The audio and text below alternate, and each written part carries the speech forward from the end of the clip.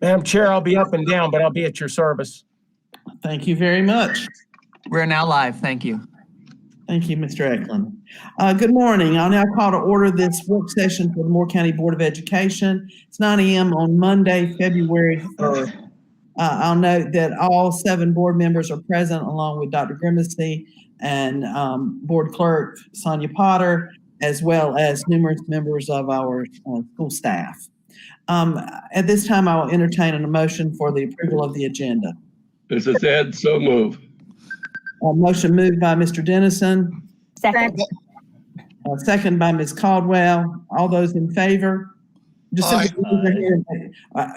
think if we raise our hands in the picture, we'll be okay.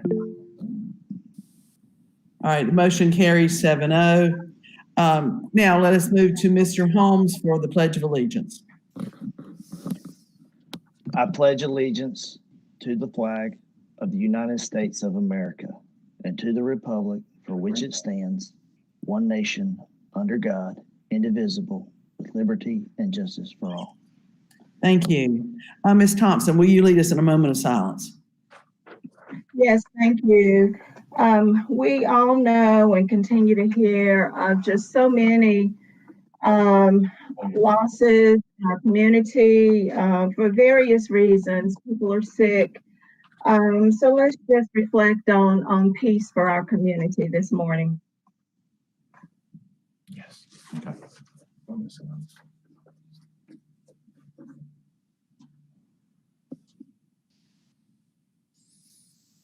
Thank you. Thank you very much. All right, Dr. Grimacy, if you are ready. There. Yes, ma'am. All right, we're ready to move on to report number 1. Yes, ma'am. And I will defer to Dr. Locklear and Ms. Morris. Morning, Dr. Grimacy. Thank you. Madam Chair, board members, good morning. Ms. Mariah Morris and myself are going to be giving you an overview of the Restart School process here in just a moment. We thought it was important. The board members have requested, you have requested that we do updates to the work of our Restart Schools and their work and how they're moving forward. And Ms. Morris and I both thought it would be beneficial if we gave the board an overview of the process itself, a little bit about how North Carolina came to offering this flexibility and this model in the state of North Carolina. And then Ms. Morris is going to take us through a little bit of where our journey has been since the State Board of Education has approved 3 of our schools as Restart to operate on the Restart model in June 2020. And so once we give that overview and give any opportunities for question and discussion, we're also going to be sharing with you updates from our 3 Restart schools over the next 3 months. Today, in just a few minutes, you'll hear from Dante Poole, principal of Aberdeen Elementary, and members of his team, where they will talk to you about their journey, where they've been, who they are, where they're heading, how they're utilizing this Restart model as a leverage for innovation and improve student achievement, and how they're going to monitor that work moving forward. In March, you'll have the opportunity to hear from Principal Marcy Cooper, Southern Middle School, and in April, Christine Larita, principal at Robbins Elementary, and the work of Robbins Elementary School. And so we're going to be bringing you these updates as we move forward in the coming months. And so first of all, though, we want to just give you a little overview and summary of what the Restart School process is. So Laura, if you go to the first slide, in general, what is a Restart School? A Restart School is any school that's labeled low performing for 2 out of the last 3 years is considered a continually low performing school. And what's a low performing school? A low performing school is a school on the state school performance grade that receives either a D or an F, and they either did not meet growth or got expected growth. So again, a low performing school is a school on the school performance grade that gets a D or F, and they did not meet or just met expected growth. If a school is low performing for 2 out of its last 3 testing years, then it's considered a continually low performing school in North Carolina and thus eligible per state board policy to apply to become a Restart School.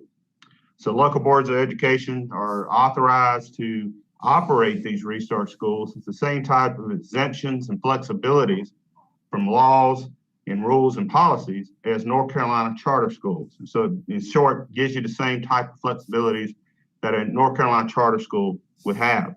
Now, these restart schools are still under the control of the local Board of Education, and they still, those employees that work for those schools still work for those local boards of education and have the associated protections of working for that school district. Next slide, Laura. So why did the state create the restart system? It really goes down to local school systems wanting that type of flexibility, increased flexibility to attack their low performing schools and to support their low performing schools. There's a quote that I've included, the former superintendent of Wake County Public Schools, Dr. Jim Merrill, who was one of the original superintendents who really advocated for this flexibility from the state legislature and the State Board of Education. And I think the quote really sums it up well.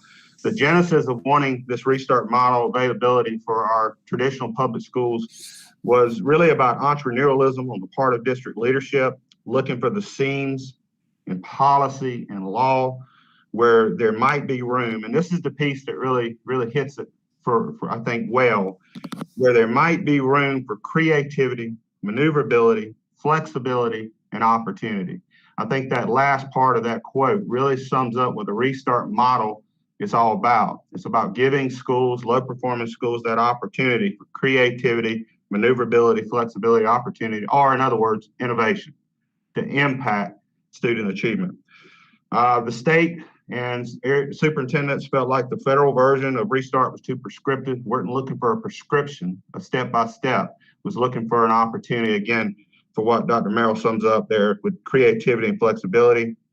The state legislature passed a law that allowed continuing low performing schools to take advantage of the restart model, and the State Board of Education in 2016 passed their policy to govern becoming and applying to become a restart model in 2016. So these next three slides really take you through what did that look like in the state. The next slide, you see in May 2016, there were 5 restart schools right as this model got going.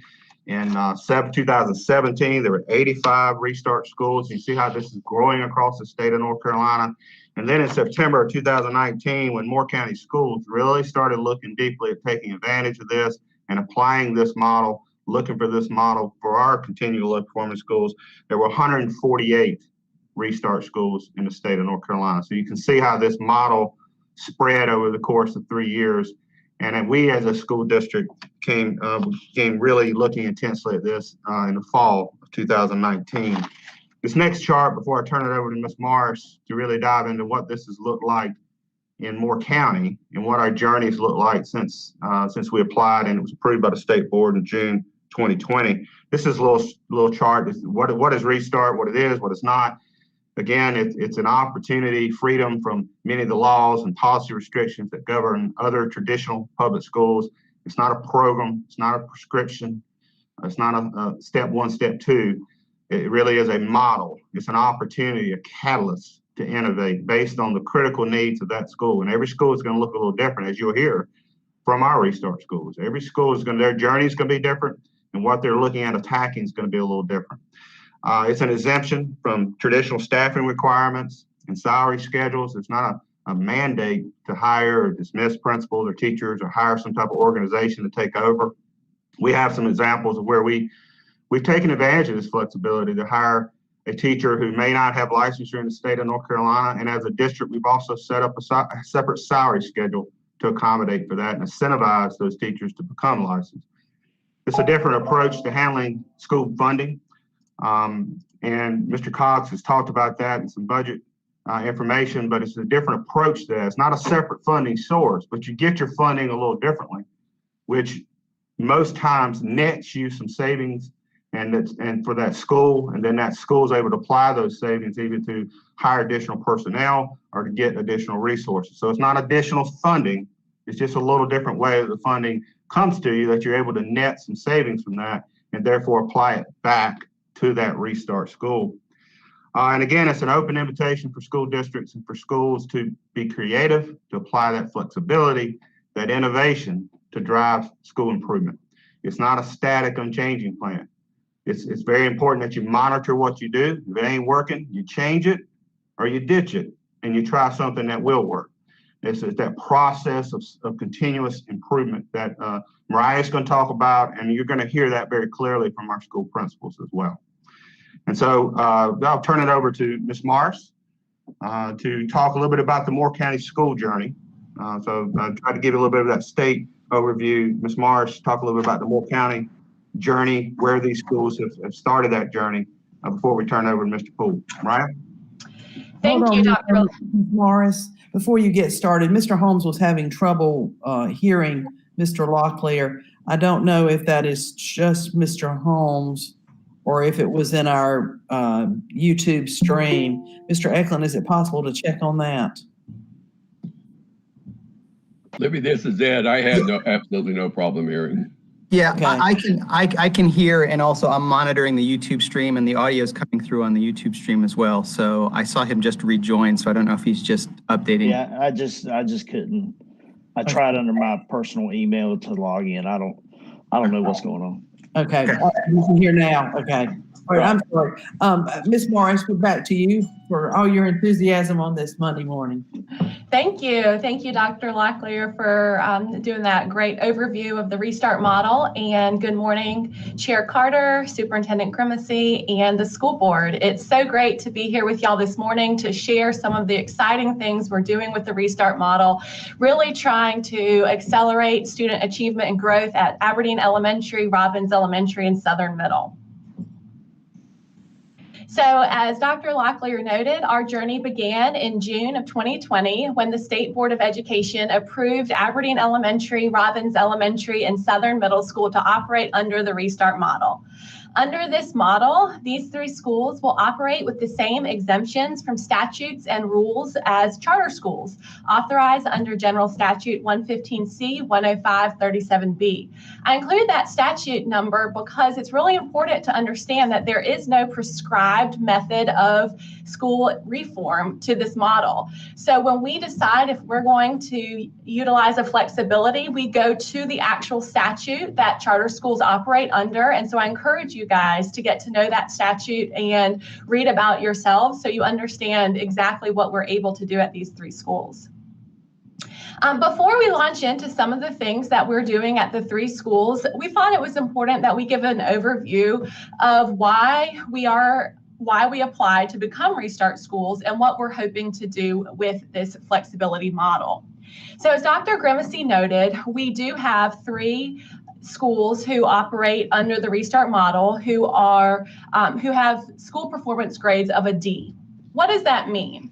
What does one letter grade mean about the schools? Well, DPI reports the school performance grades annually. Every school receives an A through F letter grade. This letter grade is comprised of two separate buckets, if you think of it in two separate categories. 80% of that letter grade is based on the school achievement score. The school achievement score refers to how many students score proficient on 3rd through 5th grade math, reading, and science end of grade tests. We call those EOGs. So the state of North Carolina designates a certain score that signals a student is proficient. 80% of a school's letter grade is based on how many students reach proficiency, which means a level 3, 4, or 5 on the end of grade tests. 20% of the school letter grade is based on student growth. The state has a expected performance statistical model where they rate every student at the beginning of the year. They note the school's beginning of the students' beginning of the year scores, as well as how they have historically tested in years prior. And they come up with how much that student should grow if they are performing at the average rate.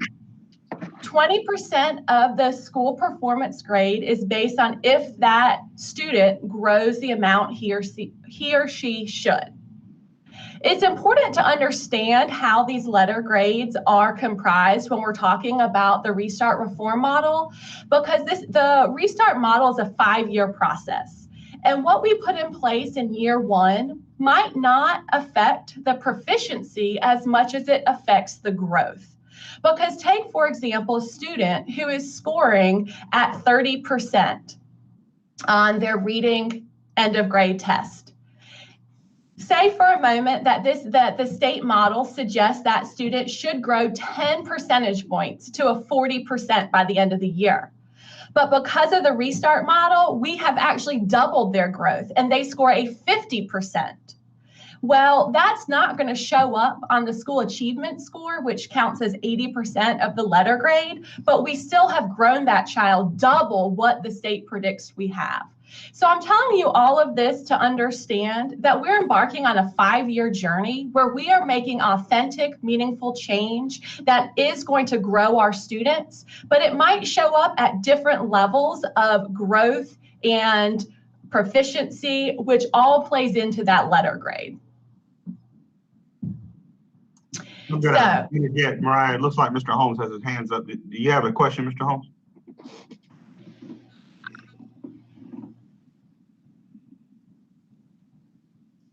Mr. Holmes.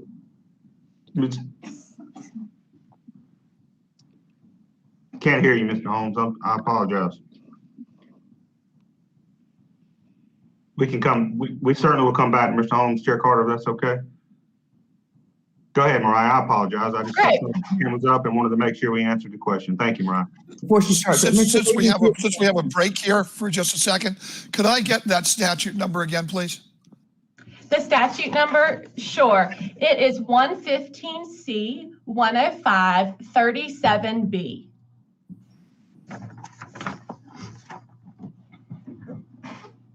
Thank you, Ms. Morris. You're welcome. So when our 3 schools were designated as restart schools, they recognized that they could really utilize this model to accelerate student growth and achievement. And we really embraced this model as a team from the district level to the school administration level to the teachers, as well as the students in the community. And this quote really sums up a lot of how we feel about our journey this year. Can we do this one day, or is it day one? It's your decision. And we made the choice that this was day one to start as soon as we were designated as restart schools, to utilize this flexibility to make sure that each and every child in these schools had the education that they deserve. As a restart team, we value innovation and problem solving, thinking about things from a different lens. We are data driven in response to our students' needs. We respect the voices of our students, of our parents, and our teachers in this process. And we believe that each and every child deserves a quality education. So embracing this model meant that we had to understand our restart flexibilities and what that means to operate with charter-like flexibility. I'm going to talk to you guys a little bit about the very general understanding of what charter flexibilities include, but please note that this doesn't mean we are doing everything that I'm about to share with you. These are just examples of what this means for restart schools. Restart schools can operate with charter-like flexibilities with budget. That means that they can choose to utilize funds in different and innovative ways that might stray from the typical ways that budgets are mandated from statute in terms of using budget lines from specific types of items. They can operate with employment requirements. Under the charter-like flexibility statute, not all teachers have to be certified with North Carolina licensure. They can operate with calendar flexibility. That means they can choose to have different start dates or end dates or teacher work days than other schools in the district. They can also operate with curriculum flexibilities. That means that they can choose whether or not they utilize different programs that the district provides to other schools within the district. They can also operate with assessment flexibilities. Now, this does not mean that they can choose to not give the end of grade test because that's legislated by law. they have to stay true to anything legislated by the North Carolina General Assembly. And so that means that end of grade tests are legislated. What the assessment flexibility means is they can choose if they want to do a district mandated test, like the STAR reading or math test. That's a test that Moore County Schools gives to its students to measure growth, and it's not legislated, so our Restart schools could hypothetically choose if they wanted to give that or not. I want to emphasize in this slide that the flexibilities are not the actual end that we're seeking in and of itself. The flexibilities are truly the means to the end. The end is having school improvement that maximizes student growth and student achievement. All of the flexibilities that we choose to utilize serve the purpose of addressing a specific need with an innovative solution that is referenced in the school's school improvement plan. So we're not using flexibilities on a whim and saying, oh, wouldn't it be great to operate with a different calendar than the school down the road?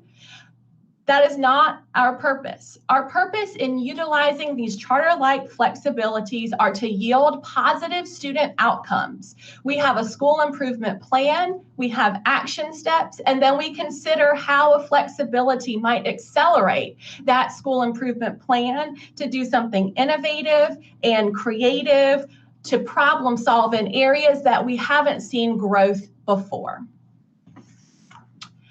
The Restart model operates on a 5-year monitoring cycle. So when a school is designated a Restart school by the State Board of Education, they are operating with this 5-year cycle. We are in year 1 implementation year. You'll see following year 2 on, we will have to provide annual updates to DPI on our flexibilities that we utilize and whether or not they're effective.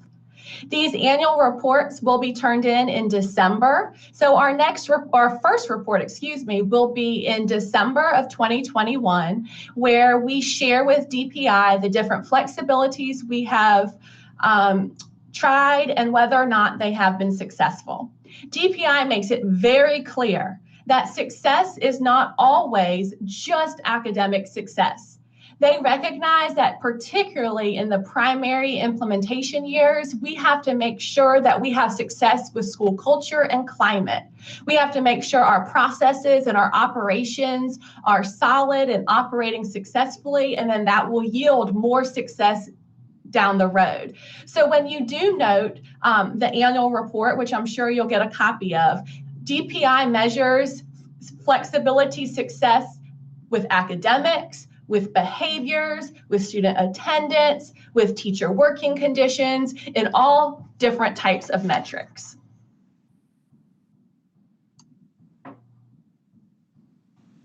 The process that we've created in Moore County Schools is really captured in this graphic.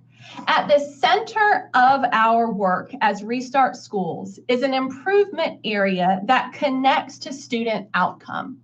The student outcome is often academics, but it could also be things like student attendance or student behavior, any area that we want to make a measurable gain within the school community.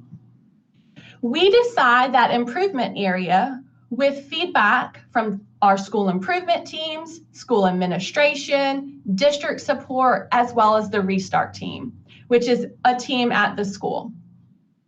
We then create action steps that will help us reach an area of improvement within that first area of focus. We then have to ask ourselves, is there a flexibility that we can utilize to accelerate this action plan? So can we utilize a flexibility to essentially unstick a stuck area that we've not seen growth in the school building? And if the answer is yes, then we will work the plan, the Restart plan, to figure out how to utilize that flexibility within the statute as well as within the school structure. We then, after we decide how to utilize the flexibility, then we decide as a team, how are we going to measure whether or not that flexibility is effective? We are doing continuous monitoring of the flexibility so that we make sure that we are adhering to implementation science, which is that we are constantly monitoring and guiding the process so that if we are not seeing success, we are changing the plan and rethinking and constantly keeping our goals in mind. Guiding this process is our restart teams and our school improvement teams that are comprised of administrators, of teachers, and different voices at the table to make sure that we are inclusive of all different parts of our school community. One of our mantras is that we want to make sure that this restart process is designing with and not for our schools. As Dr. Locklear noted, this truly looks very different at all three schools, and it should look very different because each school is a unique school community with its own strengths and its own challenges. And we want this restart model to truly be something that is done with our principals and our teachers who are truly the leaders of that school building, so that we are not coming down from the district leadership office and telling them what to do, but we are working the problems with them and guiding them through the process of utilizing these flexibilities. 4 parts of our philosophy of restart is that we want to be radically learner-centered. That means that students are at the center of our choices and our decisions. We believe that making it student-centered leads us to be data-driven with action steps that are responsive to our student needs. We want to be culturally responsive to the different communities that come to school in each building. We believe in being transparent. We want to have data as our core driver. We want to be inclusive of our communities and our parents and our students and our teachers. And we want to be adaptive so that when we see strengths and successes, we keep pushing forward. But then when we see that we're not getting the results we hoped for, we change course and we adapt. We believe in being socially embedded in our actual communities, that each school is a reflection of the communities that the school serves. We believe in equity. We believe in being open-walled and having a relationship with our communities. And we believe that ownership and agency lies in our principals and our teachers, as well as our parents and our families. We also believe in being innovative. We think that bold ideas are what are needed at these 3 schools. We believe multiple perspectives at the table can lead to really positive results. And we are not afraid of failure, because sometimes when we reach a point and we notice we are failing, we can use that to fail forward and correct course so that our students and our data is driving us to a better, different outcome. So we began this work by pulling together some of the best thought leaders across the state on restart teams and school transformation. The 4 different principals on this slide represent 4 schools that have had some of the most profound student growth across our state. 3 of them are restart schools, and the 4th one, Mr. Wallace, is the 2018 Principal of the Year. These 4 principals have truly turned around low-performing schools and reached incredible growth. They came together virtually with our principals and our staff at our 3 restart schools, and they shared their journeys and they shared their processes, and they opened themselves up to different questions and really established a forum that our principals could springboard off of to envision what this could look like in their schools. We also reached out to various partners across the state. The North Carolina Department of Public Instruction has been a huge partner. They have a very great program and department, the Department of Regional Support, and they work with us very closely. As I noted, a lot of times we have to go back to the statute and decide if we can do something because there is no guidebook and there is no roadmap. Well, one of the first groups that we go to is DPI DPI who helps us work through whatever we're trying to implement, and they look at what schools have done in years prior as well as what the law allows, and they are true partners in this endeavor. Additionally, we have really utilized our MTSS program, and I'm going to talk to you guys more about that in a little bit, but we have relied heavily on a framework that DPI has pushed out that is a school transformation framework to help improve student growth and achievement. And then also we have reached out to different schools as reflected on that previous slide of exemplar principals across the state reflective of the different regions of North Carolina, and really leaned on principals who are doing this work and who are a few years ahead of us to help us in this process. So I'm going to give you a very, very brief overview of our 3 schools and where they are. As Dr. Locklear noted, you're going to get a much more in-depth presentation from Mr. Poole today, and then from Ms. Cooper in March, and then with Ms. Larita in April. So I'm not going to spend a lot of time on each school, but I do just want to give you a brief overview. Here we have Aberdeen Elementary. Mr. Poole recognizes that this is a unique moment in time where he can really mobilize his staff to buy into the restart model to effectively create positive school change. He is working through his school improvement team on this process, and here's some pictures of us doing some design work back in August before school started. He is focusing on improving student outcomes through the MTSS framework. He is also focusing on literacy development, and he has really been a leader in our NCAT literacy badge, micro-credential opportunity for teachers and TAs, and he's going to talk a lot about that later. But it has just been absolutely amazing to see his teachers and TAs really take this opportunity to grow themselves in their literacy instruction. And he has also utilized flexibility to create a dean of curriculum and student support, and you will get to hear from her later.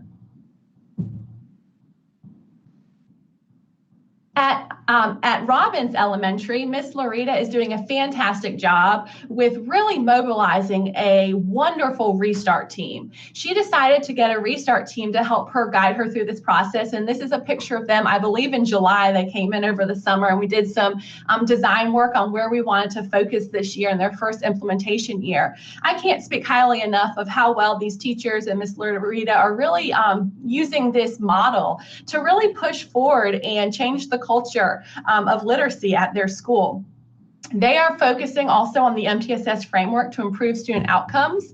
They're partnering with Aberdeen Elementary on that NCAT literacy badge micro-credentialing opportunity.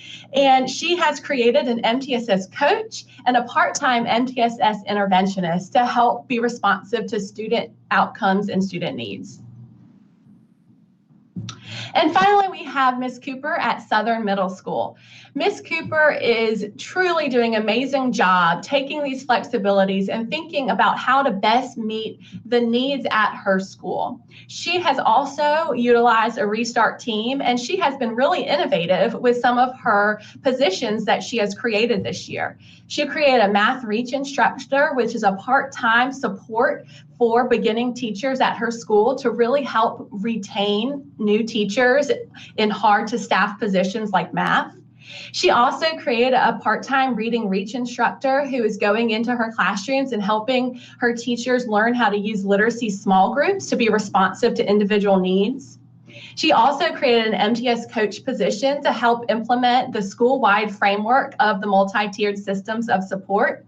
And she's also going to have her teachers and her staff go through a professional development experience focused on MTSS with Solution Tree, which is truly a nationally recognized professional development expert who is the best of the best when it comes to professional development for MTSS. So you will see in Ms. Cooper's plan a very specific targeted approach, and I know she's very excited to share that with you next month. So I want to take one example and walk you through our process so that you understand what I mean when I say that we are monitoring outcomes, using flexibilities. Just because this is so new to Moore County, I thought it'd be nice to walk you through a specific example. This is a real example from Aberdeen Elementary. So as I noted, Mr. Poole created a Dean of Curriculum and Student Support, and he hired Ms. Coe, who will be speaking to you later. This work began long before we envisioned Ms. Coe in this position. This work began with his SIT team when we were analyzing his school improvement indicators. And we decided that in order to really accelerate student growth and achievement at his school, we wanted to focus on the school improvement plan indicator that noted tiered instructional systems of support that allows teachers to deliver evidence-based instruction aligned with individual needs across all tiers. The teachers were having a difficult time with this because so many students were below grade level that they felt like if they were going to truly implement this indicator with fidelity, they needed additional support. And that's exactly why North Carolina created the Restart model, is for this situation of saying we have a goal, but we need that additional support through a flexibility. So we did brainstorming. We didn't just say, okay, let's get another administrator. We went through 4 or 5 detailed plans of how we could do this. We looked at the pros and the cons, and it ultimately led us to this position of creating a Dean of Curriculum and Student Support.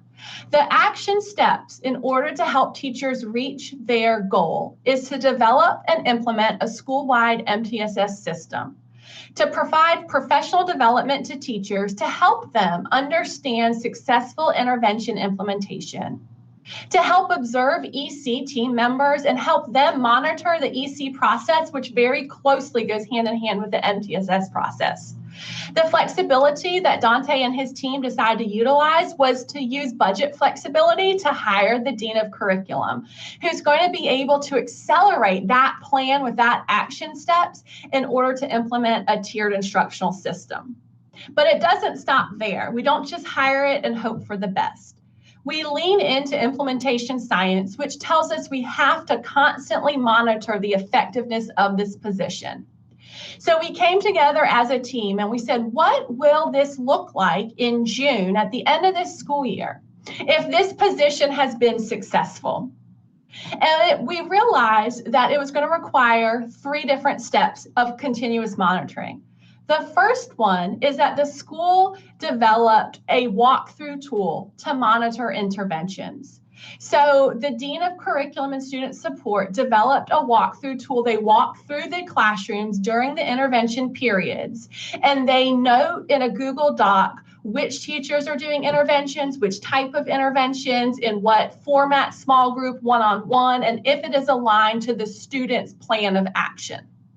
The goal is to increase the number of interventions in June than the primary data suggested at her first walkthroughs during her first week of employment. That walkthrough data also tells her where the areas of weaknesses are with the staff when it comes to implementation of interventions.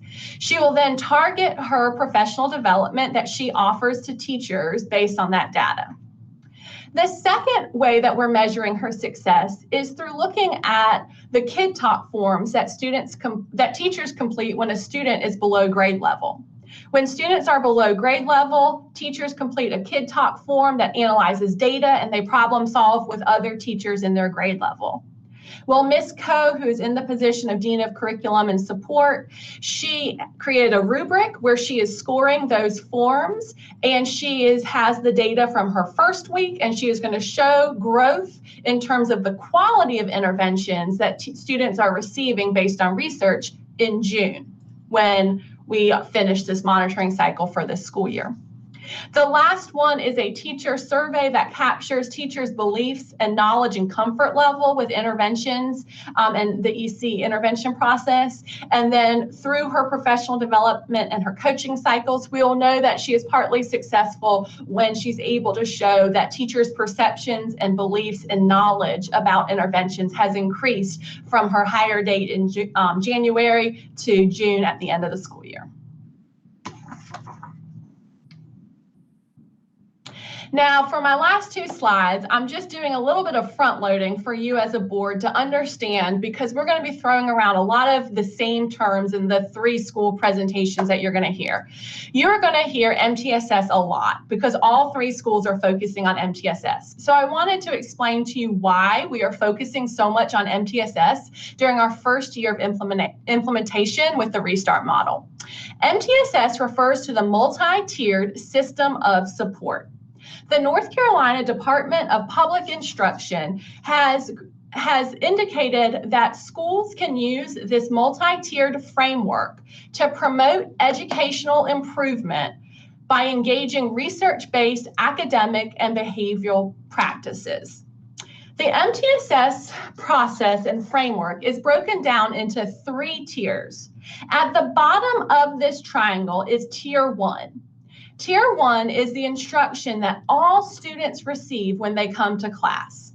So for the purposes of the experiment, for this slide, we have Tim, who is a first grader who's going to Aberdeen Elementary. When he walks into his classroom and sits down for his first lesson, literacy of the day, that is Tier 1 instruction, okay?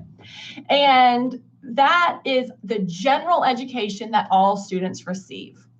Now, when students do not respond to Tier 1 and they start falling behind, then the school and the teacher pushes them into Tier 2.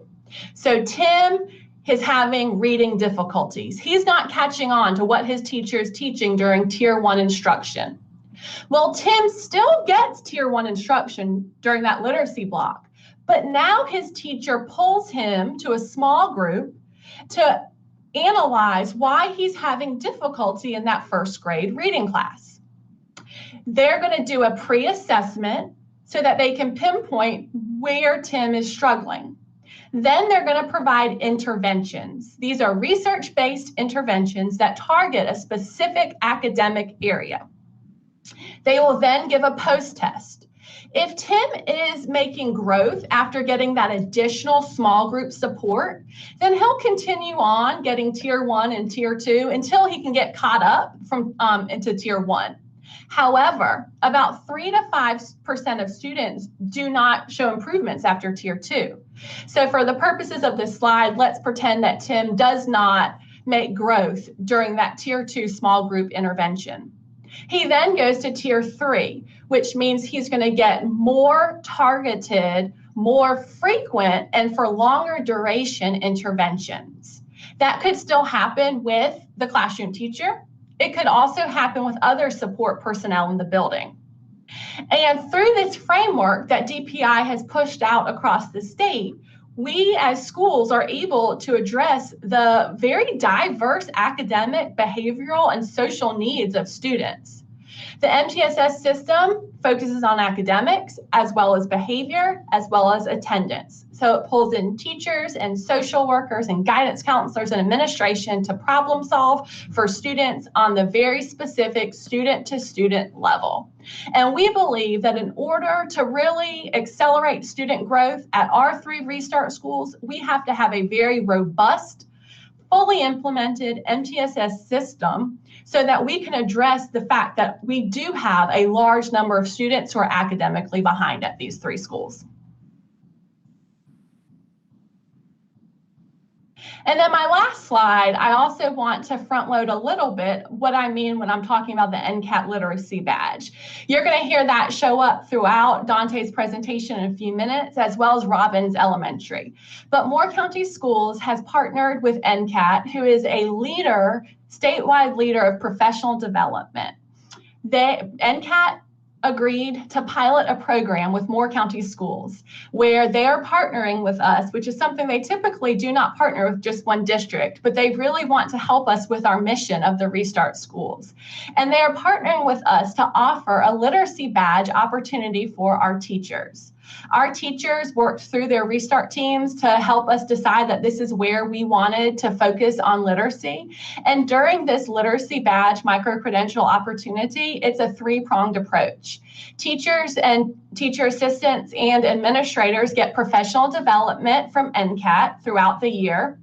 They meet 3 times a month virtually, and they focus on one of the domains of reading each month. The second prong is that the district has created a Canvas course where we are giving teachers different research articles and scholarly articles, as well as videos and also discussion boards for teachers to continue their growth and their craft in reading.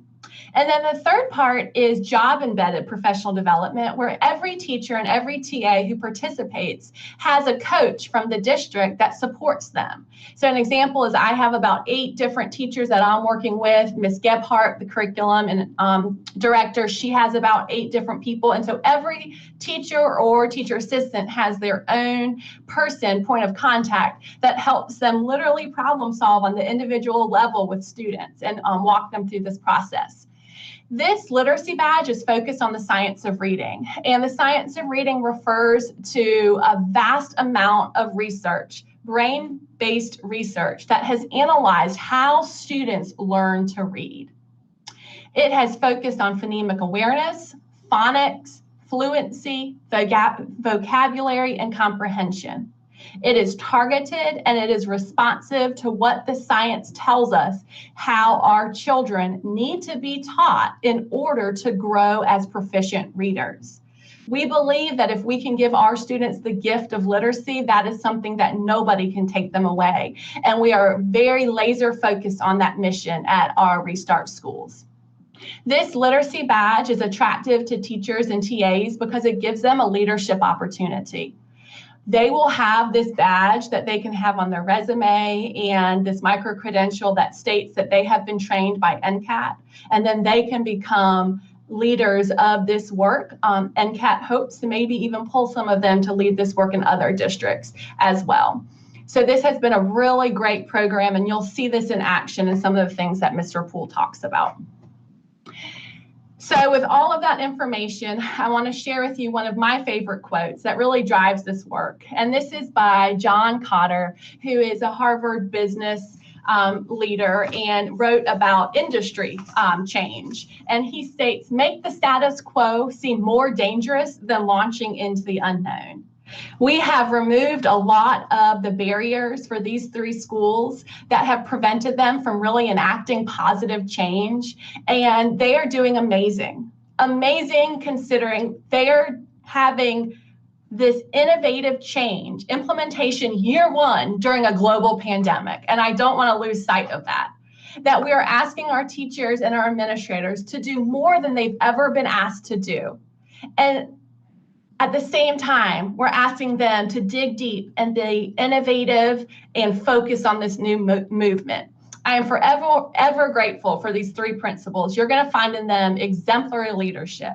And for the teachers in that building who are just full-heartedly jumping into this and doing what they need to do to make sure that our students have the instruction that they need. And at this time, open for questions. Mariah, good morning. Thompson, Mr. Holmes had some questions from way back within the presentation, and I encouraged him to just wait till she got finished. So I want to come back to Mr. Holmes real quickly. A big thank you to Ms. Morris and for getting into so much detail with this. It may be a little bit overwhelming here all at once. So back to Mr. Holmes, please. And if we can do with the hand raise situation, it helps me quite a bit. Mr. Holmes. Thank you, Madam Chair. Ms. Morris, how often does the committee meet? Which committees are you referring to? The Restart Committee? They're actually all different at each school. So we touch base weekly with parts of the committee. So weekly, I am working with administrative teams as well as anyone else that the principal needs to bring in for the goal we're working on. So an example would be the last time I met with Southern Middle School with Ms. Cooper was last week at our weekly check-in, and she pulled in the Reading Reach instructor to help create a monitoring cycle for her effectiveness because she was just beginning the job. So weekly, at least the administrator and anyone else they need to pull in. And then the teams themselves, it truly depends on where the school is in terms of their goals, right? So if we're trying to choose a path that we're going to take, we might meet more frequently. But it truly, there's no one size fits all for this, Mr. Holmes. Okay, thank you. Another thing is you had made mention about the responsibility. Refresh my memory. Did you say that the responsibility is more on the parents? I'm sorry, I'm not sure what you're referring to. It was just a statement that you had made. We can just disregard that. I know that this is actually a question for the superintendent, so I'll wait with that. What was the quote that you had made mention? I'm still here. I'll take a question if you need to, but go ahead. Go ahead. Okay. All right. We hire principals within. Is that correct? No, sir. Each employment process for a principal is open. We interview candidates internally and externally, but we do make a conscious effort to develop leadership from within. Okay, I believe that, we need some more creativity. Mr. Poole, I'm not trying to make you nervous or anything, but, I believe just like teachers, everyone has talent, and, perhaps that may be something to look into a little bit more instead of, trying to hire within. I would like to schedule a meeting to just visit the Restart Committee just to find out what's going on. If we have growth in schools now, what's causing the failure of our part? I'm sorry, can you rephrase that question?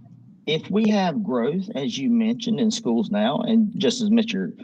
Dennison has mentioned before, what is causing the failure? Why are we still having these schools? Well, that's a great question. And that's actually part of our first year of implementation. So that question is right on. Why are these schools measuring as D schools? I think it should have been done way before we started this process. Don't get me wrong. I think it's okay. It's good that I think it's okay that we're doing the restart. But at the same time, we need to be ahead of the ball before this happens again in the future. Do you agree with that? If I may, Mariah, Mr. Holmes, I think we'll see from Mr. Poole when he talks about their journey and really dives in. He's going to really share an overview of their data and what they have done, where they have been. And we're going to see some mixed success. We're going to see some things that didn't go the way Mr. Poole and his team would have liked. But we're going to see where they did have impressive growth, and we're going to see times where it went back down. And so, our schools have been attacking this for many years, but the restart option becomes available when you have those, 2 out of the last 3 years you've been low performing. But I think Mr. Poole might be able to address some of that when he and his team does his presentation, as well as the other principals in the coming months. Okay. I've got a list of questions, but that can wait. I don't want to take up any other time for anybody else to speak. In closing, I think, and I'm not saying that it's not being done right now. I know this has been the case in the past, but we need to just let these teachers teach. They're talented. They know what they're doing. We need to cut out the bureaucracy, let them teach. That's what they're there for. EC teachers are vital. These teachers are worth their weight in gold. They're the true miracle workers. And I think EC teachers, all the teachers deserve all the credit. I know all of this is very stressful on the principals and the teachers, but we just need to hang in there. We're already in this thing, so we need to hang in there, persevere, and just keep going. If I could, Mr. Holmes, I'd like to clarify. When I answered your question, I made it clear up front that we don't just hire from within. Each principal hiring is an open process, and we have hired people from outside the district, and we've hired from within the district. The second statement I made had to do with how we develop leadership, and that wasn't to assume that we don't hire from outside the district. If you look at, and we can provide you with a report that'll break down the number of current principals and assistant principals that were either hired within the district or hired from outside the district. I just want to make it perfectly clear that each position is hired independently from other previous employments. We hire from within, we hire from without. And at the same time, with our assistant principals and with teachers who desire to become assistant principals, we're very intentional about developing their leadership capacity so that we do unapologetically try to develop our own leadership within Moore County, because we have great confidence in our teachers and feel as though that they are certainly qualified to be considered seriously as future assistant principals. And then when they become assistant principals, they deserve the opportunity to be looked at seriously as future principals. Likewise, central office positions, we are very intentional about developing leadership among our principals to be central office leaders. Always being open to hiring outside, but not telling our internal candidates that they're not worthy for consideration as well. Okay. All right. All right. That's it. Back to you, Ms. Thompson.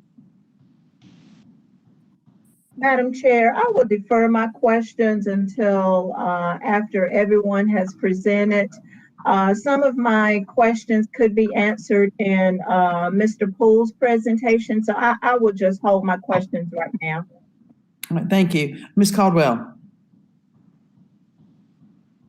Unmute. I hit the wrong button. Sorry about that. Mariah, I was just going to say, if you can explain to our new board members what a school improvement team consists of, and maybe Deontay could help on that too, but I just figured they might not know what that is. Sure. Every school has a school improvement team, and the school improvement team comes together to look at the school's individual needs, their strengths, and their challenges to create a plan that they work throughout the year towards their school improvement goals. The school improvement team has an array of different people represented as part of their team. They have administration, the school administration, they have teachers, they have teacher assistants, they have support staff, like guidance counselors, social workers, representation from support staff, as well as a parent representative as well. And so it's truly a team that seeks to bring different parts of the school into the process of working towards their shared goals. Thank you. All right, Mr. Dennison. Yes, Philip, I can answer one of your questions on the school grade. Some of our lower performing schools' grades are so low, it's possible that they could have 100% growth for 1, 2, 3, or 4 years before that raises their achievement score far enough to be in a different grade level.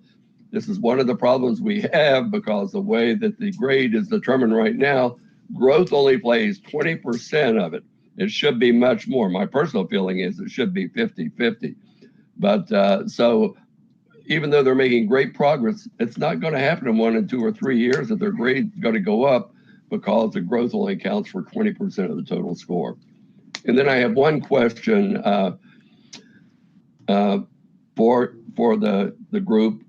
Are we using any of our Title I schools specifically for restart schools that is different from the Title I funding other schools receive?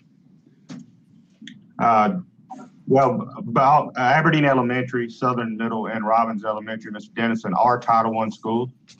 Agreed. But they also, have been given the option by the State Board of Education to operate under the Restart model. They continue to receive their Title I funding because they are some of our more high needs schools.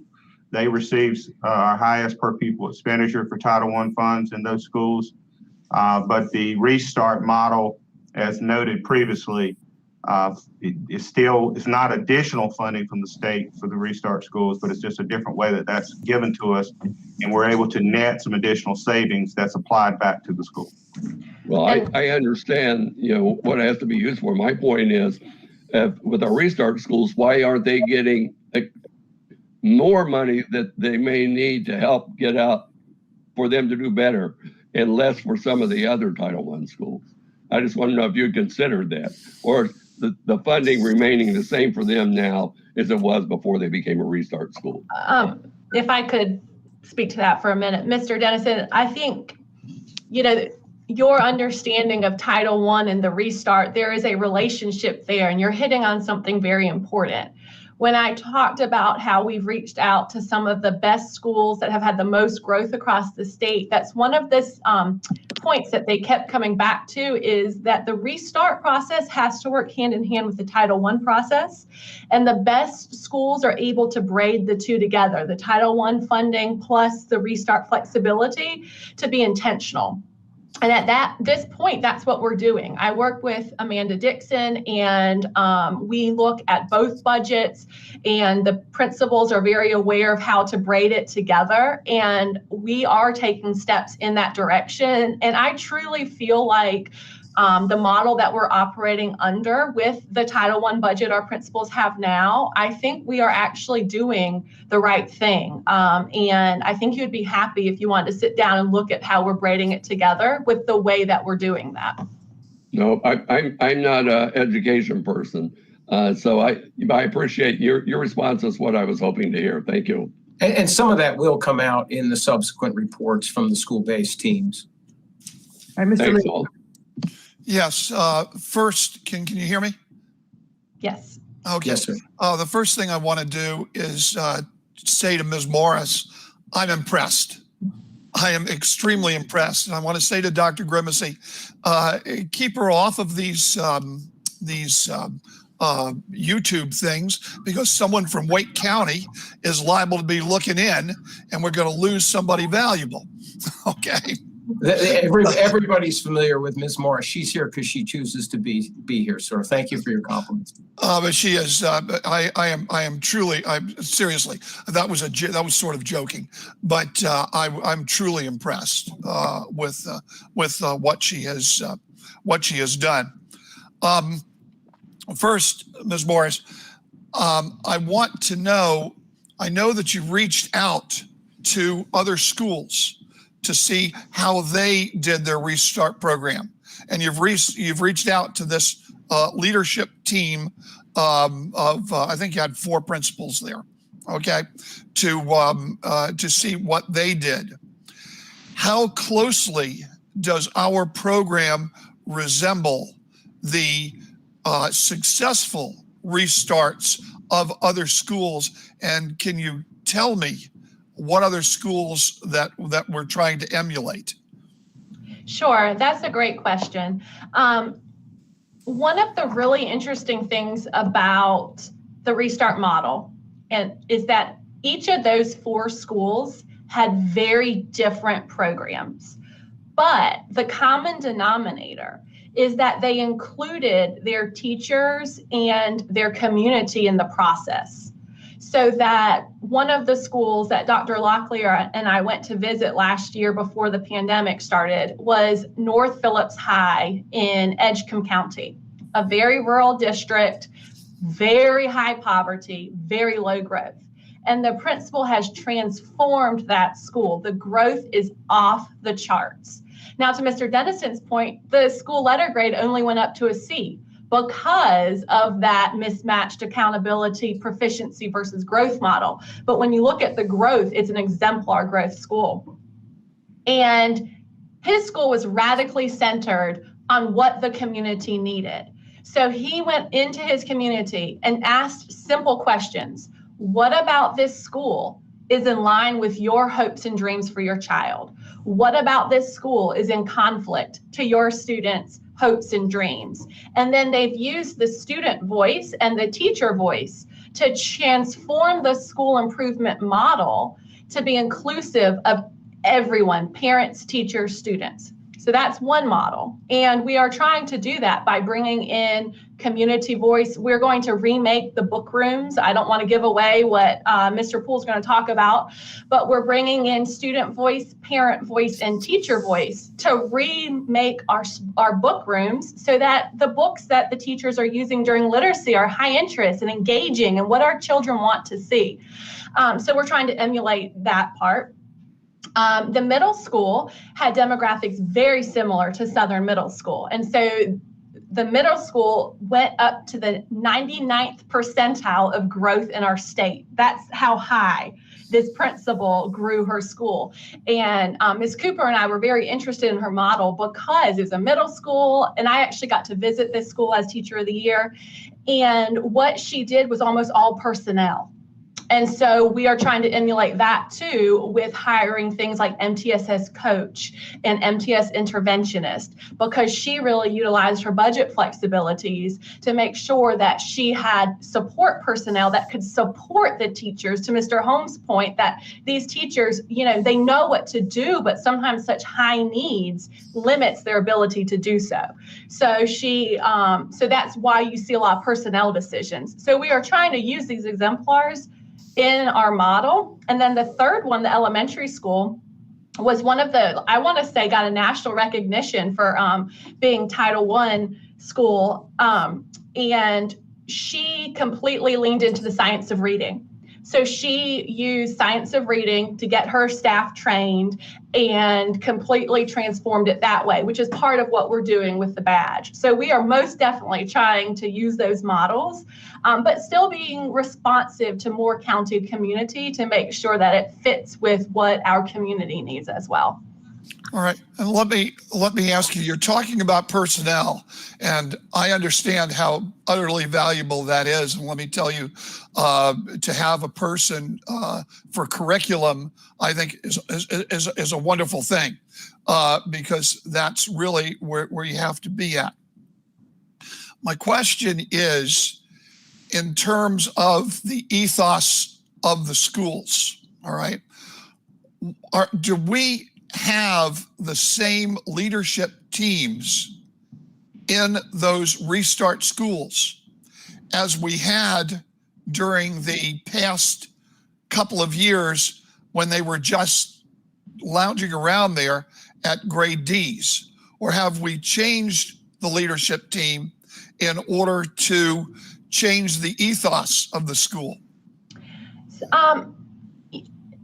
Mr. Levy, I would actually want to say that no one at these schools have lounged around. I actually began my teaching career at Aberdeen Primary, and I know, actually with Mr. Holmes' wife, I know very deeply how hard the teachers and the administration are working with high needs populations. When you have student populations that are 80% economically disadvantaged, you're going to have a different set of needs at the school than maybe a school that's performing higher. And none of these schools have been lounging around, and I promise you that. You will find some of the hardest working, most dedicated staff at these schools.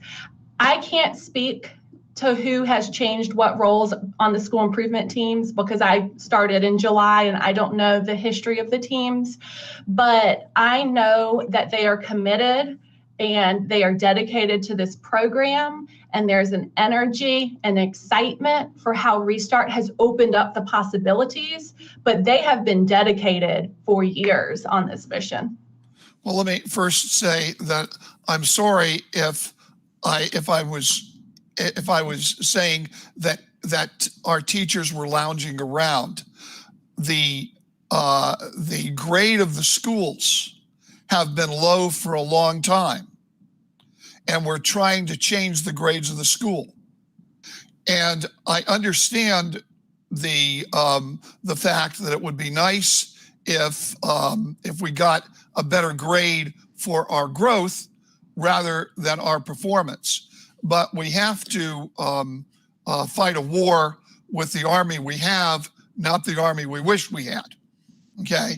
My concern is that for a long time, these schools were underperforming, at least 3 years, because that's what it took to become restart schools. My concern is that during those 3 years, students have come through the schools, and we can't wait a long time before we get these restart schools improving. And my concern is that you have created a very, what seems to me to be a very, very good program. Yet we still have the same leadership teams. And I'm not talking about the teachers. I'm talking about some of the administration that has been part of this 3 years previous. And I want to make sure that everyone is up to the task that you have done. And by the way, if we could get up from a D to a C, I'd be happy. Okay, I do agree with that growth, but I want to make sure, and maybe this goes to Dr. Grimacy, that our leadership Dr. Grimacy's ready to respond as soon as I okay, have the opportunity. yeah, that our leadership team is ready for Ms. Morris's plan. Yes. Is that my cue? Yes, sir. I have complete confidence in Mr. Poole and his team, and I recognize that what Mr. Poole has brought to the children of Aberdeen Elementary School and the staff that serves them is a freshness and an optimism and an opportunity to believe in themselves, because preceding a change in numbers and metrics, individuals have to have a sense of belief about themselves.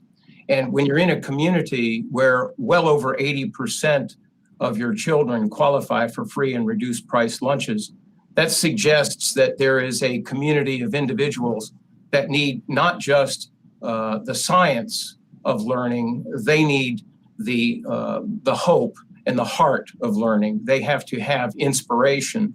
I believe that Mr. Poole has managed this school in such a way that he's created the right platform. It has taken time. That is the sort of thing that you don't just snap your fingers and make happen overnight. He's created the right environment. And by us having North Carolina's Teacher of the Year with the connections that she brings, we have had an extraordinary expansion of opportunities for Mr. Poole, Ms. Larita, and Ms. Cooper to connect now with like-minded peers across the state to widen their toolbox. So they have worked with a toolbox based on what the science tells us about learning. Each of these principals have worked with their students, their staffs, and their communities to build the hope that's needed to believe that they can be scholars, that believe that they can accomplish whatever it is that they need to accomplish. And now it's a matter of connecting that with the science. And I'm glad that you've seen that what Ms. Morris has set up is something that we all have confidence in. It's the reason why we selected this approach quite some time ago, certainly before November. So yes, I am responsible for the evaluation of the principals and the evaluation of the peoples that evaluate the principals. And I will put our evaluation system up against anybody's across North Carolina. Thank you, Mr. Levy. Dr. Grimacy, may I respond as well? Since I work so closely with the three principals, I talk to them throughout the day. That's the relationship we've built. They are up for this challenge and what lies ahead. What I just presented to you is not Mariah's program. This was created back to our mantra of we're designing with them, not for them. So what I described is their work. So that should give you great confidence that this isn't Mariah's work. This is their teams creating these opportunities.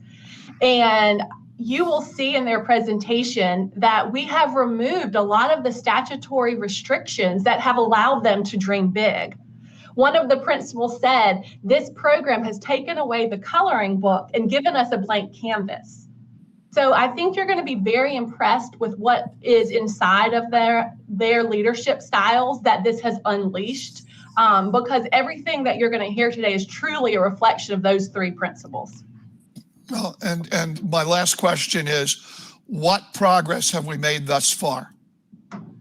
So thus far, we have made the progress of designing a plan and beginning our hiring process.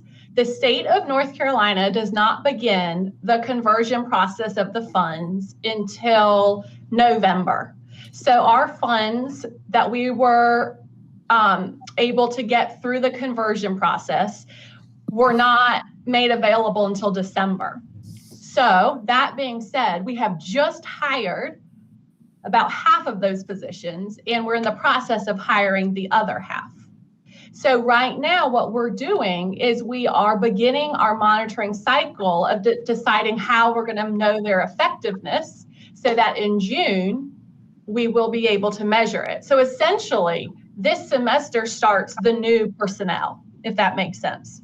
Now, what we have had in progress is the NCAT literacy badge.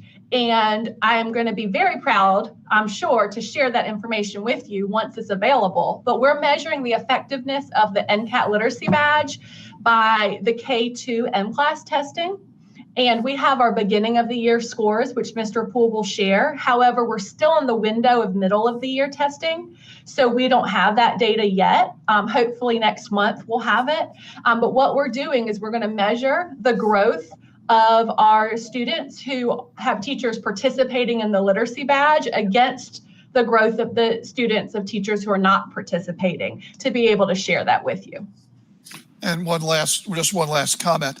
I'm very, very sorry that I guess I've hit a raw nerve that maybe you feel that you need to defend the people who are working so hard. And I understand they're working so hard. But as a board member, I want to see results.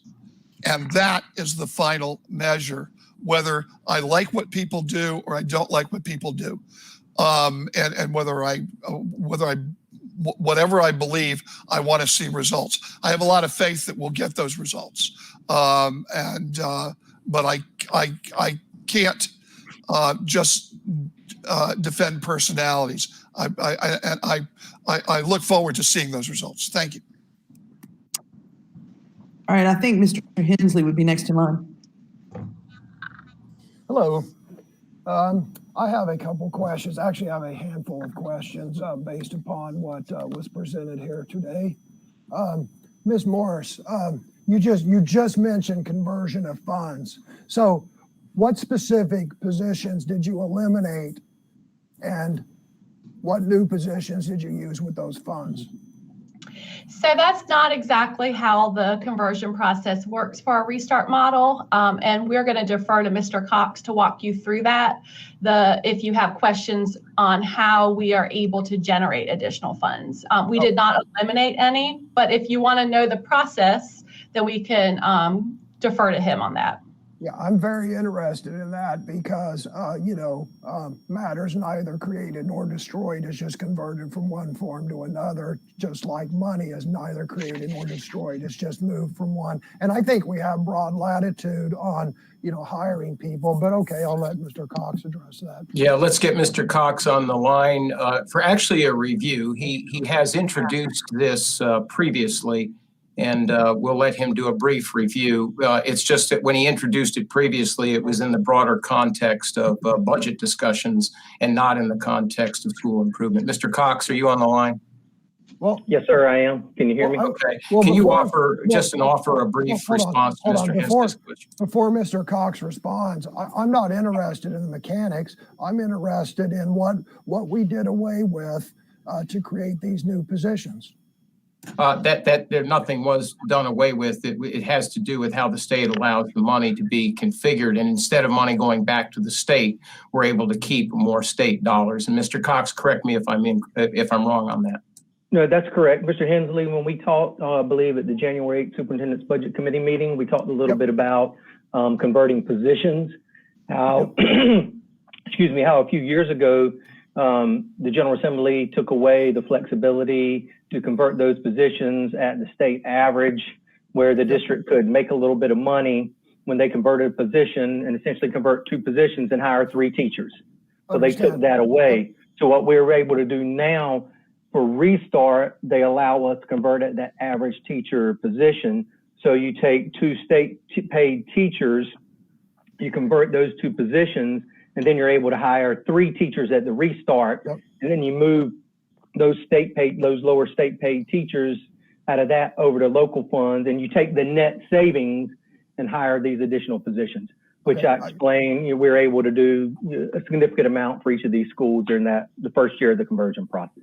Okay, understand. So basically, Restart schools revert back to the old rules where you could keep money that you saved on teacher pay. Understand. Okay, Ms. Morris, you stated that we removed many barriers from these schools which prevented their success, but you didn't mention any of the barriers that were preventing their success. So what barriers were removed from the Restart schools which had been preventing their success? I would refer you back to the slide when I noted the different flexibilities that we can use in order to accelerate the student growth, and that highlights some of the barriers. An example would be that we have a dual language school, Robbins Elementary, and the dual language program has students who opt into this program. They go to school and receive English instruction on one day and Spanish instruction on the next day. Well, due to the coronavirus and our country not allowing people in due to COVID concerns and precautions, we were not able to get multiple Spanish instructors that we normally would get through participation in the Participate Learning program. So normally we get fluent Spanish instructors for a period of, I believe it's a few years, like 3 years, correct me if I'm wrong, Dr. Locklear, who come and teach in the United States, and they're able to teach fluently our students in Robbins. And that's just an amazing program that our children in Robbins get. So that left us with an opening for a Spanish position. And the program hinges on having a fluent Spanish teacher provide 50% of instruction to our students. And we were not able to get a Spanish instructor in Robbins. And we did a statewide search. We opened it up to people outside of the district, people inside of the district. I reached out to people in my networks. We reached out to colleges like UNC Pembroke, and we couldn't find anyone. And we were really in a bind. So we were able to utilize the human resource flexibility, and we were able to hire a teacher who wasn't certified in North Carolina, but had been certified in their home country, who happened to live in Moore County. And she was able to take over that position. So that's an example of a barrier through employment requirements that we were able to utilize with these flexibilities. So any other examples of what you meant when you stated that we removed many barriers from these schools which prevented their success? Of course, there's a lot of examples, and you're going to hear about many of them in Mr. Poole's presentation. But when we're looking at implementing that multi-tiered system of support, that is a robust program that requires teachers to wear many hats, including teaching Tier 1 instruction for the majority of the day, while also pulling small groups in Tier 2, and then even more intense small groups in Tier 3. And one of the barriers that the teachers experience when they're trying to implement that MTSS system is the fact that they literally don't have enough time in the day to do that when that pyramid is inverted because there's so many needs at a high needs school like Aberdeen. So many students are receiving tier 2 and tier 3. So what we were able to do was remove some of those barriers through using budget flexibility to hire a dean of curriculum and student support who's able to go in and do coaching cycles with the teachers to show them how to effectively implement those interventions. So that's another example. And I can provide many more if you would like more. Well, I mean, again, I looked at the pyramid and the MTSS, whatever it was called, strategy. And the thing that came to my mind is we don't need Restart Schools to implement that. That could be implemented outside of the framework of Restart Schools, yet you use that as a example of removing barriers when I sat through the presentation, I think we could do that at any of our schools. Thank you for that point. And I actually want to clear up that misconception. I was sharing MTSS so that you would understand why we are utilizing budget flexibility. That's the flexibility being utilized in order to hire for MTSS support positions. So the MTSS support position in and of itself is not utilizing a flexibility. That's just like, to your point, a system that North Carolina has created that all schools are supposed to have. But because schools like Aberdeen and Robbins have so many students who are below grade level, classroom teachers need more additional support in order to do those tier 2 and tier 3 interventions. So that's the barrier. The flexibility that we're leaning on Restart to help move us past that barrier is using that circle of budget flexibility, to use budget flexibility to hire for the position. Does that make sense? Okay, well, sure. So I've heard budget flexibility and I've heard being able to hire non-certified teachers.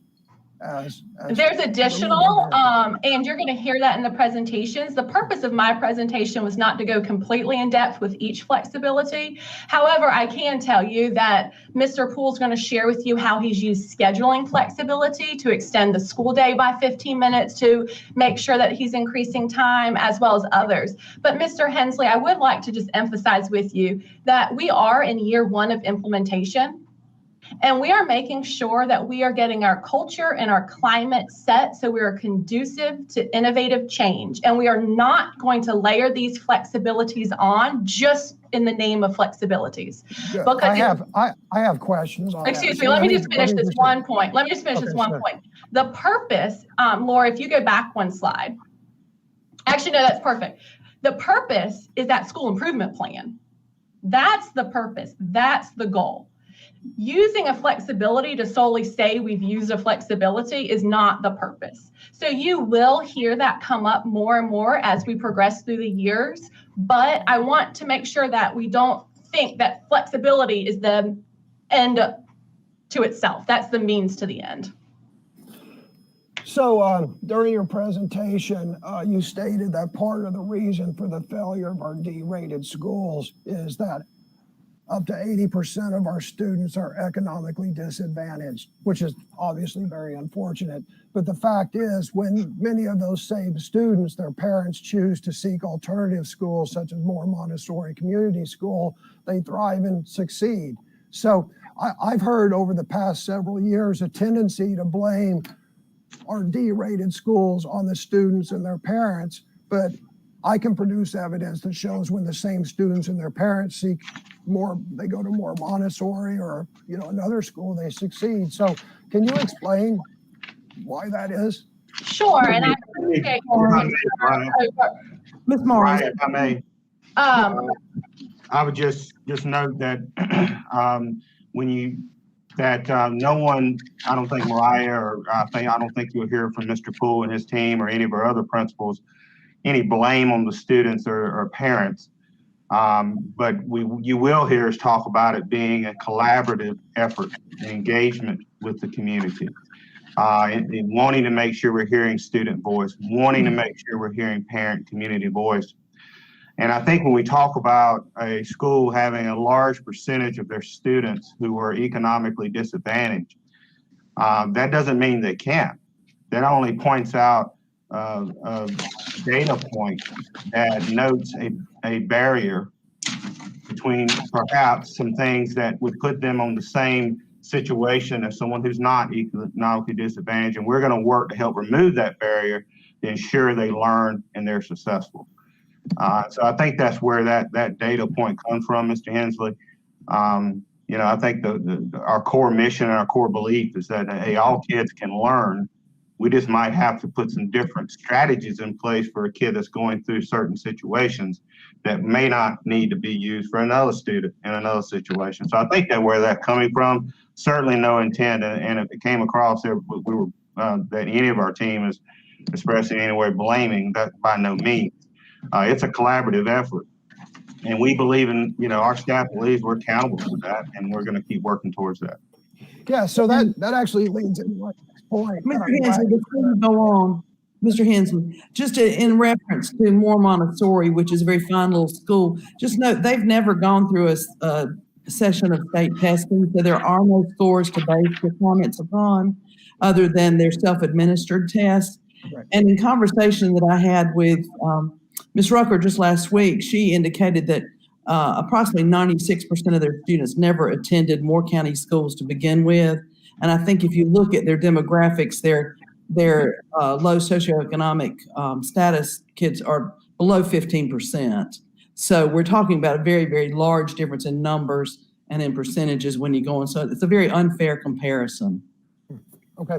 So I noticed that Moore County schools went to Winston-Salem, Gaston County, Craven County for models on the turnaround schools. The fact is we have two schools here in Moore County, which were once D-rated and now are A and B rated, specifically Stars Academy and the Academy of Moore. Stars Academy went from D-rated to B-rated in 2 years. 2 years, not 5 years, 2 years. So I went and talked to them before I was sworn in, and here's what they said. I asked, how did you go from a D-rated school to a B-rated school?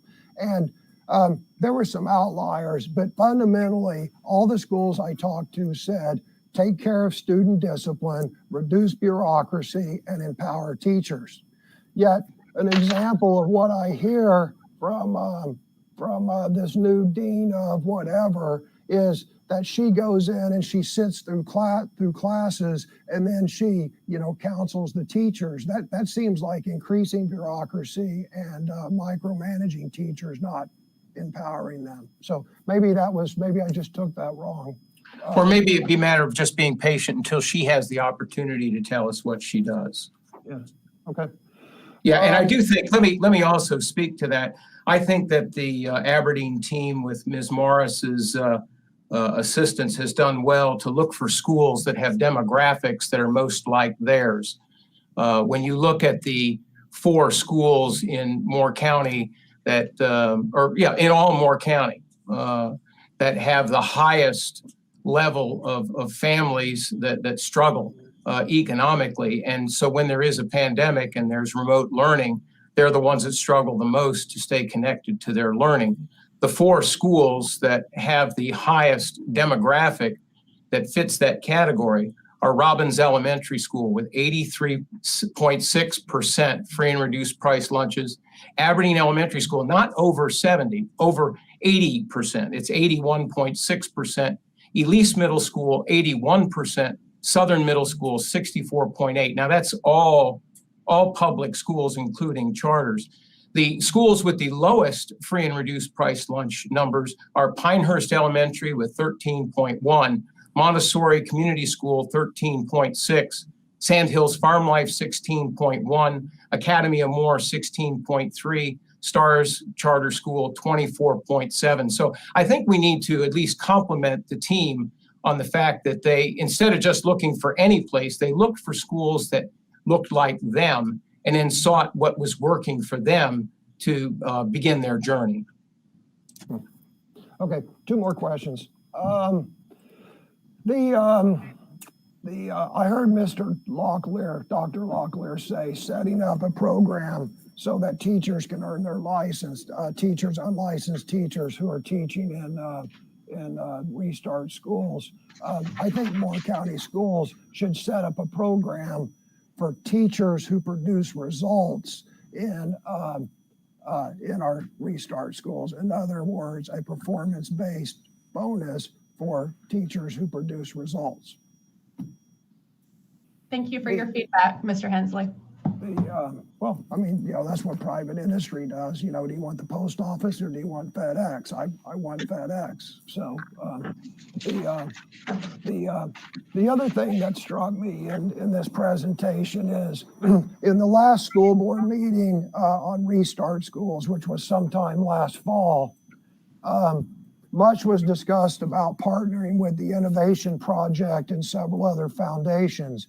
Yet in today's presentation, I didn't see the Innovation Project, and this is a two-part question, by the way. I didn't see the Innovation Project or any of the additional foundations which were previously mentioned under the additional Restart partners. Are TIP and the other foundations still involved in Moore County Restart Schools? I probably could respond to that. When we initially looked at and reviewed the restart process and the opportunity to explore it in Moore County schools, that was in the fall of 2019. I believe we did a presentation and noted our work with the Innovation Project, TIP, which we're a member of as a group of schools, districts, exploring opportunity to improve student achievement. That they had done work with other districts that had explored this, and they had a lot of information and data and background information that we partnered with them to get and use as we explored it.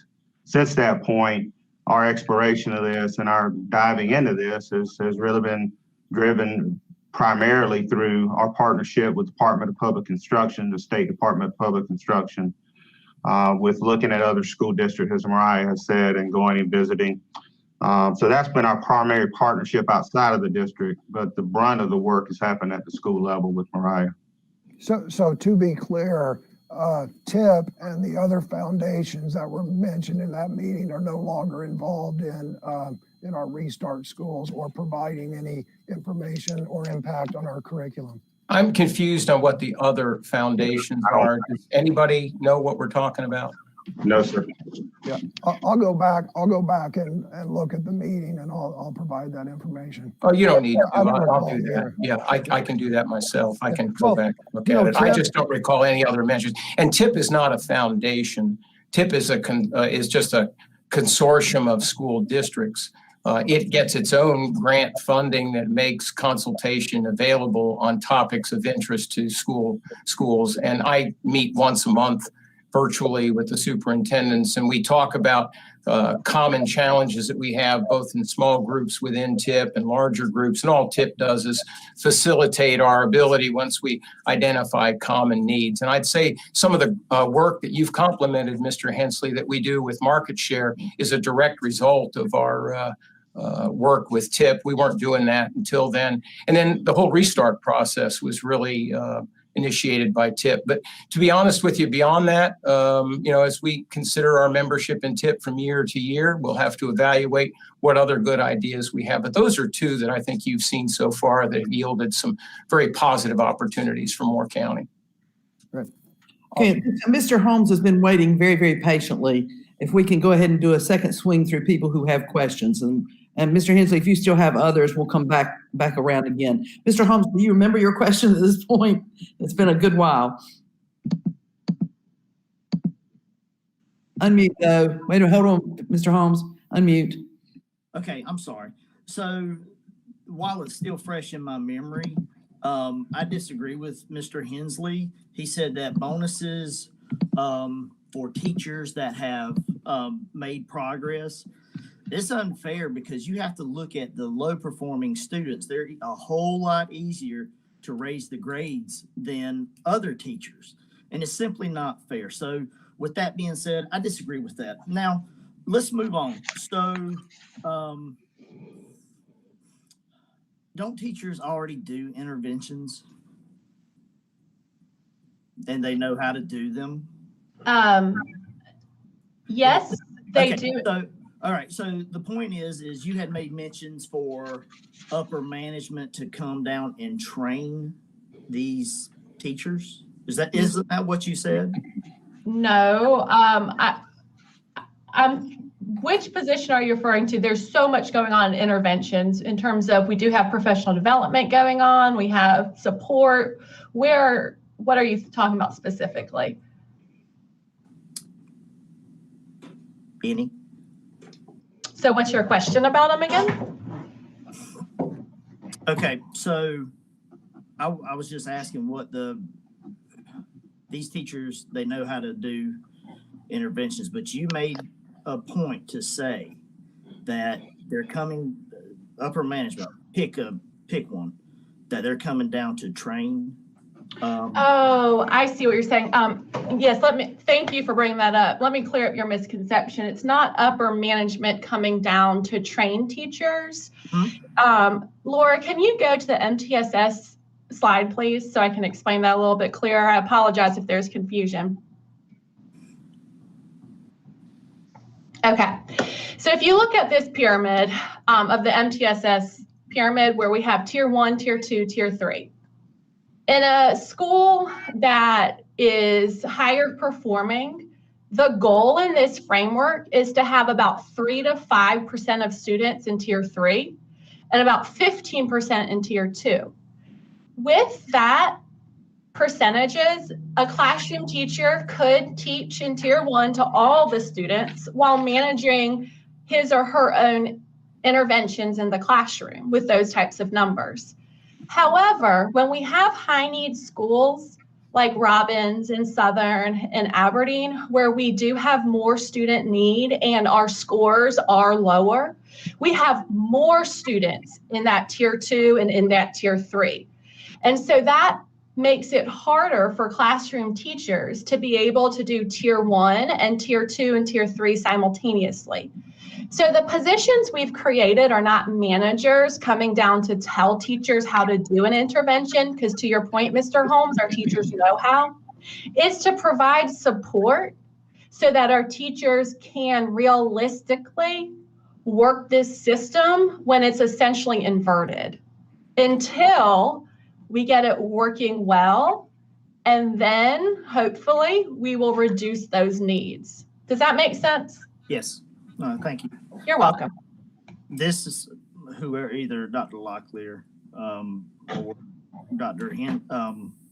Grimacy, is low economics the purpose of redistricting? Because, I mean, it seems to me we're using the same population to show growth. And can you answer or respond to that? Oh, I will respond to that unequivocally. Absolutely not. This county has invested a lot of money in constructing new schools and creating increased capacity. And as part of that, we eliminate students taking classes in modular units, but we also build for growth.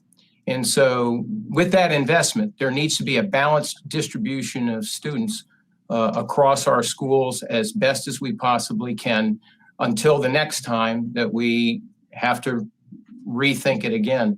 So with respect to the question of redistributing children based on socioeconomic status, that is not a driver.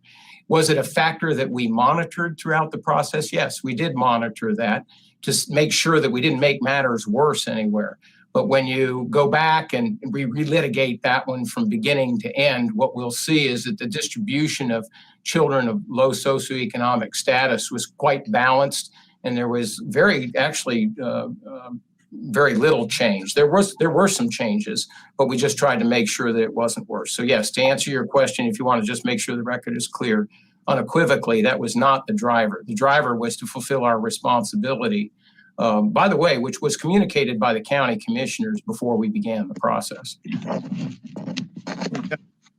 Ms. Morris, last thing we had touched on, charters have flexibility in curriculum. What kind of flexibility do you anticipate? So we're actually not really looking at curriculum flexibility at the moment. We are 100% following the North Carolina Standard Course of Study. That is our guiding force at these schools. And really, when Restart schools utilize curriculum flexibility, historically, what the state has seen is that they're more utilizing flexibility from district mandates. So an example, and this is not what we're doing, but this is just an example to help you understand it, would be we use Letterland as a phonics program across Moore County schools in kindergarten and first grade. So an example would be if a Restart school didn't like that program, they could choose not to use that district program. That's more where you see curriculum flexibility happening. But again, at this point, we are not anticipating using curriculum flexibility because we love that program, Letterland. I just want to on the record say we are not planning to not use it. And we are receiving great support. What we do at the district level with curriculum is very responsive to our needs. So I don't anticipate us utilizing that. Okay, do you mind keeping me abreast of that? That's something I'd really like to know. With that being said, I submit. Okay, Ms. Thompson. Thank you, Madam Chair. I wanted to just mention, and Mariah may need to help me, but in the past, I believe I remember a presentation that she made with regards of our state scoring our schools with the 80% letter grade being based solely on one end of grade test and the children having to be proficient. And then the 20% is for academic student growth. And my question is that, am I remembering that a lot of school boards across the state, and Mariah, I believe, presented that we needed to have this item as a legislative item to where we changed that scoring, that percentage, to where it would not be 80% with one end of grade test, and the percentage with lettering would be more aligned with student growth.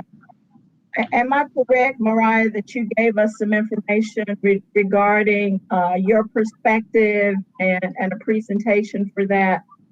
I have worked at the state level with the school performance grade model, and I was part of a working group with the State Board of Education where we prepared a report that we were going to give to the JLLC prior to COVID. And I think I never presented to this board, but I did share it with Dr. Grimacy and Mr. Dennison, and they may have shared our position paper with you. I will say that there is nonpartisan support of relooking at our school performance grade. And that is something that is, I would definitely keep my eye on at the state level, because the model that we operate under has really been called into question because of what you're talking about, the 80-20%. And so that is very much a state level discussioning happening right now. All right. Thank you. Mr. Levy. Yes, thank you very much. And this is just a question that goes to all three, especially to Mr. Locklear and the superintendent. I keep hearing these discussions over which school is doing better and which school is graded higher because of higher free and reduced lunches to some schools and others. I never did understand why we couldn't get a comparison among our schools with respect to only our free and reduced lunch students. In other words, what is the growth and what is the performance of our free and reduced lunch students among the various schools? And it just seems to me that we could do that with the statistics that we have. Is that possible? Ms. Morris, you're nodding your head. Yes, it looked like you're Mr. Levy, I know you directed it at Dr. Locklear and I. Whoever could do the best. Yeah, she seems to be most anxious, but I think that Dr. Locklear and I could add. But Ms. Morris, please. I have that, and there's been a lot of research on that topic, and I can drop that into the chat. There's actually been research studies put out, and I have the links available, and it looks at achievement and growth broken down into socioeconomic status by the school. And then if you want further analysis, I can get a scatter plot that literally maps it into the quadrants, and you can find exactly what you're looking for. Ms. Morris, correct me, is that not in the school report card? It may be, Dr. Grimacy. The report I'm referring to was published by the Public School Forum. No, I'm talking about each school. Does not each school, Dr. Locklear, correct me on this, but I believe if you go on each school report card, and even perhaps for the district report card, there's a lot of data there, but it seems to me as though that student performance by subgroup is quite transparent. But if you could provide that to me, I would very much appreciate it, because, you know, some people say that one school is doing better than another school, and other people say, no, we've got one school which has a lower socioeconomics. I want to know which schools are doing the best with our low socioeconomic children. It Correct. may very well be that our lower rated schools are actually doing better with the socioeconomically disadvantaged students, in which case we have to give them more kudos than we're giving them. So I'm interested in controlling for that fact. Okay, just for the public record, I do want to check with Dr. Locklear. Dr. Locklear, am I accurate in stating that the school report cards include a breakdown of student performance by subgroup? Yes, that is broken down in the accountability data that we get. I have to confirm what's included in the report card, and we can get a report back to the board where we include the subgroup data on each school, and we could get a work with our Kate and those in planning accountability, and we can get information back to the board on that. Yes. I would love to be able to compare schools on how they do best for the poorest among us. So that's I think that would be a very healthy contribution to the conversation. Remember that the measure of the number of children that are qualified for free and reduced price lunches is a measure of poverty, and where we have poverty, we not only have barriers to learning, we have barriers to putting food on the table. And we have barriers to our priorities that have to do with, on a day-to-day basis, what does a family need to do to just get through the day? And so for families that have those struggles, it's reasonable that they also have struggles supporting their children's learning, even though all of them bring the heart to do that. It's a measure that needs to be, it cannot be ignored. Let me just put it this way. It should not be ignored, and nor do we ignore it. And I'm interested in knowing which of our schools do the best with it. That's very good. Good. That's a good one. Let's take that one on. Very fair, and it's also information that is in more public statistics than you can possibly. We have seen these scores, and they can break it down by sex, by ethnic background, whatever. It's all in there. So you're going to be inundated. And I believe Ms. Morris just shared a link as well. And I don't know how you find that link again, but I know that I saw it flash on the screen that gave us some more information. Before we go to Mr. Dennison, if you have to ask your question and your hand is no longer up, make sure you take down your little hand icon so that I'll know who's wanting to speak. Mr. Dennison, you would be next. Thank you. I'm going to address three issues. Philip, the one is you had on the number of disadvantaged students per school. When we did our study, when we did the redistricting, the range of disadvantaged students per school actually went down only down 1%. which was insignificant considering the other ranges. The ranges that we really did it for capacity were significantly more. And I'll send you a copy of that report so you can see for yourself for all three schools. Second issue I'd like to talk about is when David talked about the other schools and that the students were moving from our schools to theirs. It's not that a student is economically disadvantaged that makes a difference. The difference is made by the number of economically students disadvantaged at a school. So if you take someone from Aberdeen Elementary, who are over 80% of the students are economically disadvantaged, and put them into Moore Montessori that has 13.6% economically disadvantaged, there's one heck of a difference between the two. That's what makes the difference. A number of other students. It's a lot easier to take care of just a few economically disadvantaged students in a school than it is when over 80% of them are.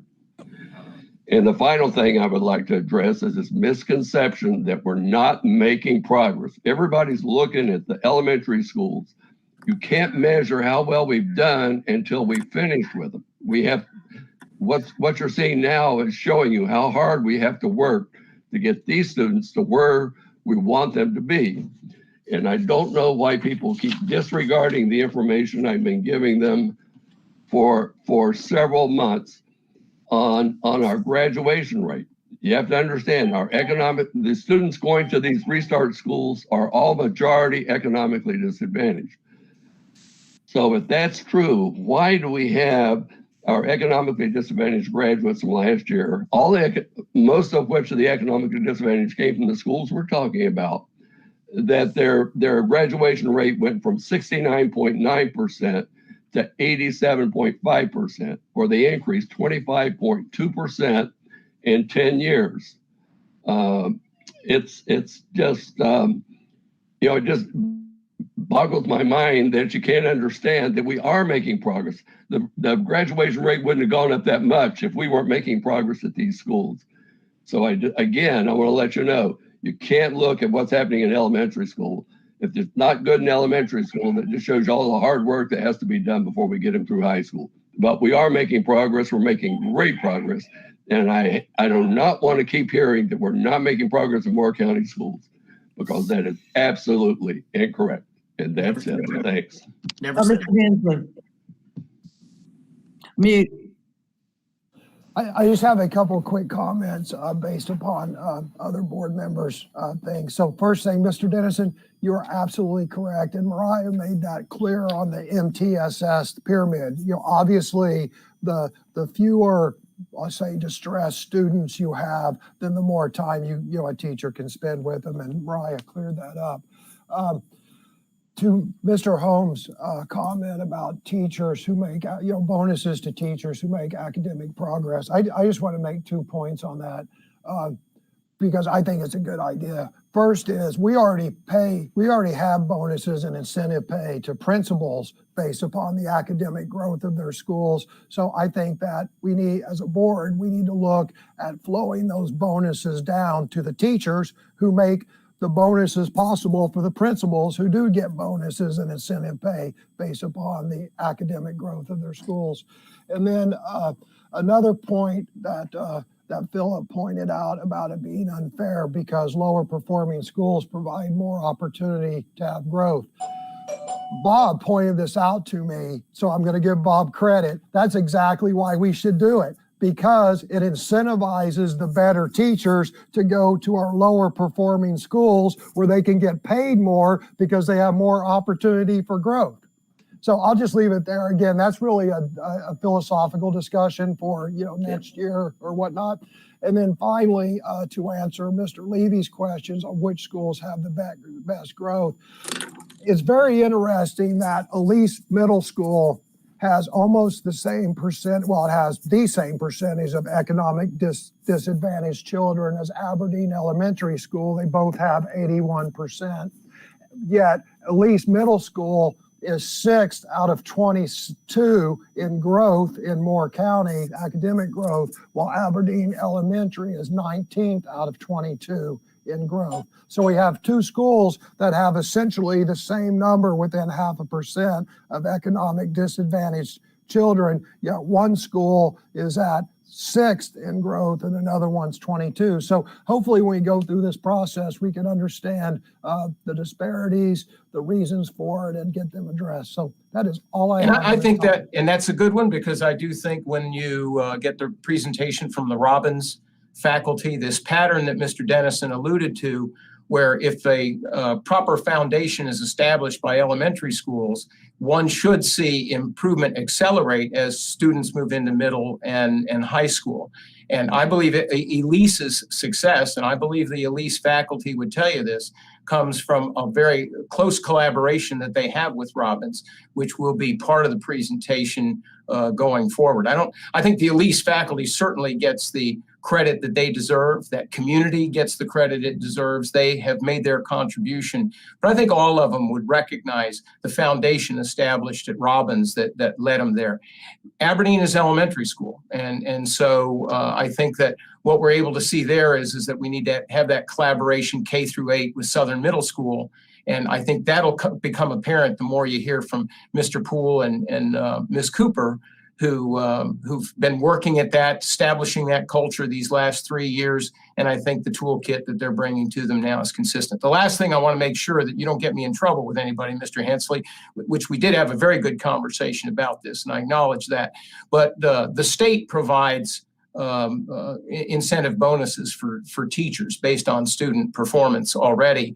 What we do for administrators that's very specific, that's separate from the state, is that a principal at a Title I school is incentivized to be at a Title I school. What you're offering would be a separate conversation where a similar type of incentive for teachers to teach in Title I schools would be there. And so that's I don't want people thinking that it's just based on performance. It's based on Title I designation, is to clarify the statement that I'd made previously.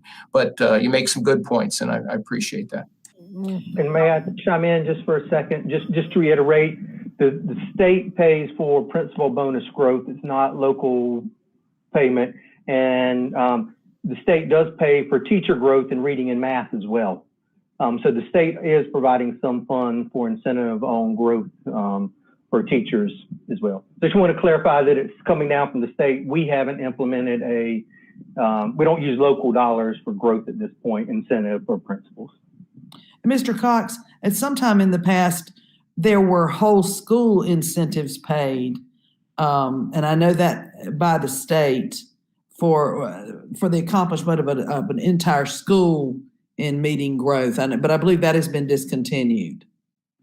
Yeah, I'm not aware of that at this point. Yes, ma'am. Mm-hmm. All right, Ms. Thompson, you still have a hand up? I'm good. I don't need another comment, Madam Chair. Okay, Mr. Holmes? Mute. Okay, last one. I see where Mr. Hensley's coming from, and I see it, and I kind of agree to it, up until a point. But let's talk about what's the average bonus for a principal and a teacher? Mr. Cox? Or Mr. Can y'all hear me? When you say average bonus for a principal and teacher, what do you refer? Well, there's incentives for principals for growth, right? At the state level. Okay, yeah, at the state level. All I'm simply asking is, do you know the average of what the principals get and the teachers, and how is It's published. Andrew, do you know it off the top of your head? I mean, from a state average for the principals. No, I mean, it ranges, I believe it's 1,000, 2,000, 5,000, and then up to 15,000, depending on the growth and where they were from a prior year and how they grow. We have several principals that have received the bonus. I don't know off the top of my head, I can't remember which ones they were, but I could certainly look that up and provide that information if that's something that you would like. And the teacher bonuses, because of COVID, it wasn't paid this year, so I'd have to go get a history on what it was for last year. And I believe it's capped at $3,500 per teacher per category. So if a teacher teaches both math and reading, they would be eligible for up to $7,000 bonus. If they teach one, it's capped at, I believe, $3,500. It's enough for people to notice. Mr. Cox, can you provide the board with links to that information after today's meeting? I can get that information, yes. Yes, let's make a note of that, and by midweek we'll provide them with access to see all that's in the public domain as well. All right, Ms. Caldwell.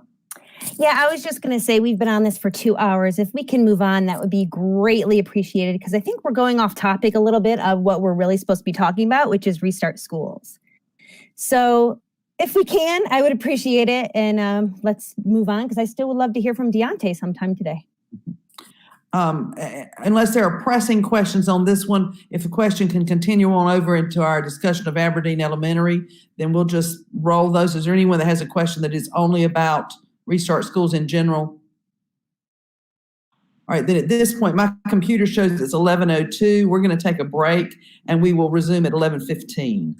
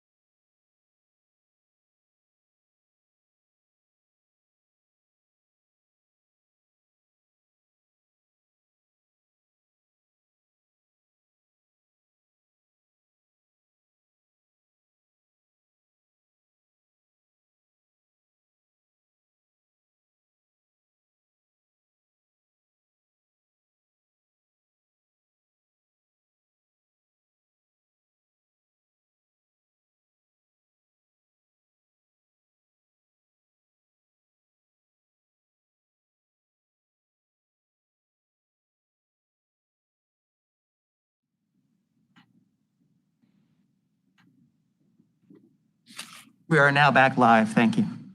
Thank you, Mr. Eklund. I want to go ahead and say thank you to Dr. Locklear and Ms. Mariah Morris, who have just been with us for these last 2 hours as we looked at the basic principles behind Restart Schools. I think it is really good to be able to bring us all up to speed on how this process works and what plans are in line. As we go into our next one, it just hit me seeing Mr. Poole sitting in his office. School is open today and classes are underway and the regular business of the schools is in process. So we appreciate all of the folks who are taking time out of classrooms and administrative duties and various and sundry other pathways to join us this morning. So we will go directly to Dr. Locklear for item B. Thank you, Madam Chair, board members again. As noted earlier when we discussed our overview of the restart process, we will be bringing to the board updates each month from our 3 restart schools, starting today with Aberdeen Elementary. Their principals and their teams will be bringing updates about their journey, where they've been, the work they've done, where they're headed, and how they'll monitor that work, leveraging the restart model to do that. So I'm excited and proud to share and turn this over to Dante and his team. And I know they're going to do a really great job of walking through that and sharing some great information with you about where they're heading. Dante? Good morning. I just want to do a mic check. Can you hear me well? Okay, great. Madam Chair and board members, Dr. Grimacy, it's my privilege to invite you into the story of Aberdeen Elementary School. I've been the principal of Aberdeen now for 5 years. And we have seen some amazing things happen in this space, and just privileged to be able to lead a group of incredible educators. And you'll get to talk to 2 of them today as we give our presentation to you. And so with me today is our Dean of Curriculum and Student Support, Ms. Kim Coe, and our Aberdeen Teacher of the Year, Ms. Lee Warner. They'll tell you about their journeys as we continue on. So thank you again for the privilege of sharing with you. Go to the next slide, please, Laura.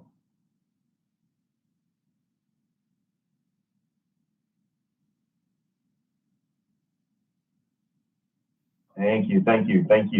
So 2 years ago,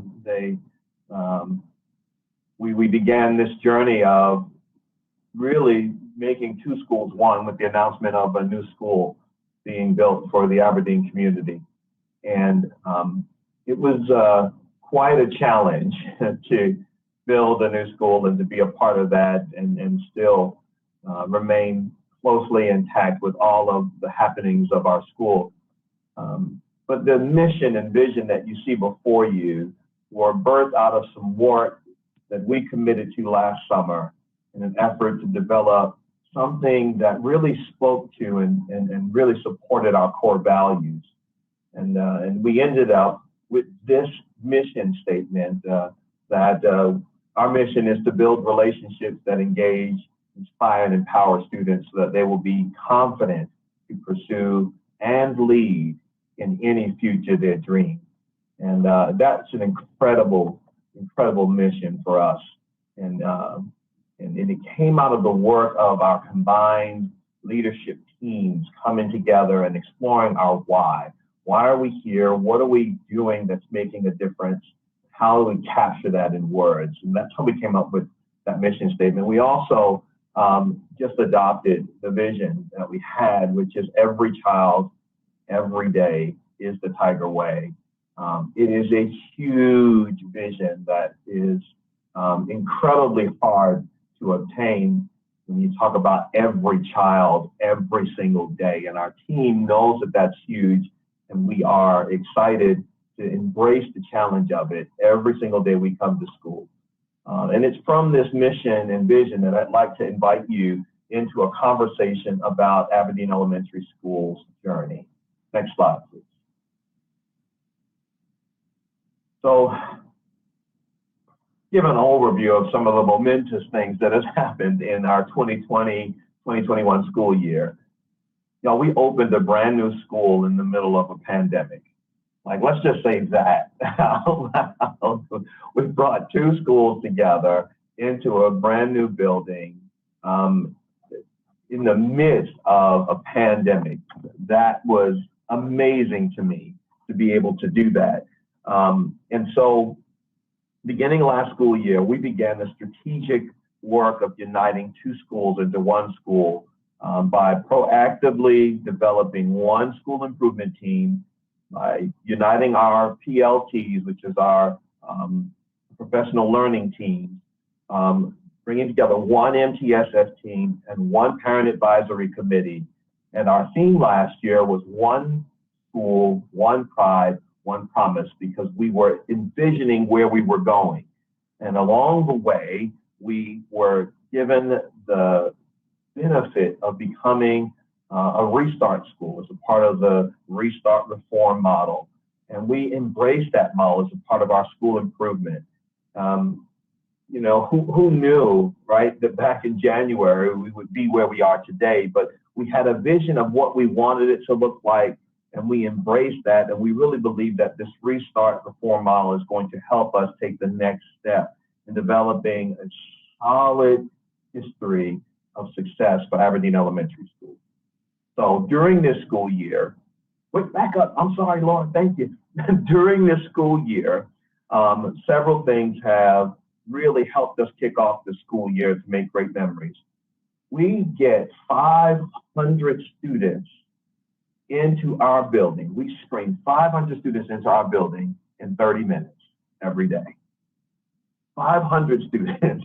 We ask them the COVID questions, we take their temperatures, and we get them into the building in 30 minutes. That's an incredible feat for us.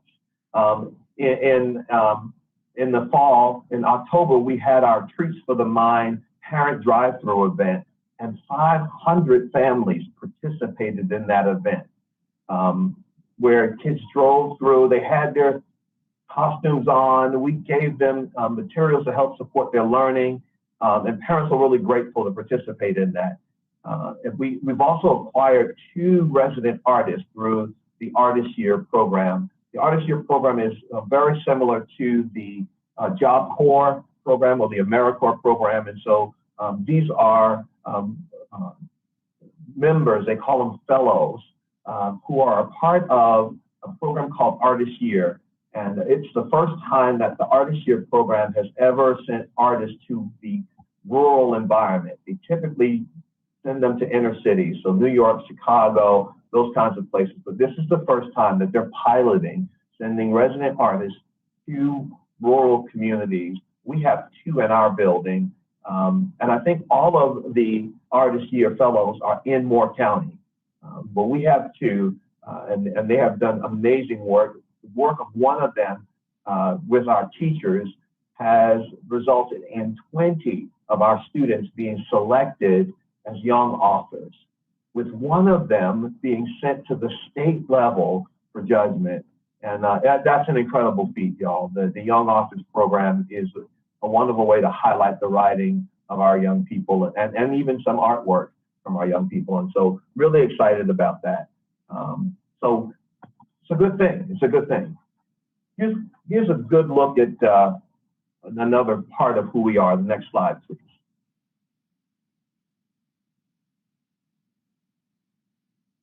Back up. Okay, one more. I'm sorry. You're right. Thank you. So you see our demographics there. You know, you all were having a conversation earlier about our demographics there. 38% African American, 27% white. You see the percentages there. Almost half and half, male and female. Although some days it feels like we have more boys in the school than anything, because boys make their presence known in a building. 82% economically disadvantaged, and 15% of our students have an IEP. 15%. That's a huge number. And those aren't students that we have identified. As a matter of fact, many of those students have come to us with an IEP. That number says we're at 640 students enrolled. We actually got 8 more this week, so we're at 648 students in this bill as a part of the Aberdeen School. About 150 of them are virtual. All the others are here in this building, learning face to face with us. It's interesting that these dynamics feed what we do in the building and how we do it in the building to try to meet the unique needs of these of this community. And next slide, please. So this is who our staff looks like. We have 48 certified staff and 40 classified staff. 48% of our certified staff have advanced degrees. I'm going to talk a little bit about that later, but that's been very intentional to make sure we had highly qualified staff members in this building to meet the needs of our students. Of our 48 staff members, 30% of them are beginning teachers. And most of those beginning teachers are on our K-2 side of the world. So the part of the staff that is developing the early literacy skills for our students, building the foundation for our students, those staff members are beginning teachers. You can see that even the cultural and ethnic backgrounds of our teachers are very different than that of our students. There are 45 white, 2 Hispanic, and 1 African-American staff member on our team, 46 female, 2 males. I'm fortunate. I got 2 male teachers in the building. I'm so excited about that. And then on our classified staff, you see the numbers there. And again, that tells a story of a lot of diversity in this building to help meet the needs of our kids. Next slide, please. So where have we been? Where have we been? You've already begun some conversation about our report card. So let's take a look at some of those numbers. So our letter grade is... Oh, before we go on, Mr. Levy's already got a hand up. Mr. Levy, do you have a question for Mr. Poole? You have to unmute, Mr. Levy. I hear you. We're not. Mr. Levy, we are not hearing you. Oh, I'm sorry. I apologize for interrupting, Mr. Poole. Did you say that in your school you only have 1 African American certified staff member? That is correct. That is very, very, very troublesome, at least for me. And I'm not a great, I don't go crazy on affirmative action, but with your makeup and the like, it is concerning. I'll just leave that, but I wanted to make sure I heard that right. Yeah, and I want you to know, Mr. Levy, that it is a concern of mine. Okay. And it isn't one that we have not tried to give attention to. I think there are a number of dynamics that play into why African Americans are not coming to Moore County to teach or not becoming educators. I mean, that's a whole nother philosophical conversation that's separate from the work that we're doing this morning. Okay, but I'll leave my other questions till later. I just want to make sure that I heard that correctly. Okay, Yes, thank you. Thank you, sir. If I could just interject, Mr. Levy, I would say that this is a challenge for all of Moore County schools. It's one that we've taken seriously. It would be a separate presentation, but I think it's a legitimate concern on behalf of all board members. I think you'll be impressed by the work that Marcy Cooper has done at Southern Middle School, but I want to tell you up front, that's a bit of an exception and not necessarily the rule. So what we learned from Southern Middle School may help in other grade levels, but right now we've got a lot of work to do there, and I appreciate you pointing that out. Thank you. All right, so our performance grade score is a 42. And you had some conversation earlier. Mariah and Dr. Locklear did a great job of really laying out that a performance grade score is made of 80% proficient, 20% growth. And if you look at our performance grade history, you'll see that we've gone from, again, I became principal in 2016. We went from a performance grade of 41. We've made it all the way to 52, which is 2 points shy of a C. A C is 54. Then we had a bit of a setback in 2019. We don't have 2020 data because there was no data to have. There was no ELG test at the end of the grade, and so we don't have that information to put in there. But you see, there's a trend here for us, and we think 2019 is our outlier. For us, the trend is that for each of those years, we've grown, those are huge steps to grow that much in that little bit of time. But I want to go to the next slide, because this really helps tell the story. We look at student proficiency and student growth here. The numbers look similar, you know, in that we started at one place, we went up, and then again we've come back down in proficiency. And we look at student growth, we see that we've had a pretty steady sense of growth. What's interesting for us is when we look at this, we don't look at this and go, what happened? We have some ideas of what happened, and we own them. We take responsibility for this. Proud of the growth, not really happy with what we did in 2018-19, but I think we have a plan in place to make that better. And we believe that if we had tested last year, that we would have demonstrated growth and proficiency and growth last year based on the numbers that we were seeing with our NC check-ins and the work that we were doing with our students. And so for us, this is good data. If we dig a little bit deeper, we go to the next slide, please. We look at our K2 reading data. Now, what we have right now is the beginning of the year data for our K2 students for this year, because we don't have that for previous years. But when we look at it, we see particularly the areas that I look at and I go, man, okay, what's happening in first grade and second grade that our students are performing this way? And what this tells me is that our youngest students are continuing to struggle with early literacy skills.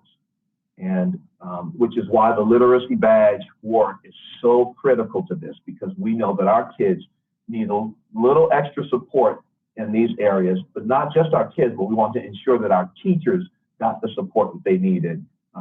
And this data helps point to us that that's where we ought to focus our efforts, which is why we chose the literacy badge as one of our focal areas. Next slide, please. So the key conclusion we come to about our math, if we look over the 3-year span, we see that there is a negative trend of 2.5 percentage point drop over a 3-year period. For fourth grade, we see a plus 2.7. Fifth grade, we see a plus 0.4. And so there's some trend toward the positive. It's still not enough for us, though.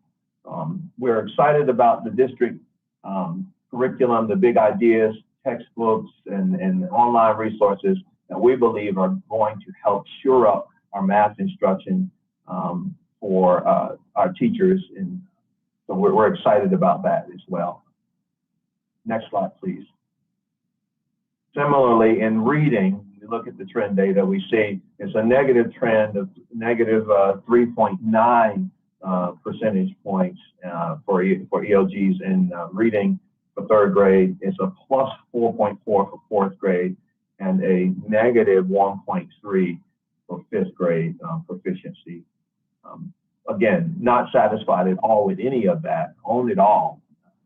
And then when we look at what we need in the building, we see that the literacy curriculum that is supported by Letterland, we believe is really going to make a huge difference.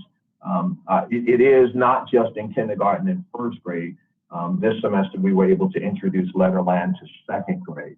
And so we are one of the few schools that has it K2 to help provide strong phonemic instruction for our students to earn those, to gain those early literacy skills, to make them more proficient.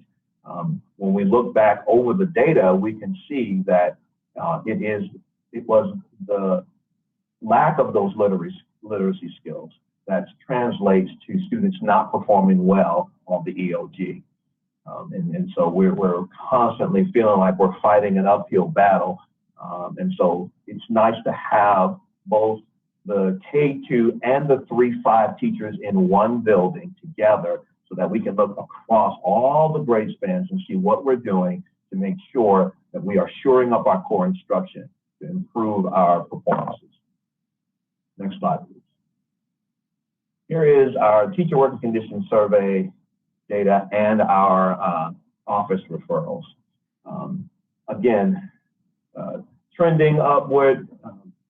for the 16 and 18 school years, and then we get to the 2020 school year, and I believe, and this is just my opinion, that the conditions on which our teachers were working were really difficult.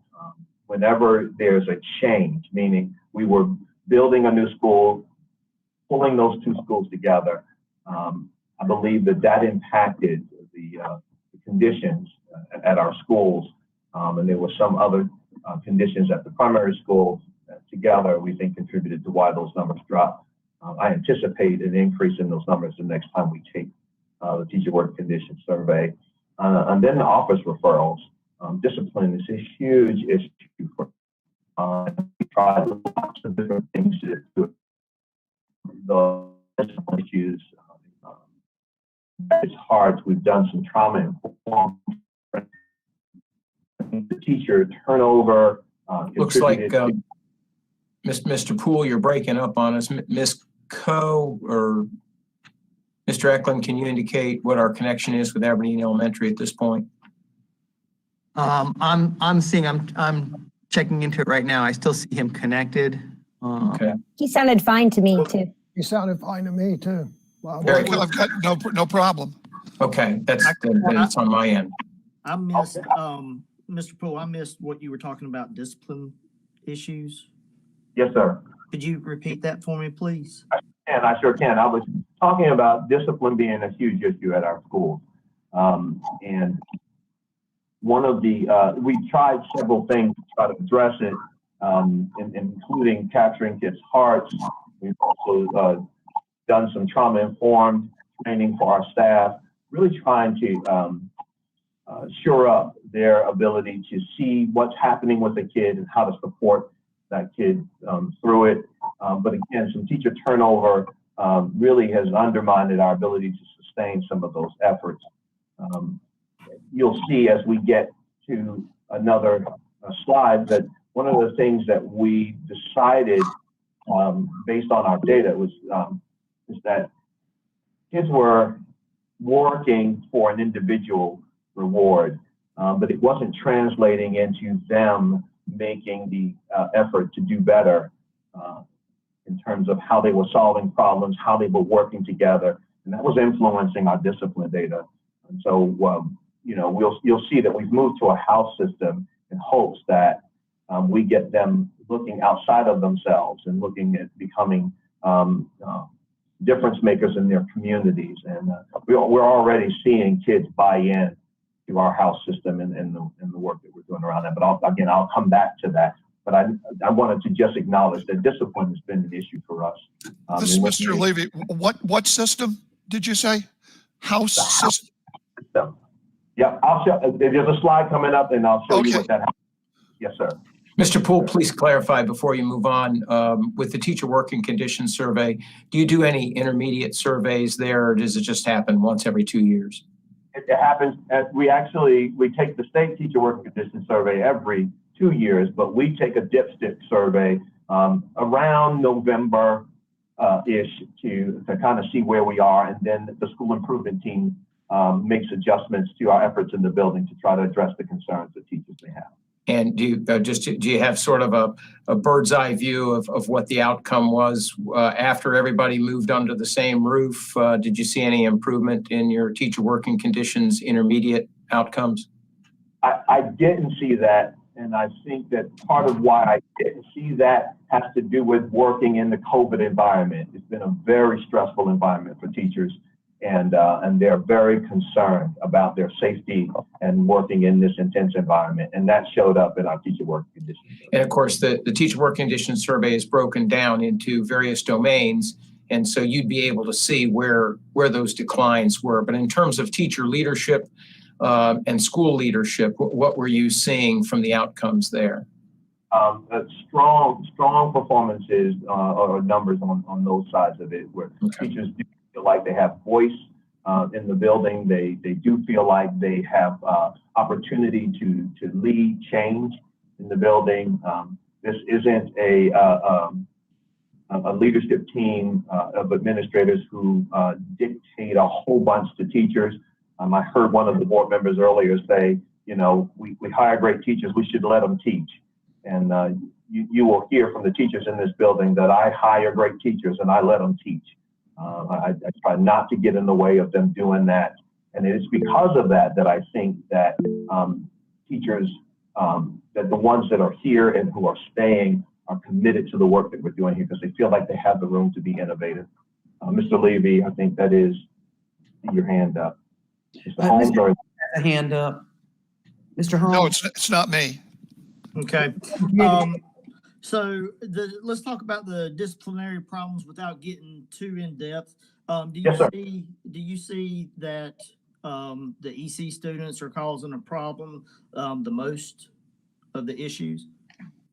No, sir. No, sir. It's a balance between those students who are non-EC and our EC population.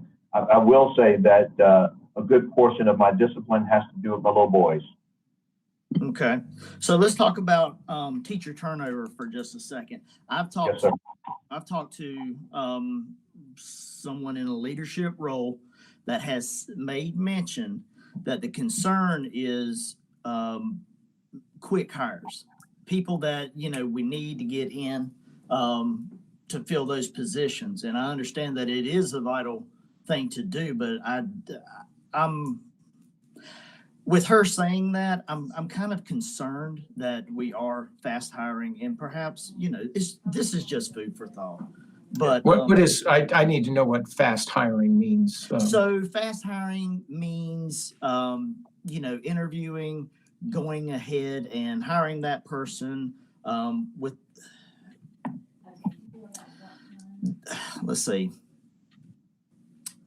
with not properly, you know, I guess due diligence or whatever. I'm what was communicated to me is was very vague.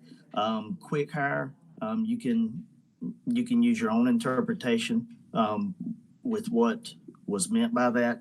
I just think it's fair that Mr. Poole be able to respond to a vague assertion that he's not doing his job. Mr. Poole? No. That's not what I'm saying at all, Dr. Grimsley. That's not what I'm saying at all. But when it's on the public record, though, if we have a vague assertion, I want to make sure that whoever we're directing that to is afforded with the opportunity to respond to whoever that was that shared that vague assertion with you. Okay. Mr. Poole? Yeah. I've been very intentional. Again, when I get down to that slide, I've been very intentional about who I hire in the building. It is rare that I have a quick hire. It is rare. The folk that I've hired are folk that I have spent some time talking with. My teachers are a part of the interview team. And so if I'm hiring a third grade teacher, my third grade teachers are a part of that conversation, and they get to vet the person to make sure it's a good fit for the building. I talk with folk about making a commitment to this building. I'm honest with them about what happens in the building and what they can expect coming in the door. And so, again, rarely do we make a quick hire. What we discover, and I think we know that from anyone who runs businesses, someone can interview well, but then we discover they're not a great fit for the things that you're doing in the building. Exactly. And this team will tell you that it doesn't take me long to figure out that someone's not a good fit. And I turn them over and try to get the right person in the classroom when that happens. Okay, so we've already established that it has happened. Quick hires, not that often, but it has happened. Those were your words. Okay, so Dr. Grimsley, that's what I'm referring to.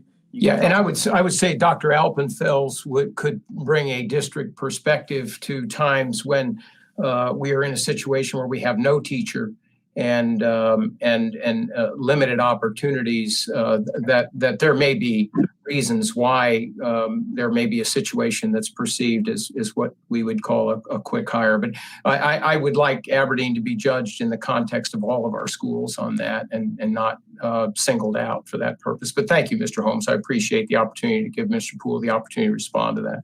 Yeah, Mr. Poole, don't think that was a direct thing at you. I mean, it was all general. I know you. I like you. You're a good man. Thank you. I appreciate it, man. I appreciate it. Could we go to the next slide, please? So here are some of the initiatives that we have tried over the years. Some of them we continue to use, and some we don't do. For example, we offer what we call an ELG boot camp. And what we do is we invite students who score a level 2 on the ELG the first time they take it. We take them through an intensive, intentional, focused time where we focus only on their strengths. Because the research says we can focus on their weaknesses and we may not be able to pull those weaknesses up. But if we can strengthen their strengths, then we can get them to a place where they can become proficient. And what we've discovered is doing that method of intervention with our kids has resulted in 50% of all the students who ever attended our ELG boot camp becoming proficient in at least one area, and some we've gotten to 2 areas. And that's a pretty incredible thing to do. For a lot of those level 2 students, they're missing proficiency by anywhere from 2 to 4 questions. If we can get them to answer 2 to 4 more questions correctly, that puts them to the place of proficiency. So that's been really good for us. We've also utilized classroom teachers for some after-school tutoring through a 21st Century grant. We no longer have that grant. It was a district grant. We no longer have it.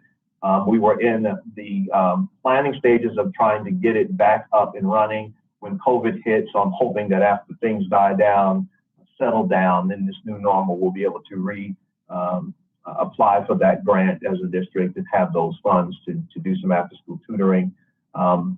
Coaching cycles with our school and district instructional support facilitators and the district specialists, that has been a tremendous support to us. And so those teachers who need help with particular subject areas or even just a particular standard, they have been able to really work side by side with district specialists to help shore up their instruction in that area. And so that's been helpful.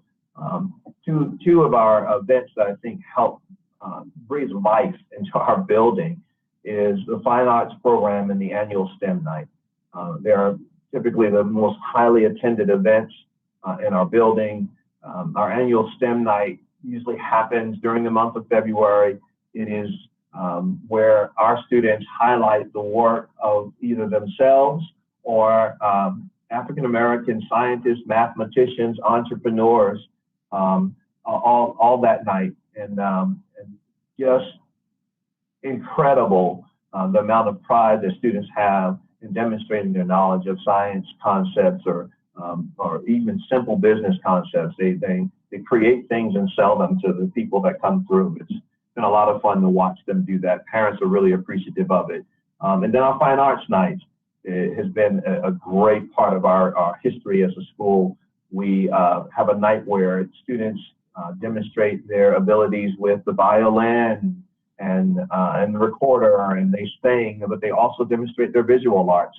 We set up the cafeteria, and it became an art museum, so to speak, and it's really interactive. And that, again, a lot of pride from our students in that work. But again, because of COVID, we haven't been able to do it yet, but it's on our list of things to continue doing once we get back to getting people into the building. And then lastly, our partnerships with First Baptist, Food Corps, and Boys and Girls Clubs have, again, been tremendous in terms of the support that we've gotten. First Baptist was right across the street, and they came all the time and met the needs of kids, supported our teachers. They would do little things like make bulletin boards for us and help us, again, feed families and take care of those things. And they would take care of our teachers as well. Food Corps was another program that we had. We were, I think, last year would have been our 12th year with the Food Corps program. And we had the garden out back at the elementary school, and they would come and they would, the Food Corps member would do Taste Test Tuesdays, and kids would taste foods that they wouldn't normally try in the cafeteria. And so they didn't know they liked broccoli until we created another way to fix broccoli, and they would give it a try. And so it was neat to have that program as well. And then our partnership with the Boys and Girls Club has has been a great benefit to us. They were our after-school program for a good while at the satellite because we were a satellite site for them, and so they did enrichment and supported our garden club and did some other enrichment work with us. And so that's been really neat to have that, and we're hoping to continue that partnership with them again as we work through COVID. Next slide, please. So where are we going? Want to give you a picture of what it is we're looking to accomplish and why we're looking to accomplish it that way. There is a science to school turnaround. It doesn't just happen because well-intended people try to do the right thing. There is a science behind it. And I want to help share that with you just a little bit this morning, almost this afternoon. Next slide, please. So here's our restart timeline. We started back, in the summer of 2020, working with our school improvement team. We introduced what the restart reform model was. We began some design thinking, analyzing our school data and school improvement plan to see how we could take advantage of the restart flexibilities and what areas of need we were going to address. Our data pointed us to the area of reading, because you have to kind of take it one chunk at a time. So we looked at reading as our area, and in the fall, we used our data and school improvement plan to help identify literacy, and then we were afforded this wonderful opportunity to partner with NCAT to do the literacy badge. It's a year-long professional development. This is not one of those sit and get one and done kind of deal. It is journeying with our teachers over the school year to ensure that we are strengthening our core instruction in literacy, because we believe that if we did that, it would make all the difference for us in terms of our school performance. We also, in the fall, requested just 15 minutes more to our school day. We run a pretty intentional schedule, and it is not only just a 90-minute ELA block, but it is a 90-minute math block as well, and 245 blocks of social studies and science, because we wanted to ensure that we expend as much time as possible instructionally. But we needed those 15 more minutes to help us with transitions, because when we looked at our discipline data, what we saw was that transition was an issue. So we wanted just 15 minutes, just created a little space for us so that we could be more intentional about our transitions. It helps that our kids are not going outside to come inside, to go upstairs, to go downstairs, that we're all in one building, and they don't have to travel outside and upstairs to get to places. And so it helps us to transition in so much more efficiently and effectively. And these 15 minutes are breathing life into our schedule, and we're grateful for it. And then we, in the winter, we created and hired our Dean of Curriculum and Student Support to really focus in on ensuring that we made our MTSS implementation with great fidelity, because it has the ability to turn a school around, particularly because, and I know it's been mentioned, but our pyramid is upside down. You know, we're not looking at the 80-15-5 like most schools. Ours is inverted. So we have a large portion of our students that are in tier 3. And so one teacher can't progress monitor that many students in her class. And when we look at what's happening in our classrooms, there are teachers that have 7 to 8 students in their classrooms with an IEP, simply because of the sheer number of students in our building with an IEP. That is hard to progress monitor. And that's just the students who are in our special education. We're not talking about those students who are just struggling but don't qualify for those services. And so to have a Dean of Curriculum and Student Support in place to help those teachers with implementing interventions in a way that makes sense, in a way that helps give them time to teach, and meets the needs of students is incredible. And then in the spring, we are going to be working, we're actually working towards that now, of remaking a school book room for parents so that parents can come and be able to check out materials that support the students' learning. We typically wait until the end of the school year and send home what we call summer learning kits. We have decided that we're going to actually send those learning kits home early this year. So we're equipping parents with materials that they can use that are aligned to the standards, simple instructions to help support the instruction of their kids at home. Because one of the things we have heard from parents was that virtual learning is hard. They have gained their respect for teachers, and they're like, we don't know how to do this. So we wanted to make sure we equip them with what they needed to be able to support the learning of their kids.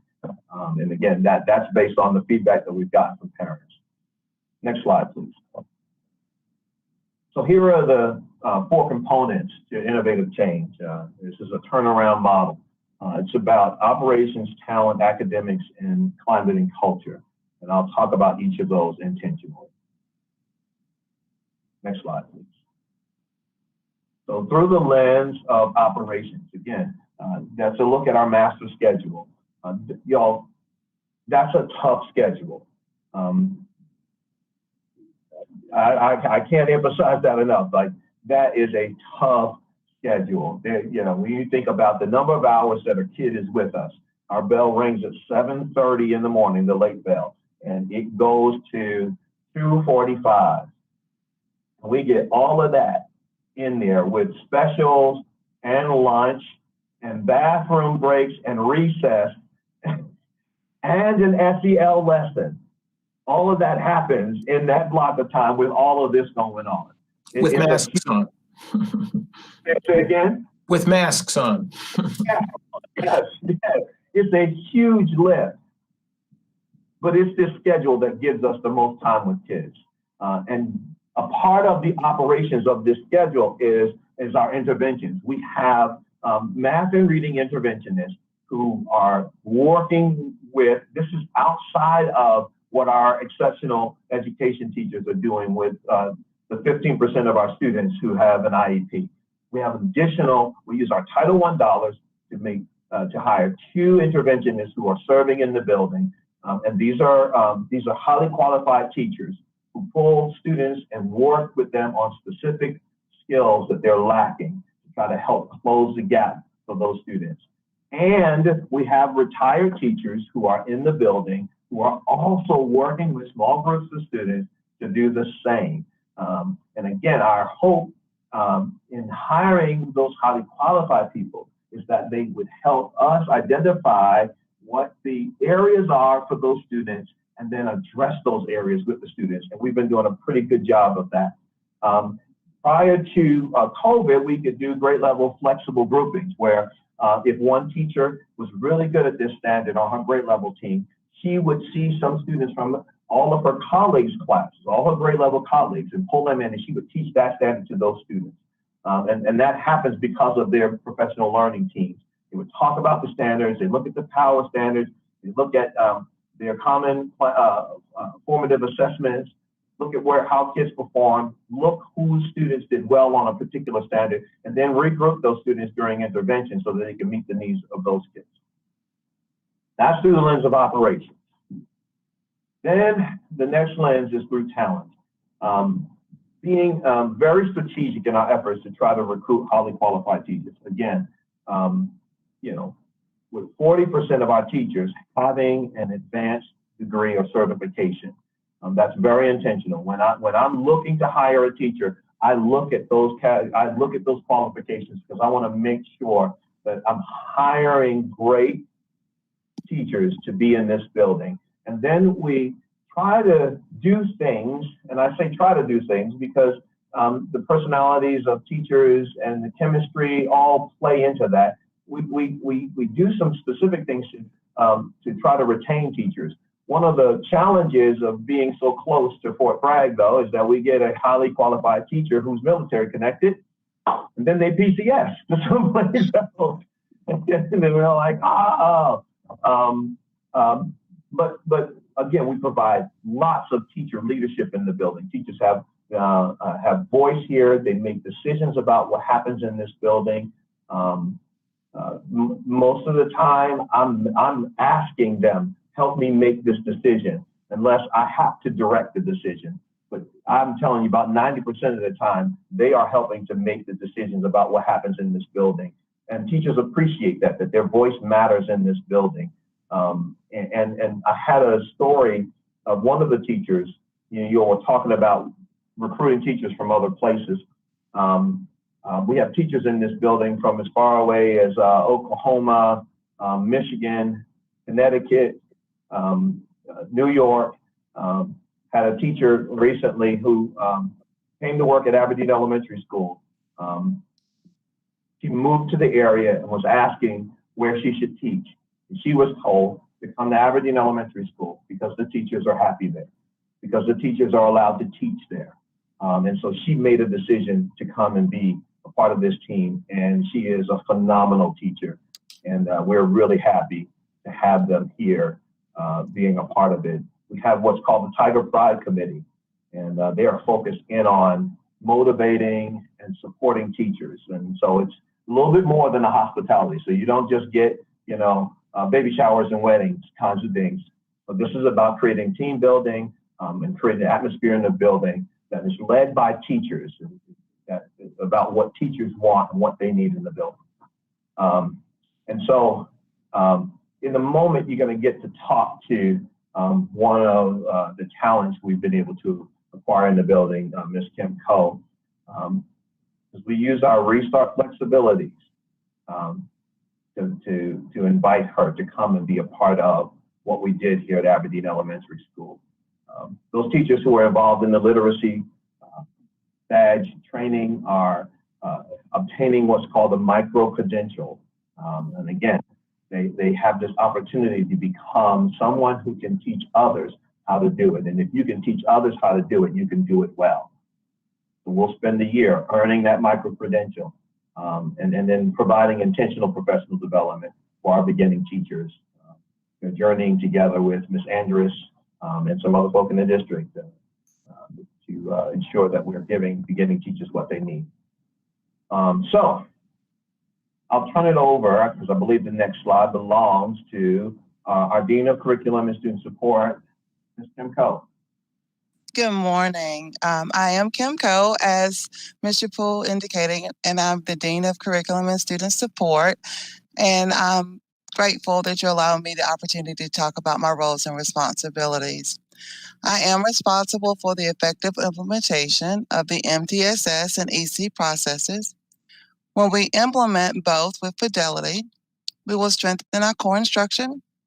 We're going to build our capacity of our teachers to implement supplemental academic and behavioral interventions, oversee intensive interventions for students at the highest need level, and we're ensuring that our students with special needs are receiving direct and special instruction inside the gen ed classroom as well as in the EC classrooms. I will be responsible for monitoring student data to ensure the effectiveness of intervention and make those adjustments as needed. And I will also guide the student support process. The overall implementation of MTSS and EC, the EC process, will improve overall instruction by increasing teacher effectiveness, in their effectiveness in analyzing student data, identifying student needs, targeting instruction and intervention, and aligning intervention to meet the needs of all learners. By developing a core plan with each of our PLTs, ensuring the implementation of the Moore County Schools Literacy and Math Framework, refining data analysis with our monthly Kid Talks, providing intervention coaching and support, and offering professional development to meet the needs of our teachers, we will holistically improve student achievement at Aberdeen Elementary School. Again, thank you for allowing me to share with you my roles and responsibilities.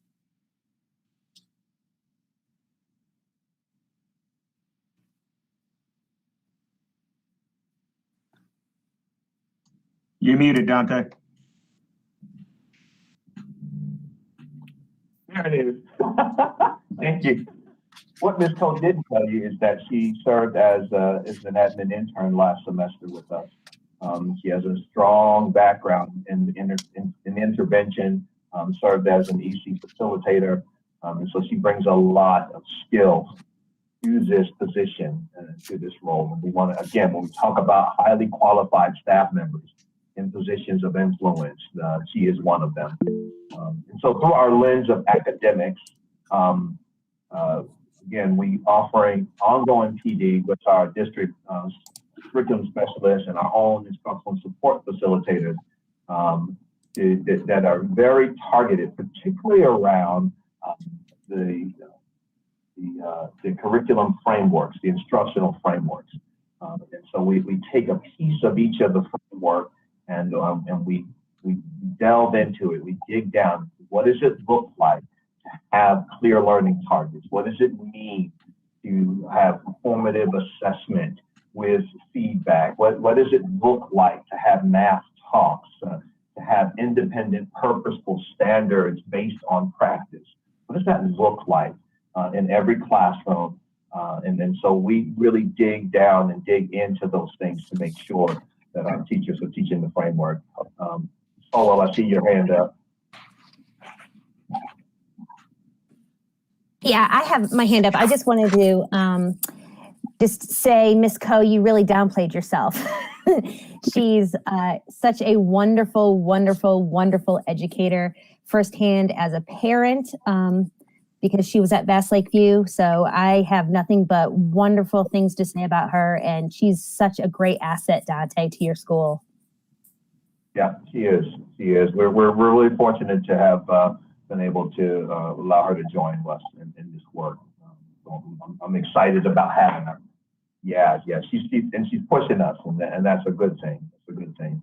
And so our participation again in the literacy badge PD is absolutely focusing on improving our reading instruction. K-5, we have 27 staff members who are involved in that PD. And of the 27 staff members, all but I think one or two of our TAs are involved. And so we're not just shoring up the instructional leadership of our teachers, but also those who support our teachers in those classrooms are gaining those skills. And I'm already seeing the utilization of the training in classrooms. We, so excited that they have embraced the PD, and embraced the science of reading and what it means for them, and are excited to implement it. And I see our kids getting better and better instruction, core instruction in literacy because of it. Again, coaching cycles, but also a culture of continuous feedback, that we're walking through classrooms, we're getting feedback to teachers, they're giving us feedback about what they're experiencing in their professional learning teams. And then we encourage innovation and risk-taking. My teachers will tell you that if they want to try something new, I'm the first one to say, let's do it. How do we make it happen? How do I support it? Because you don't get past the status quo if you keep doing the same things. And so we absolutely are trying all kinds of things to make sure that our kids are getting innovative teaching. And again, our Artist Year Fellows are here doing amazing work. Our visual artist, his name is Wiley Thornquist. Talk about an artist name. Wiley is working with every grade level to incorporate and integrate arts into their instruction. He goes with a class to recess, and he runs an art recess group for those kids who don't want to run and go down slides, because there's all kinds of kids, right? And so they have an opportunity to just engage in art during their recess. It's their time to do that. And he's facilitating that. Our creative writer, her name is Alexis Lawson, and she is an incredible writer. And the kids just engage with her. They want to write with her. They want to express themselves with her. She actually is working on a huge project right now where she's going to create writings with kids, and it's going to become a story of our first year here at Aberdeen Elementary School. It'll become a book that parents will be given, and our kids will have their work published together. So I'm really excited about that as well. But I can't talk about academics without talking about some of the shining stars we have in the building. And I have asked Ms. Lee Warner to come and just share a little bit of who she is and why this turnaround work that we're doing matters. Next slide, please. There we go. To the school board members and Dr. Grimacy, thank you very much for allowing me this time to just speak with you and be a part of the presentation for our restart. Mr. Poole has asked me to introduce myself a little bit, tell you a little bit about my background.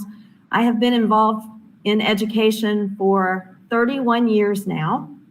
I began my teaching career with Moore County in 1990 at Aberdeen Middle School, teaching 5th grade. I taught for 8 years, earning my tenure, and decided I needed to take a year's leave of absence to be with some young children and my aging parents who needed my help. So I took a year's leave, and that leave ended up being a little bit longer than I had anticipated or intended, but I did not leave education. I worked with many homeschool families, children. I tutored in my own private business, students that were struggling in school, students that were highly academic. I worked with parents, working with them on how to teach and work with their own students. I did private instruction. I did writing instruction from 2nd grade through Sandhills Community College.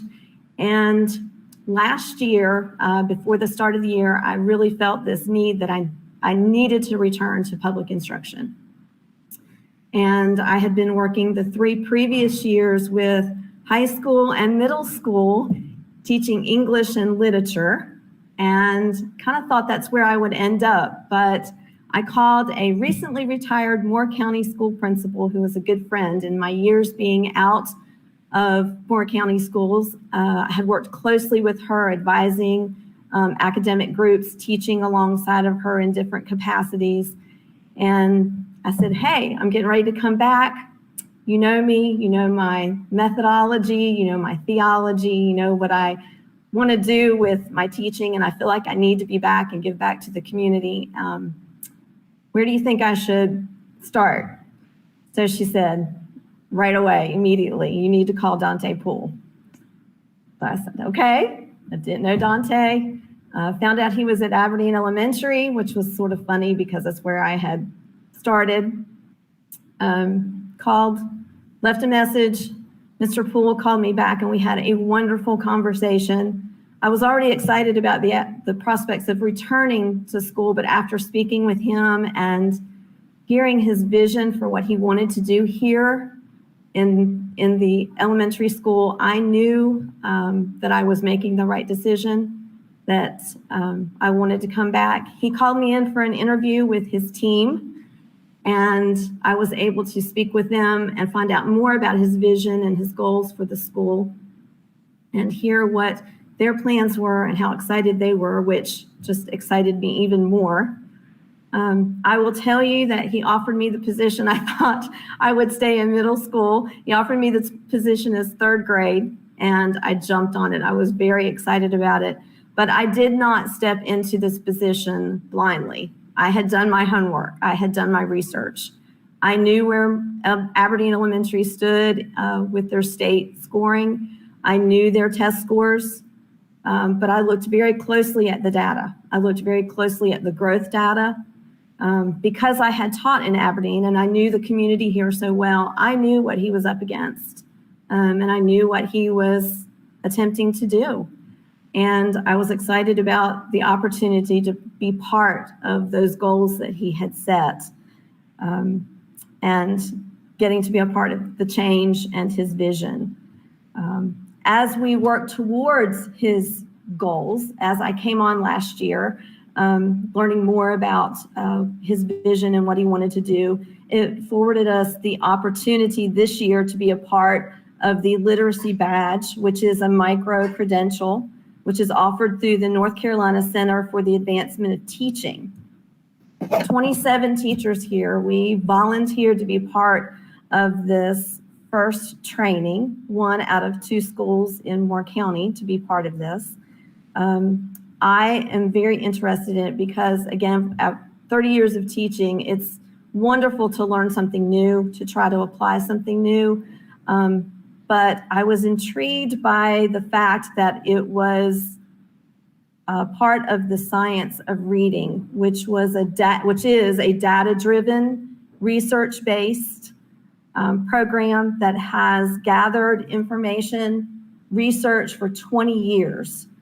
It's been documented, it's been studied, and I was intrigued by this information. It also allowed me to correlate what I had learned over the 31 years of teaching with children, working with children closely, that we have some children that learn to read at a young age beautifully, and then we have children that for some reason struggle.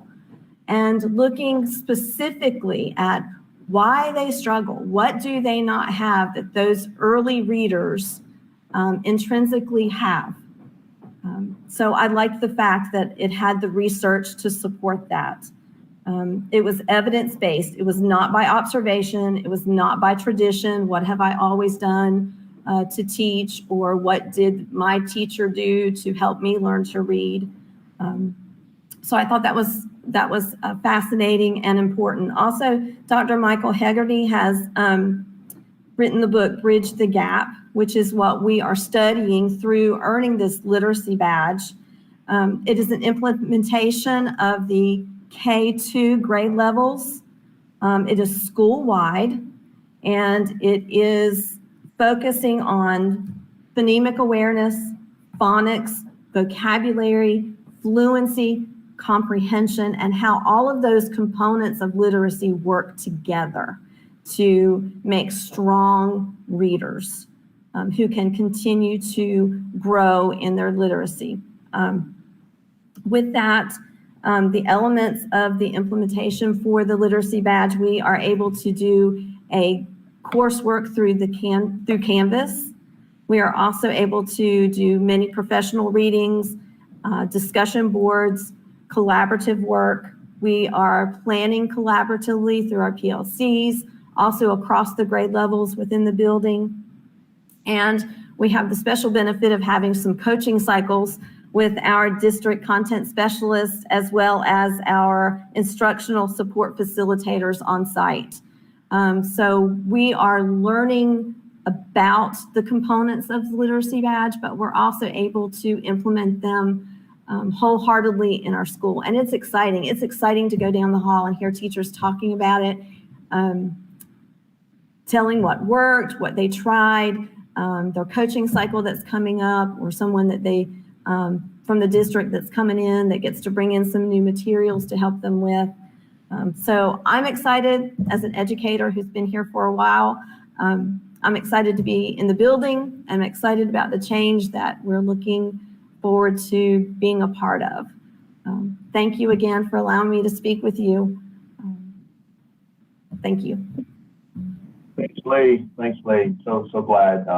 Again, we talk about high quality folk on the team. Lee is representative of that, for sure.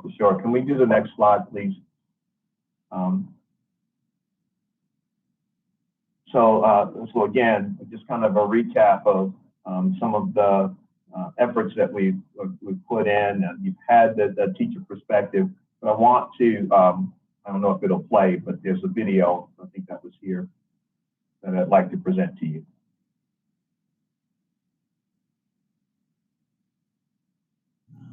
One of the things that helps schools to get better is to have the space to innovate, and really feel like Restart program has given us that space to try and create new things and try new things that are in the best interest of our kids.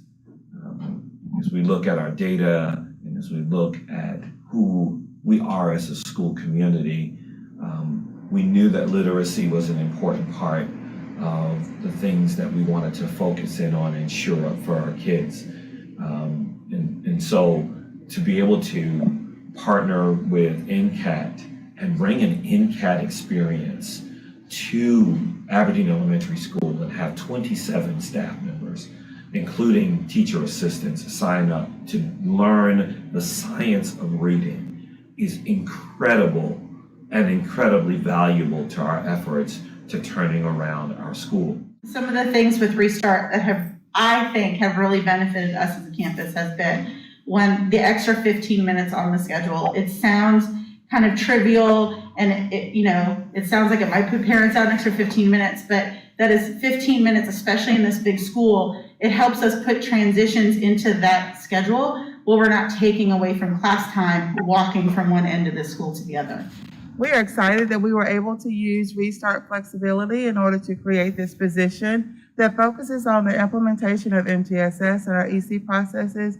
The overall focus will just be to strengthen core instruction, intervention instruction, and overall EC support at Aberdeen Elementary School, when in and of itself is going to strengthen overall instructional practices. Adding an extra admin within Kimco, who is not just an admin, she's student services. So she's going in depth with IEPs. We're doing kid talks where we are bringing students that don't have IEP yet, and then teachers are working through how to help them through it without getting them an IEP. She's doing the rosters where she's making sure kids are with teachers that are going to help them be successful. She is helping teachers just in general come through and organize their classroom and the frameworks, the literacy framework, the math framework, making sure everything is the way it's supposed to be.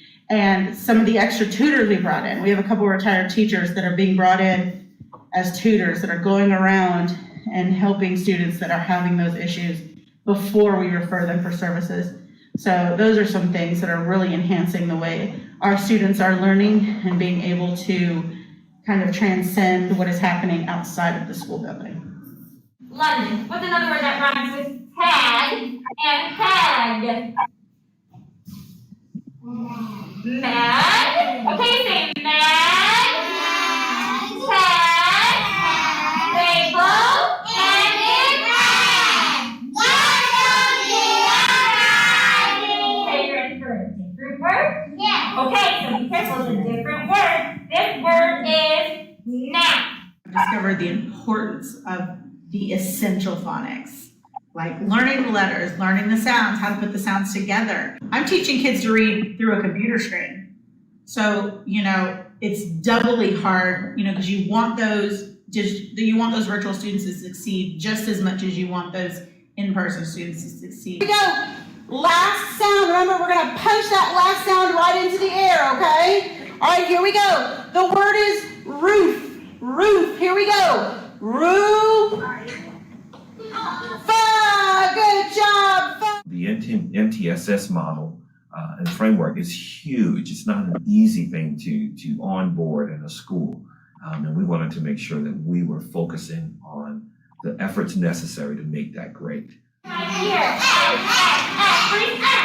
What letter is that? Teachers are excited to learn. They're excited to be with kids and to implement the things that we're doing. And I'm just grateful for it.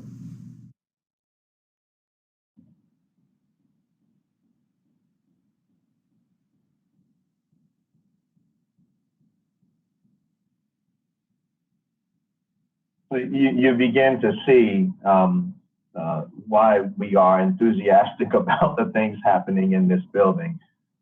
Really good, solid ED, solid support for our teachers. But let's go to the next slide, because this is the other leg of this, which is through the lens of culture and climate. And so we've been very intentional about developing a data-driven culture. So again, we don't just do things just to be doing them, but we're looking at the data and letting the data inform the decisions that we make.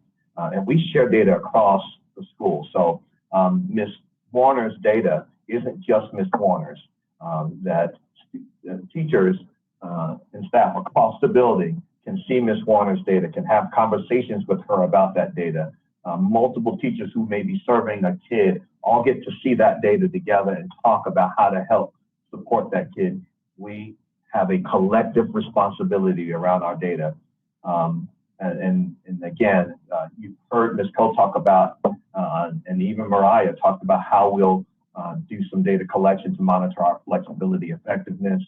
One of the things that I am missing this year that I'm trying to figure out how to do is I meet with every student in the building for a 60-second conversation about school and their life. I ask them about what's going well, what's not going well, and what their plan is to help make it different.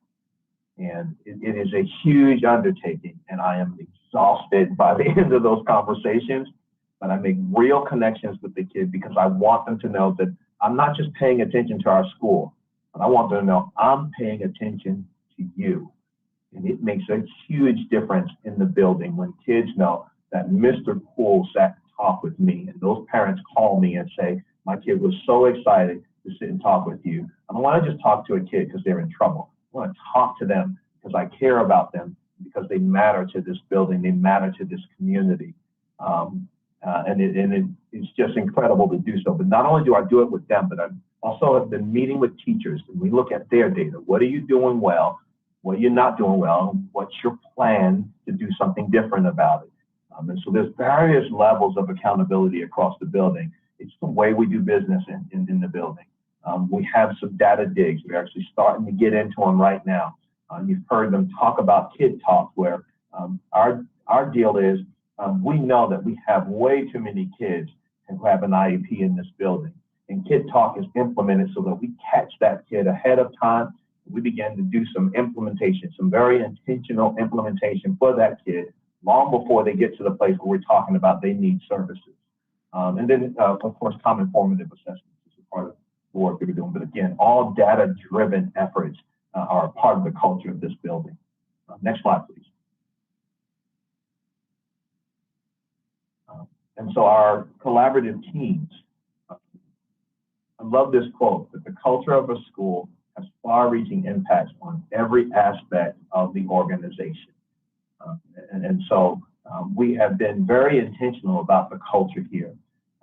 Our staff meetings began with a declaration that we are a dynamic group of educators here by choice and not by chance.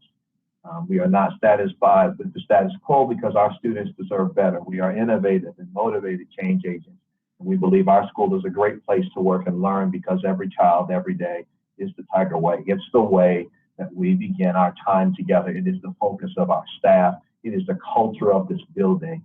And so we work together with our school improvement teams and other leadership opportunities. We've actually revamped even the way we separate teams. And so we have a data team, and we have a behavior problem-solving team and an academic problem-solving team. And what lies in those places is what traditionally would be your PBIS and your SST. They're all a part of those things. But we wanted to change the framework so that we began to not see them in traditional ways, but we began to see them differently. There are a group of people who are just focused in on problem solving for academics. Another team that's just focused in on behavior problem solving for the building.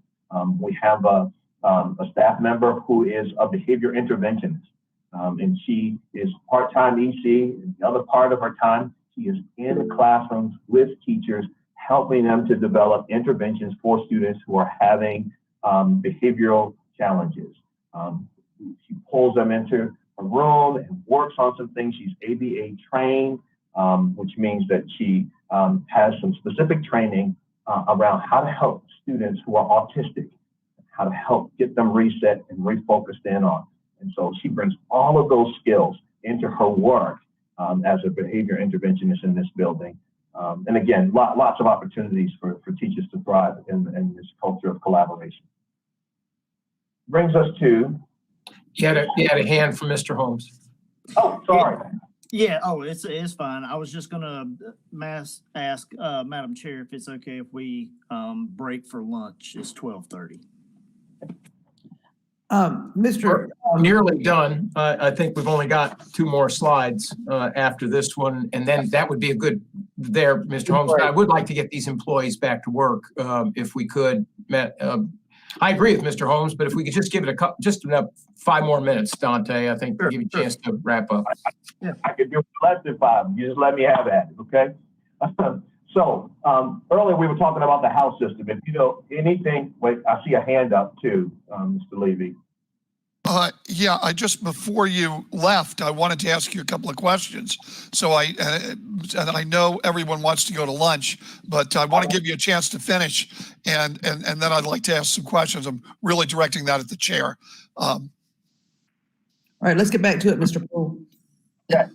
All right. So the house system is similar to what you know of if you've ever seen Harry Potter, where each of those kids in the movie belong to a house, and they work together with their house to really develop this common culture together. They're looking out for each other, so to speak. So we've developed a house system here at Aberdeen Elementary School. This is our PBIS. Ujasari is Swahili for resilience. Esperanza is Spanish for optimism. Mahalo is Hawaiian for acceptance. And then Amosis is Latin for being resolute. And if you notice in the chart there, we don't say kids, don't do this or walk on this side of the hallway or make sure you're doing this. No. We are developing character for them. And so you notice they talk about being able to do hard things, being someone others can count on, not accepting failure. All of those things are a part of the framework and the mindset that we're establishing in our building. It's so neat to see kids come in the building. Every kid and every staff member is a part of the house. I am a part of the house of Mahalo. And so kids see me and they give me the hand signal for Mahalo. Just this morning, a kid came in the building. He said, "Good morning, Mr. Poole." And he went like this to me. I said, hey, Mahalo. Yeah, and so kids are feeling a part of something that matters. They earn points for their house. The house earns rewards and celebrations. So, as a matter of fact, I was supposed to announce today which house is in the lead. I got to go look at the data because Mahalo has been in the house, has been in the lead, and I'm excited about that. And it's not because I'm on the team, even though everybody thinks it is. It's not my fault that my team is great. But that's a kind of a quick overview of the house system. And it is based on Ron Clark's academy down in Atlanta. And he has been very successful using this house system with kids, which is why we adopted it. Because it's like that's an effective model for helping kids. So we adopted it. Okay, next slide. The last lens is through the lens of community involvement. Again, a parent advisory committee. I talked about First Baptist and Boys and Girls Club, Food Corps. But we also have a strong partnership with Aberdeen Parks and Rec.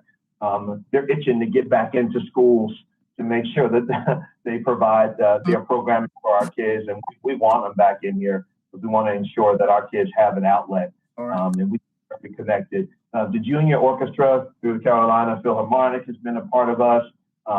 We do quarterly parent sessions. We've done Saturday schools leading up to the ELG where we invite parents in with their kid and we teach them how to de-stress, how to help their kid with test-taking strategies. We want to make sure they all feel successful. And I've already talked about the STEM and Fine Arts Nights.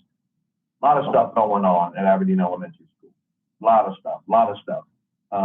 Next slide, please. All of that is done through the effectiveness monitoring system. It's the Plan, Do, Study, Act.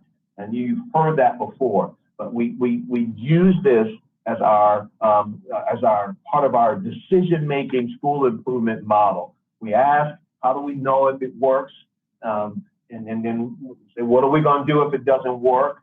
And what changes are we going to make? We make those changes, we come back and try again.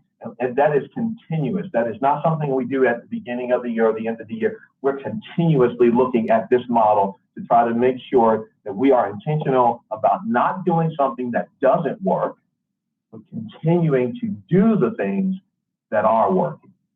And so this is the model that we use to help make those decisions. So I want to end my conversation before you go to lunch with this quote. It's from Dr. Martin Luther King Jr. And it says, "You don't have to see the whole staircase, just take the first step." And for us, we feel like the restart is us taking the first step. We've tried some things, we've had some success, we've had some failure. This is the step for us, we believe, that's going to help us. We don't always know what it is ahead, because, kids are kids and people are people. And if you've ever worked with people, you know that it's not always predictable. But there are some things that you can do that are predictable, that we know work, and it is through the science of turnaround schools and through our Plan, Do, Study, Act that we believe we're going to make a difference in this school. Thank you, Mr. Poole, Ms. Warner, Ms. Coe. Incredible presentation leading us up to seeing what an incredible school can do. Now, if we've got a few quick questions, let's keep them directly on the topic of Aberdeen Elementary. So that should be our focus right now. So, Mr. Levy, did you have questions specific to Aberdeen? Yes, I did. Mr. Poole, you're talking about PBIS, and my understanding of PBIS is that we teach character as a subject, and various forms of character as a subject. Is that what's being done? Yes, sir. Yes, sir. Every day there is at least a 15-minute social emotional learning lesson that our teachers are implementing. We are using both what we do through our house system, but we're also supporting that work through an organization called Harmony, and the district actually is sent out through our student support team out to all of our counselors, the Harmony curriculum that all of our schools are using to support the social and emotional learning of our students. And do we have any assessments as to whether the PBIS is working? We don't have that yet, but we will. Okay, because I'm interested in that, because there are two things that surprised me, and I said it a little earlier. First, I'd like to know what our average is, if somebody can answer that, or approximate average. I don't need to know exact. Of what our beginning teachers are in all of our schools. In other words, I'm told that 30% of the teachers are beginning. That's not specific to Aberdeen. Dr. Appenfeld can get that for you. If you're wanting to cross the system, how many beginning teachers? Actually, that's a preliminary question, because I want to know one of the problems, as I understand it, with lower performing schools is that we do not have our best teachers. And I'm not saying that our teachers, I don't want to be accused of saying our teachers are not good. Our teachers are not dedicated, okay? But a teacher who has 20 years of experience in a lower performing school, and it's tougher to get that kind of a teacher into a lower performing school, but there's an advantage to having that type of a teacher in a lower performing school. And what I'm trying to figure out is whether Aberdeen Elementary is worse off in terms of experienced teachers than our other schools. And that's what I'm trying to find out. Yeah, I've noted the question. Thank you, Mr. Levy. We'll follow up. Okay, and my next situation is, and this goes to I want to say that I'll probably get in touch with a lot of my conservative friends, but I am truly shocked with regard to how the faculty does not reflect the community, or at least come to reflect the community. Now, I don't believe in affirmative action because I believe that all people of all races and creeds can be as good and better than other people of all races and creeds. But it takes some recruitment. And if money is necessary, I want to know whether we need extra money. I want to know whether we need, as Mr. Hensley was talking about, if we need to give financial incentives to teachers to have a more diverse faculty, because in terms of discipline, I truly believe that our students need to see, because the way things are today, I'm not saying it's right or wrong, but the way things are today, our students need to see a diverse faculty in order to feel good in their own discipline? As I indicated earlier, I validate that that is a priority for us. In fact, Domain 2 of the strategic plan actually has been criticized by a couple of board members here have pointed out to us that Domain 2 is a little heavy on that, but that's a major emphasis. I noted that earlier when you brought it up, and I already have it on our list to look forward to going forward. That would be a report on the demographics of our entire teacher force with our efforts to improve upon that, and then also the distribution of beginning teachers across the schools. So noted. And let me ask also, Dr. Grimacy, can we require a teacher from one school to go to another school? In other words, a teacher who has chosen to, let's say, be at Pinehurst, to say, no, I'm sorry, you're going to have to go to Aberdeen Elementary because you're just that good. I do have the authority to do that. I also recognize that a teacher that does not want to be in a school is generally not somebody you want in a school. So I have the authority to do that, but I exercise that authority with discretion. No, I understand that, and it's sort of a darned if you do and darned if you don't. And I realize that that's very, very difficult on you.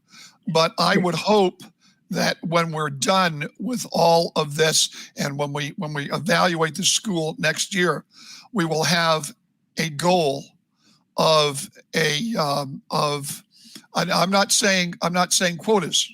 I'm talking about goals of a more diverse faculty and goals in our restart schools of much more experienced, of a greater percentage of more experienced teachers. That's Thank you. And like I said, you'll find in Domain 2 of the strategic plan that won't be a real change. It'll be there.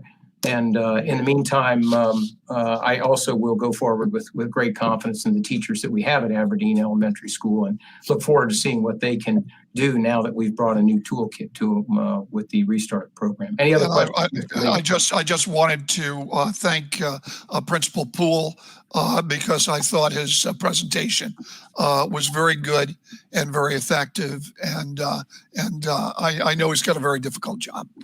Mr. Holmes. Nope, your hand's up there, Mr. Holmes, so we were just wondering. Anybody else? Thompson, do you have a question?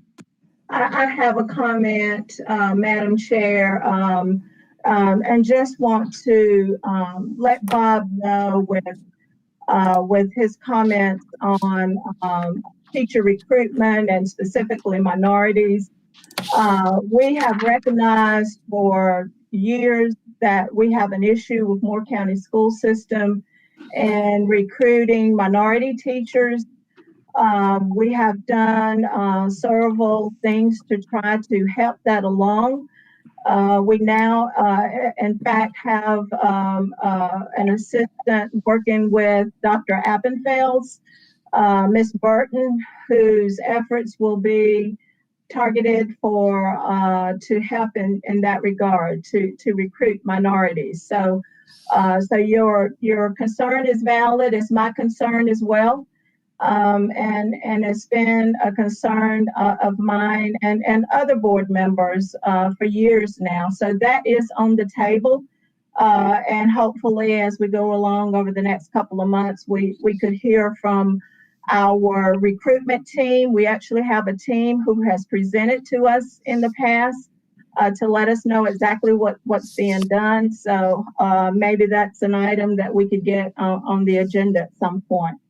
And then my question, Mr. Poole, Ms. Warner, Ms. Cole, thank you so much for your thorough and very effective presentation today.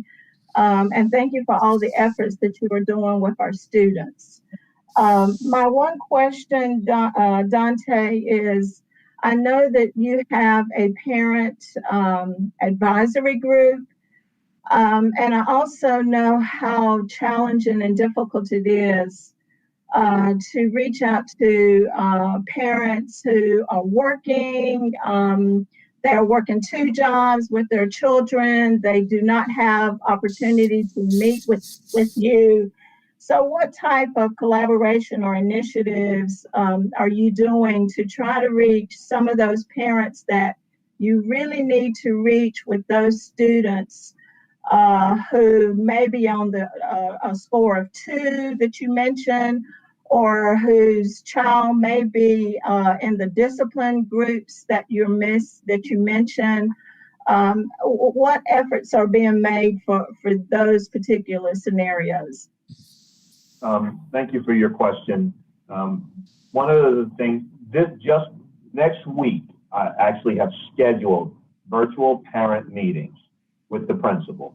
And so on Tuesday, a meeting with K1 parents, on Wednesday, 2, 3, and Thursday, 4 or 5 parents virtually. And it's in the evening, it's 6 to 7 p.m. Just to touch base with them. We use Class Dojo, and I have a lot of communication with parents through Dojo, addressing those very concerns, that they're working 2 and 3 jobs, and it's hard to get, in, but they can reach me during those times when they are not working. And we have dialogue and communication and correspondence about how to help their child. I've actually asked my team to make themselves available to parents on off hours so that those parents have an opportunity to connect with their child's teacher and get what they need from them. And when they can't do it, we ask another staff member to do it. Ms. Poe has done it, Ms. Andrus, and several of our social worker, our counselor. We find ways, to get kids and families what they need. We are dropping things off, and we're not the only school, but we're dropping ththings off on people's doorways, so that they can get what they need for their kid, and having correspondence that way. So we're doing all those things. My intent this week is to get some more feedback from parents as to what else I could do to make sure that we're shoring up that connection with them, so that they feel supported by their school. Thank you. Mr. Hensley. Mr. Poole, I am intrigued. If I could get one of your 60-second slots sometime in the next couple of weeks and swing by, maybe you can extend it a few minutes and I could learn more. And I got a couple of things to discuss with you about what you guys have going on. I'm okay with that. Mr. Poole, you'll be getting some communication, probably through Ms. Potter, as we attempt to arrange some visits for all board members to come through, especially now that we can finally see Aberdeen Elementary occupied, because many of us have been through it multiple times while it was empty. I have one quick question. I guess this is maybe more to Ms. Warner or possibly to Ms. Coe, but what do you see as the difference between first semester when you were having 2-day cohorts and now having the children back in the classroom 5 days a week? I can address that. Our cohorts that we're meeting first semester, I say we're probably more positive, I think, than many of us anticipated, because we were afraid, we're only going to get them 2 days.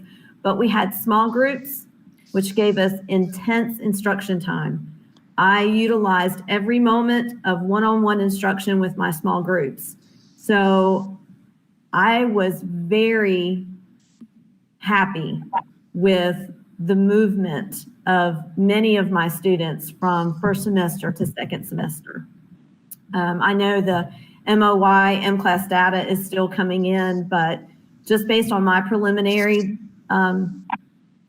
things that I can see, the one-on-one instruction was very important, and those small class sizes worked very well with our students. Having them all back together, I think they were a little nervous about coming back together. They were used to their small groups, but they have come back beautifully. They are working well together. They are moving. I am encouraged by what I'm seeing. That's very good to hear. I think Ms. Caldwell has a question. I was just going to ask you, Leah, have you seen less, as far as or even Dante, have you seen less behavioral aspects? Mm-hmm. Yeah. I have seen less. Yeah. They want to be here. I think they appreciate the fact that they were out for so long, and now that they can be back. Children love routine and they love structure. So I think it's been a positive thing for them to be back. That's good to hear as well. I would have looking at my discipline number and it's 25. I'm like doing the happy dance right now. That's good because there's only so many 60-second increments in the day. By my calculations, you allow 1 hour and 15 minutes a day to have lunch, recess, at specials, one-on-one time with students. It's not a lot of hours in the day there to make it all work. Well, I think we'll try and wrap this up now. A big thank you from all of our board for this presentation, especially knowing that somewhere down the hallway from all of you, there are children doing their best to have a productive school day. So we do appreciate it. And we will be in touch about arranging some walkthroughs and a chance to actually see what's going on in person. So thank you very much. Madam Chair. Yes, sir. May I make a motion for a lunch break, please? Yes, sir. Dr. Grimacy and I had talked earlier about a 45-minute lunch break. Does that sound appropriate for everyone? Yes. It's fine. Okay, so it is now basically 12:50. So we'll be back here at 1:35. Or we can say 1:30 and try and have it all underway. Why don't we say 1:30 and try and get us started back? Any problem with 1:30? Okay. All right, Mr. Eklund, will you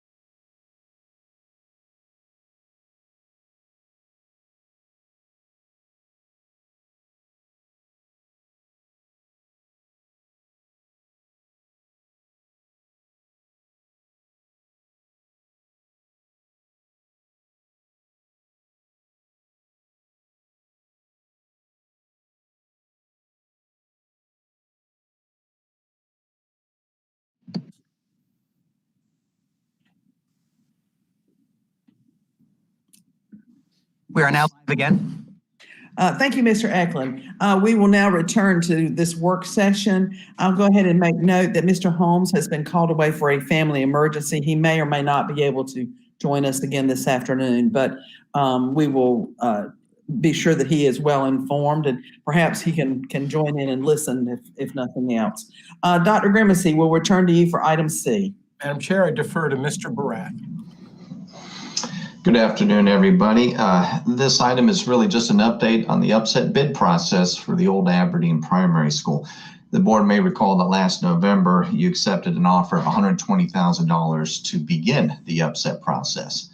Since then, there have been 4 upset offers made, total of 5 offers. The first one being the $120,000. During that upset period, we received an offer of $127,000. Upon a reposting of the new offer, we received yet another upset of $150,000. The next one, concluding that period, was $200,000, and most recently $211,000. That is the one that is currently out and publicized for upset offer. It concludes on the 3rd here, coming up quickly in 2 days. However, I've received indication that an upset offer has been submitted to the office. So it is my intention that this will be reposted with a new upset offer and to continue the process, at which point I will update the board in March as to how this is proceeding along. And again, just a reminder to everybody that the sale of property, based on whatever the conclusion the upset offers is not final until the board does have the opportunity to evaluate the outcome of the process and determine its own marketable value. With that, any questions? Thank you, Mr. Barath. Any questions? Otherwise, we'll all be waiting to hear what might happen next. Mr. Hensley? Oh, somebody's phone was up. Just one quick question. Just to be clear, Mr. Barath, you received an indication that there's an additional upset bid. Yes, I received intent from one of the bidders that they are submitting, and I believe it is in my office. I will hope to see that tomorrow and confirm. Okay. Awesome. It would be helpful if you would inform the board if you've received a valid upset bid. I will do that, sir. Okay, thank you. Oops. All right. Any other questions? Okay, we can move. David, your hand go up again. Okay, or back down. All right. All right, let's move on to item D, the budget update. Mr. Cox. Thank you, Dr. Grimacy. And Laura, I'm going to steal just to present a 1-slide presentation here, and then I'll turn it back over to you to control if that's okay with you.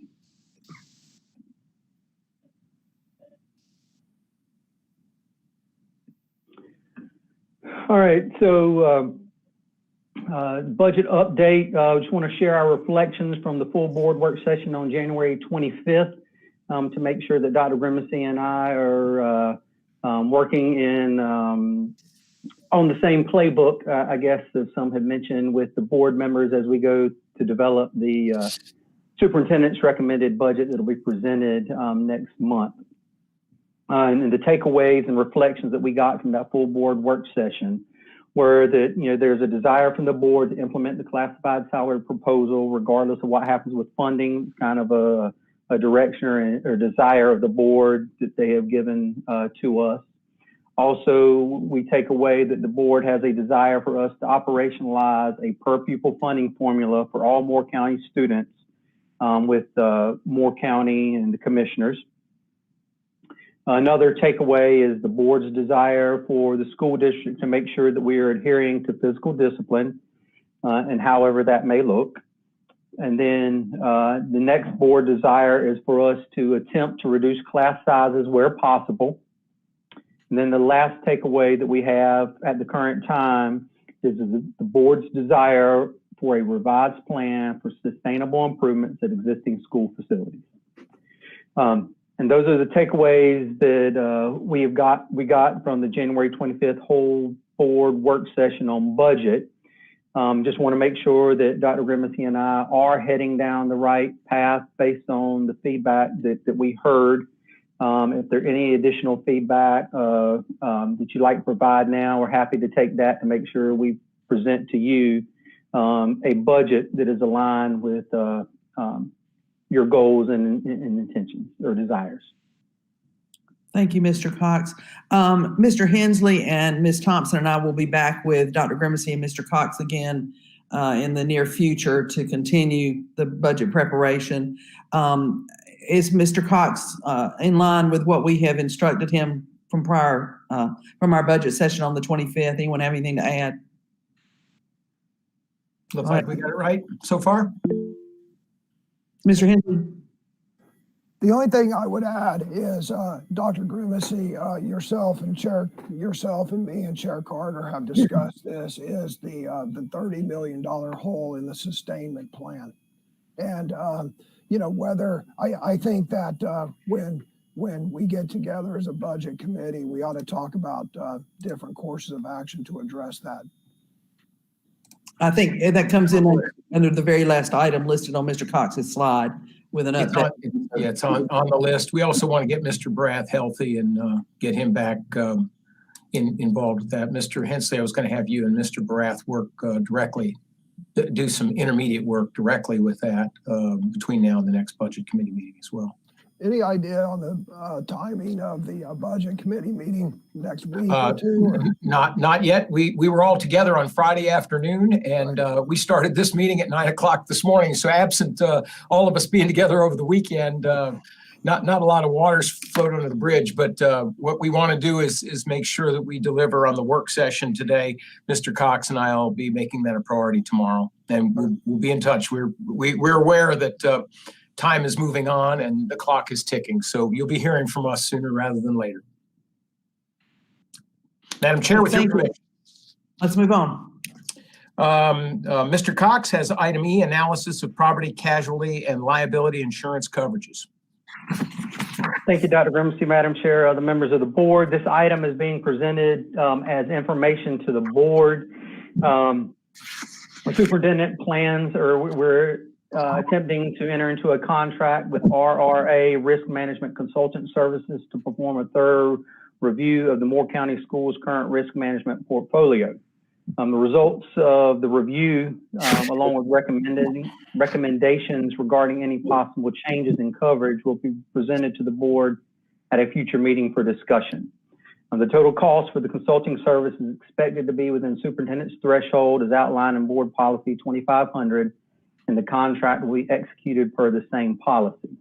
And listed in the executive summary here is a current listing of all the risk management portfolio that the district currently purchases, and happen to take any questions related to those if any board members have any at this time. And these will be presented typically in June for renewal for the following year, but based on review, the risk management consultant will bring additional information back to you before that time. So our goal today is not to provide a very detailed breakdown of each one of these, but rather to provide the information and to advise the board that it's our intention to work with the consultant and come back probably, if not early March, at your work session at the end of March, which is essentially the beginning of April. Mr. Dennis, I think your hand was up first. Yes, my question is simply, do we have coverage for the 4 schools we're closing up until the time that we actually sell them? Yes, sir. They are still on our property insurance. Once they are sold, we will then work with the Department of Insurance to remove them. Good enough. Thank you. Mr. Levy. Well, I heard Mr. Levy and then Mr. Caldwell, but I'll go since I'm talking. Okay. Just to ask a quick question, how much is this going to cost? And we've never done this before, right? We've never had this kind of insurance. No, all of these are currently all of these are policies that are in force right now. At Mr. Levy's request, we are doing a deeper dive than we normally do. I think that it's appropriate that we do so before we renew these policies this coming year. And so we are employing the consultant to analyze each of these policies, look at what our updated risk is, to what extent do these policies cover that risk, and if wherever possible, that we can expand our coverage for the best price to give us some recommendations to that effect. Mr. Cox, correct me if I am off base. No, that is correct. Yes, all these coverages are currently in place, and we're going to employ the consultant to tell us where there may be gaps, if there are any, in our current coverages. And if there are better options out there, it'll provide us better coverage for lesser price, or better coverage at a more expensive price if the board desires to go down that route.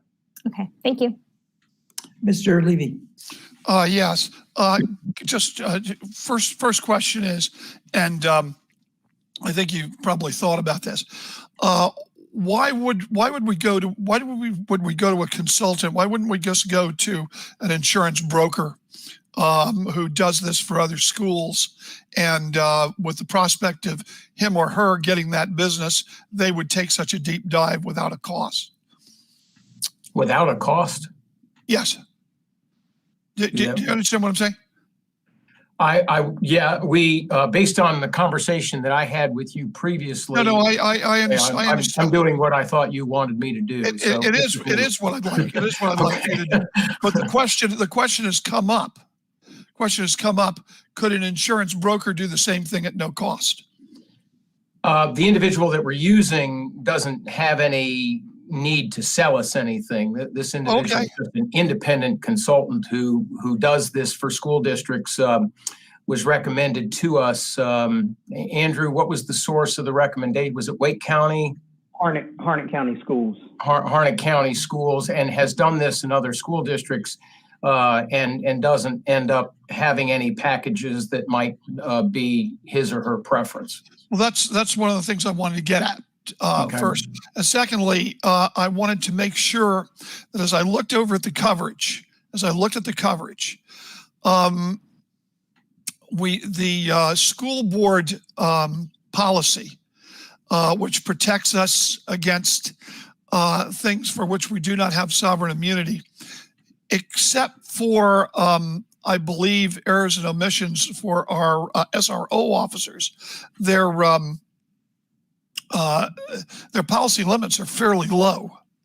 And that is one of the things that did concern me as I looked over the policies. And I also looked over the myriad of policies that we had. And I'm wondering whether the use of one or two insurance companies could get rid of the myriad of policies and maybe save some money. Those are just some questions that I would hope that you would ask him. Maybe you've already thought to ask them. Okay. You've noted them. Mr. Cox is taking notes, and we certainly will convey that to the consultant if we had not already planned to do that. Okay. Thank you. All right. Anybody else? Mr. Dennison? Okay. Mr. Dennison, do you have a question? No, he just no pulled question. Sorry. My hand's down now. Okay, and I believe Bob's hand is down now. Mr. Hensley, a question? Dr. Grimacy, this actually dovetails with what Mr. Levy said. My company spent an extraordinarily amount of insurance for each year for buildings, property, liability, workers' comp, very similar to what the school district does. I have found it, brokers provide a similar service to this consultant, and this is what Mr. Levy was getting at.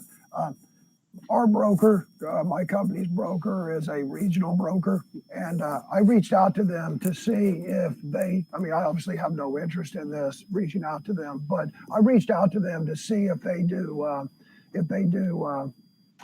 insurance portfolios for things like school districts, because they shop around, they find the best price, and they do the type of advising. So I would just say, give me a day, and then I may put you in touch with an insurance broker. We may get it for free.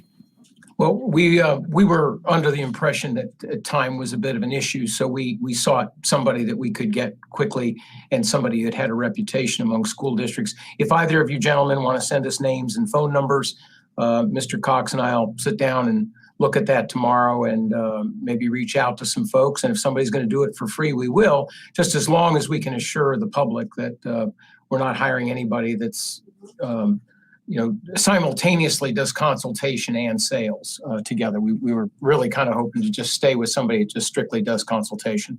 But give us the names and phone numbers, and we'll we'll look at that. But we would need them pretty quickly because I was under the impression from Mr. Levy that his interest was timely. And I just want to say, I don't have any names or anything like that. Okay. Just to let you know, Mr. Hensley might, but I don't. I would just simply add, I was very, very skeptical of insurance brokers, and having dealt with a couple, I walked away realizing that was the way to go. But I'll give you a name, and very good. Thank you, sir, and I'll share that with Mr. Cox. All right, are there further questions? All right, seeing none, we will move on. Thank you, Madam Chair. I will invite Mr. Brath back. Board members, forgive me. I usually try to keep our staff members' topics together, and this one got away from me. So, John, thanks for. You probably needed to catch your breath anyhow, so you're back on. Thank you. Let me share presentation here.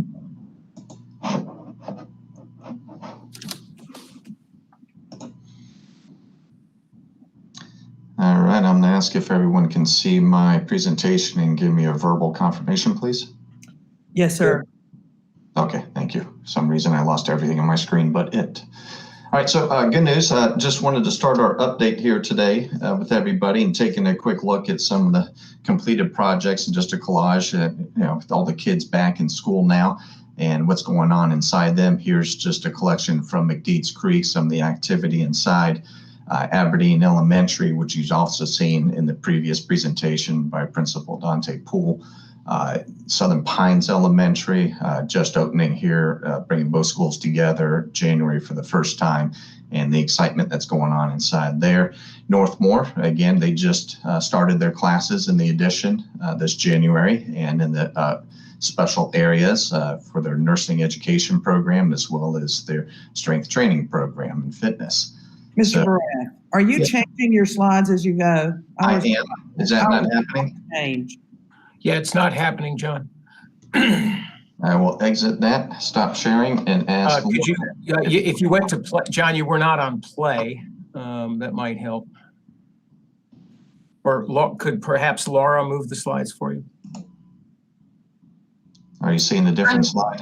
I'm happy to share over you, John, and yeah. Why don't we just prompt Laura when you want her to switch the slide? All right, I'll let you drive that one then. Apologize for the technical error on my side. Thank you both. I will rewind and restart very quickly. McDeeds Creek Elementary School, so pictures of having the kids in the school and the activities going on there within Aberdeen Elementary, as you saw a few glimpses from Principal Poole's presentation, and the learning and activities going there, as well as just the most recent Southern Pines, which just combined both schools this January for the first time. And then the next slide being Northmore, and again, occupying and having the classes in there for the first time this January as well. So the next slide begins our Pinehurst Elementary construction update. Next slide, please. So again, just a view of the exterior from the parent pickup drop-off loop. What you see on the left there is the steel framing for the parent drop-off and pickup canopy that will be along the lane there. Next slide. This is looking more towards the back from the staff parking lot, the cafeteria area, and you can see the enclosures for the dumpster and the storage building are going up to be completed. And you also see that from that view, a lot of the metal roofing is already installed in various areas. Inside, great progress is being made. They're already getting some of the cabinetry installed in the classrooms. The protective mat is down on the floor where they've already ground the terrazzo flooring that's been in place. And you can see they're already getting the first coats of the accent paint up in these rooms. And the lay-in ceiling grid is in place, ready for final inspection to install the panels. Next slide, please. Looking into, once you come into the main entry area, so again, you can see progress there with the terrazzo being down. Waiting for another grinding session to occur on that. It's a multi-step process, and some of the accent paint that's already been installed, their first coats. Next slide. Looking down the hallway on the first floor, again, starting to resemble a school and taking a little more of a finished shape to it. Next slide. And beginning up on the second floor, they're starting to get some of the finishes applied in those classrooms as well. Next slide. In the hallway up on the second floor, some of the last places for the terrazzo installation are being completed. Next slide. what I consider some of the most interesting spaces is where all the magic happens for mechanical electrical systems, and these are some of the large main air handling units that bring outside air into all our classrooms and spaces throughout the school as they're finishing up all their insulating and piping. And looking again down the first floor at some of the more finished hallway space. Next slide. The gymnasium has started its first application of paint in there, as you see on the roof deck underside. Next slide. And in the cafeteria kitchen area, where the stovetops and the steam cookers and everything is going to be installed under the hood assembly as that system is being installed as well.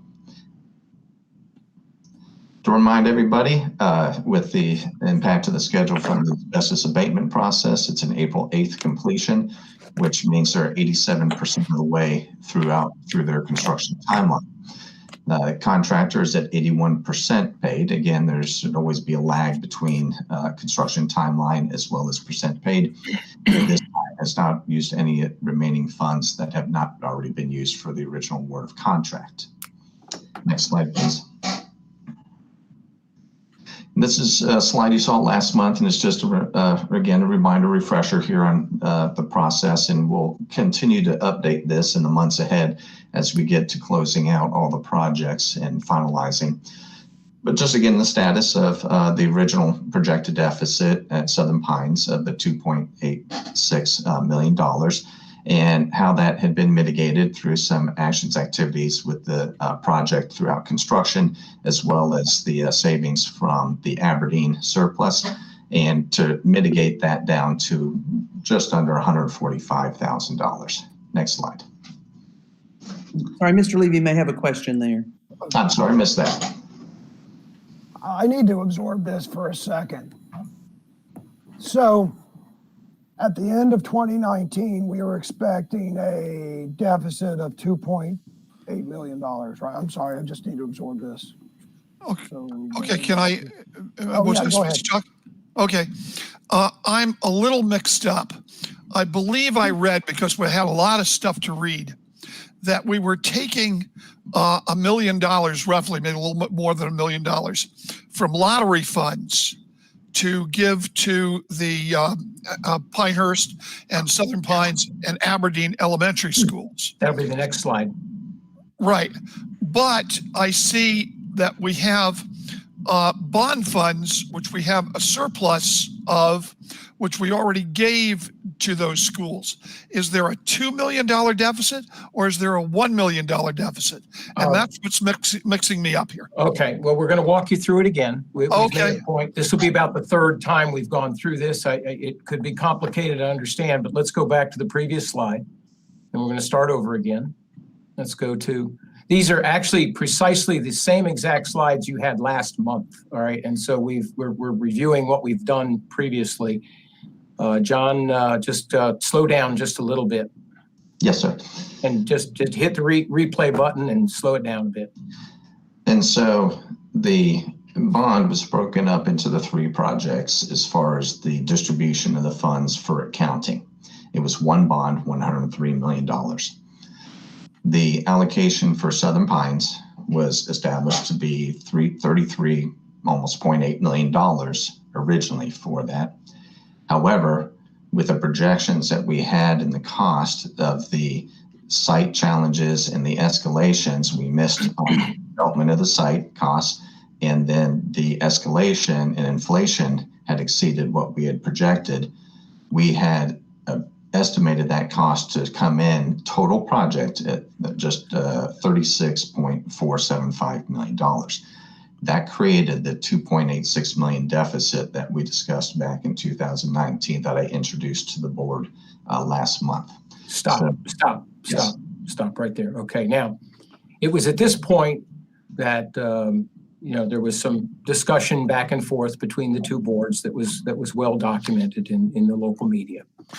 What we knew from this is that the outcome of that discussion was that we would have to somehow manage this potential deficit within our own budget. So it was at that point where a decision was made by the board that some amount of lottery and local capital funding would be held in abeyance in the event that this deficit actually occurred.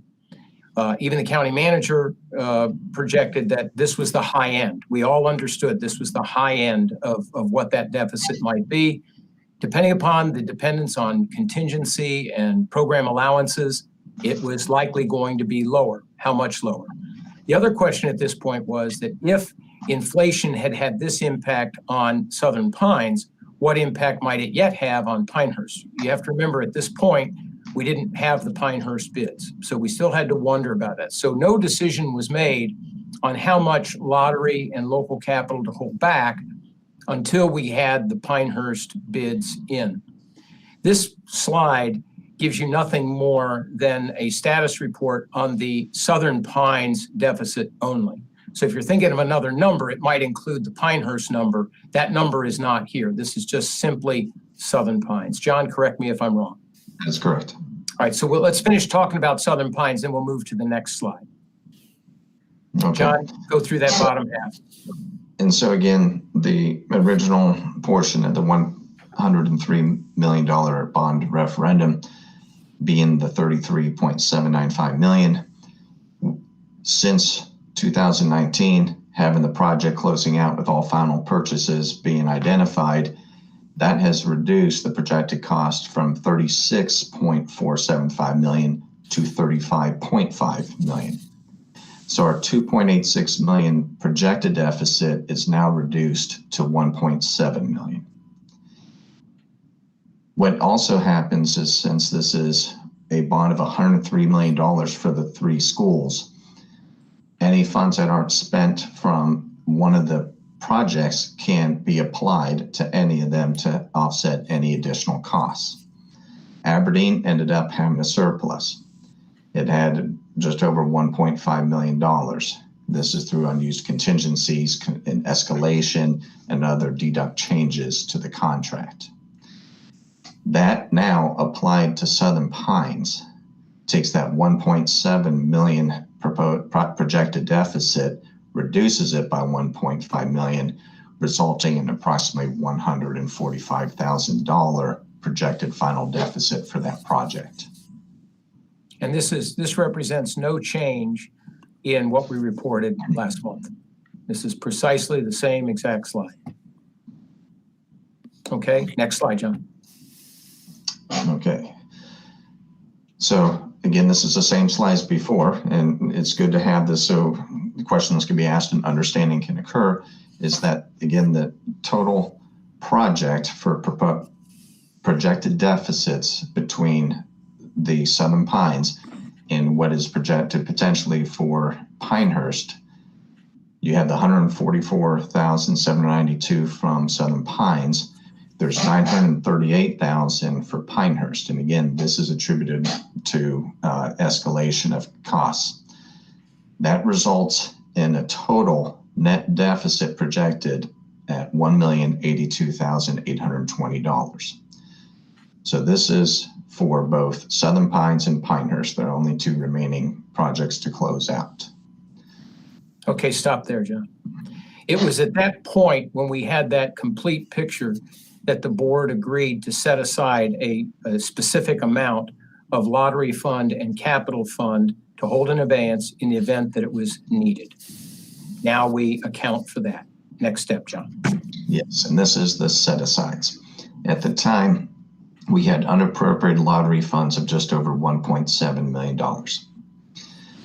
Using that was remaining, there were other allocations for work that was underway from the lottery allocation of funding. Adding our unappropriated portion of $400,000 of our capital fund provided us with just over $2.1 million as a set-aside for that very purpose of should the projects come in excess of the $103 million. So as we can see here, that projected total deficit on the $103 million has reduced to just over $1 million, just under $1.1 million. So that's the 1,082,820. And if you subtract that from 2,117,828, you get 1,035,008. Okay, so currently, we can cut if it all ends up at 1,082,820, which we currently project is the worst case scenario. Am I right, John? That's correct. Okay, then that means that we have $1,035,008 potentially that we could move to other projects. They serve other needs of the district. Okay, and so then what do you have next? And then Before you move is, on, I believe. I was going to say that is the last slide. The next slide is just questions. So Just we can leave this one up. All right, let's leave that one up. question. Leave that one up so the gentleman can see it. Yeah, one question. Does that exhaust our bond funds? That assumes that we have exhausted all of our $103 million bond fund, yes. Okay, so any further, and I hope it doesn't happen, and we don't expect it to happen, but any further deficits, we're kind of on our own. We have to find the money ourselves. Am I right? You are correct. Everything over. Okay. I want to make sure. Well, I want to go ahead and say the whole sentence, Mr. Levy, to make sure if any commissioners are listening, they hear me say it. Okay?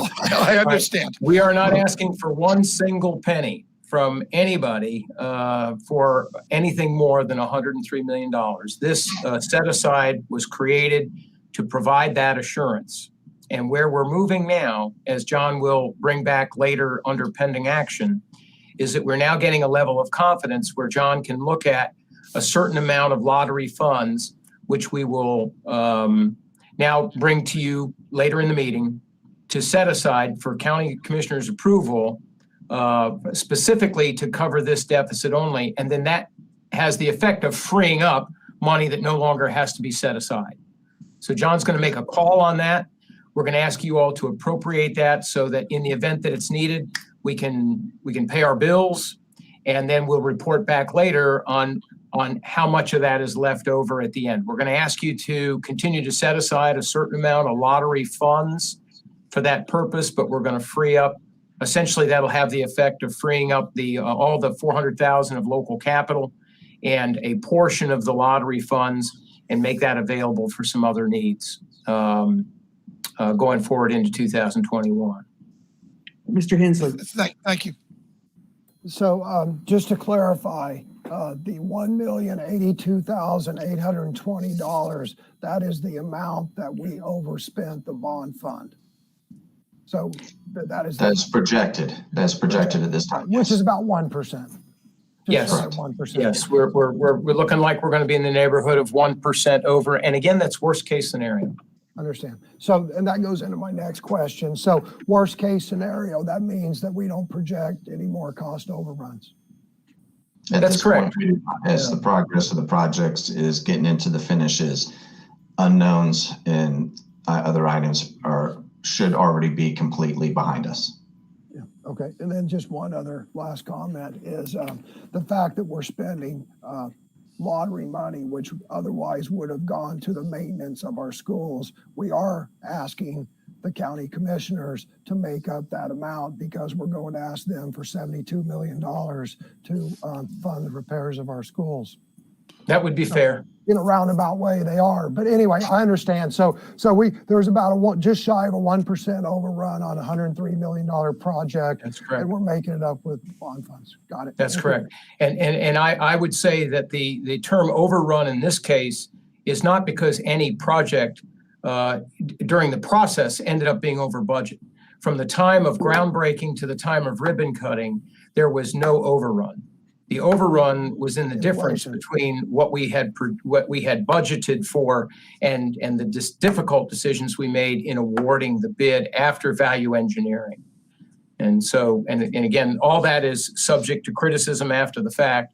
But as you guys know, there's been a history with each one, and so we can relitigate if we want. But what this is here is to show you the staff's management of the set-aside fund that the board set up after it made those decisions. John or Laura, if you could just scroll back up 1 or 2 slides very quickly. Another one right there. Stop. All right. A key word here, I'm going to put a little pressure on John, is that last line. Project has not used any contingency or inflation funds remaining from the award of this contract. So that is still available against, now scroll back 2 slides, Laura. That is still available to mitigate that $938,028. All right. So no pressure, John. We've got the 938 built in, but we still have a chance at addressing that. Go ahead, John. I put you on the spot. Now you can dig yourself in. And I just want to clarify something there. We did use a good portion of the contingency and the inflation funds for the award of the project. So that was back for Pinehurst Elementary School. We used a portion of contingency and a portion of the escalation inflation cost to award that one. So that took a good chunk of those out of play there, but we have not added any more since the original award of contract to their contract of work. Okay, now you've invited the board to ask you just how much that money is later on. We'll make that for another day because I know you're not prepared to do it. But the bottom line is your PowerPoint does tell the board that you've not used any contingency dollars. So we're going to let that stand. I think it does show, though, that the management of the budget from the point of award a bid to the ribbon cut to the conclusion of the payment of your bills, you have not had cost overruns. The overruns were in what we missed with the site development at Southern Pines and what we missed with inflation.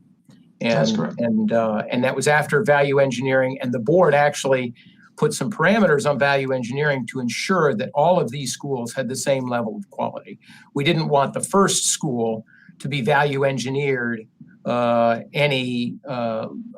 we didn't want the last school to be value engineered more than the first school. There was an intent of the board to maintain consistency and quality across all of them.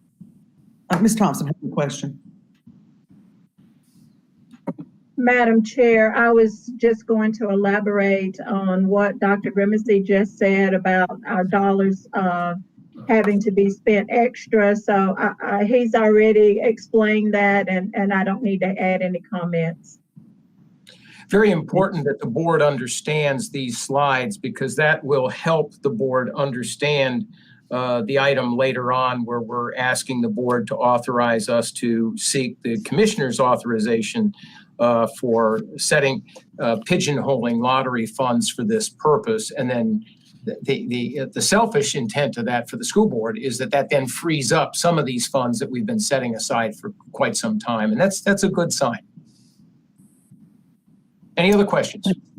We've seen this slide numerous times over the last year or so, so it does make sense. And obviously, it's item I under number 3 that we'll be coming back to as we discuss the same topic. All right, other questions? All right, then let us move on to. And Madam Chair, the next one is yours to invite your board member colleagues to have a conversation about the platform for forthcoming meetings. I'll defer to you. All right, well, as we all know, I made the decision in early January to move upcoming meetings to a virtual platform. Thus, this particular work session is in virtual platform. It seems to work very well because we do not have public comment periods during work sessions, but Mr. Hensley and I had talked, and Mr. Levy, I believe as well, about future meetings and what our direction might be as the spring progresses. I want to make note, the commissioners have now returned to virtual meetings as of this week. Also, just on a personal note, having just come off being in self-isolation because I had exposure to COVID and my time has now passed, I can say that I do not look for a future exposure, and I would hope that we really seriously evaluate what happens when we bring together our entire board and the majority of our senior staff and open a meeting to the public, because it could have very serious implications for a large number of people if we proceed that route. But I'm open to recommendations and consideration. So at this point, I see hands going up. I will go ahead and start calling on you such that we can have some discussion over what our future might be. Now, Dr. Grimacy has already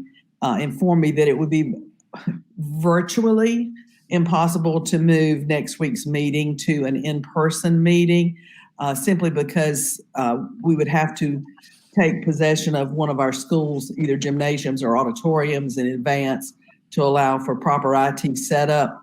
So I would ask your consideration over next Monday, since we have a very limited amount of time to make that change, and consider your discussions will actually be toward the March meetings as we move on. So Ms. Thompson, your hand I think went up first. Unmute though. Yeah. Madam Chair, I personally, I feel like that a virtual platform has been really doable. Of course, for me, having to try to work around work, which of course I try to do, and that's not a problem. I do whatever I need to. A lot of times virtual is more efficient for me. So I would say that either way, for me, I would be able to take care of. But virtual over the next month or so for me would be better. Thank you. Mr. Levy. Yeah, I have to strongly suggest in-person meetings. We have our elementary schools open. And by the way, I'd like to, at the end of the meeting, I know it's not on the agenda, but I hope Dr. Grimacy would give us a very, very, very short explanation as to why we had to close the, I believe it was McDeed's Creek for 2 weeks. And I was a little concerned because I got some heads up for the closing of Southern Pines Elementary. But the only thing I heard about McDeed's Creek was a public announcement, which was sent by our public information officer, our PIO. But that having been said, and we're trying to get all of our other schools open, and I think that we have to say to the public that if we want their children to attend schools on buses and without the kind of social distance that has been ongoing for a long time, that we have to be willing to do the same things. I do note that we mask. I do note that we stand many feet apart, and we're able to do that in these large auditoriums. I also note that members of the public get a chance to come to the auditoriums, and they're 6 feet apart. I just believe that that we have to show the leadership and have our meetings in person, because I believe that sends the proper signal to the public. I'd submit. Thank you. Mr. Dennison. Yes, I strongly feel that we should remain virtual. I don't think we're ready to go back yet. When we have the in-person meetings, the 6 foot doesn't hold, the mask doesn't hold. Plus, we have adults that the schools are a lot safer with the kids there without the adults there. And I think we're just asking for trouble to do it. And if we did make a decision to go in person, I would want to attend virtually. That's it. And by the way, I would say I would have no objection to that. All right, are there other questions or comments? Mr. Hensley. Yeah, I just have a couple comments. I fully support work sessions being virtual, but I request that business meetings be made in person for the following reasons. One is in-person meetings are much more effective than virtual meetings. You pick up on visual cues, you're doing votes, you can look, especially when you're doing motions, passing motions. It's really important to do that in person. Regardless of what we said last time when we discussed on this matter, I know several people who attempted to speak during our last public comment period, and for whatever reason, they weren't successful, and they're not technophobes. There was some discussion at the last time we discussed this about people not following mask rules. I mean, quite frankly, if people aren't following mask rules or any other rule of order, they should just be ejected from the meeting. So, we wouldn't cancel in-person meetings if somebody showed up with some, stinky food that would drive people out. We would just have them ejected or, some other offense. A couple other things, COVID increase seems to be tied to the traditional flu and cold season, which we're headed out of in the coming months. I can't explain why, but there seems to, it spiked just like a normal flu season. I did have down here before Mr. Dennison brought it up and Mr. Levy kind of seconded, I believe we should have a virtual option for Board of Education members who so desire. And then the last thing I would add is, last time we discussed this, Ms. Caldwell actually mentioned that maybe we take it month by month because, situation does change, such as if we come out of the flu season, if COVID goes down. So I would recommend that we certainly don't have to spend an hour rehashing this each meeting. But, if we can't do it this month, then I think we just take it month by month until we feel that we can, because, having in-person meetings does have intangibles that you cannot do virtually. And with that, I'm finished. Ms. Caldwell. Okay, there we go. I agree with what David was saying is, we should just take it month by month. Obviously, we won't be doing it next Monday. So maybe we need to think about, what March has to hold, which to me seems so far off, but really, it really isn't. And I have to agree with Ed as well. I think no one was doing the right thing when they were sitting in the audience, and it was a disruption because every few minutes, one of us was telling them to please put their masks on without calling them out. And they were still being disrespectful to that. I do think, yes, that next time they need to be removed, but then again, that's causing more drama inside the auditorium that we really don't need. If a virtual is going to be causing less drama, I'm all about it. So it does, I don't really have a preference, but I'm here to support if Ed needs to feel like he needs to be at home, and then I'm all about supporting that as well.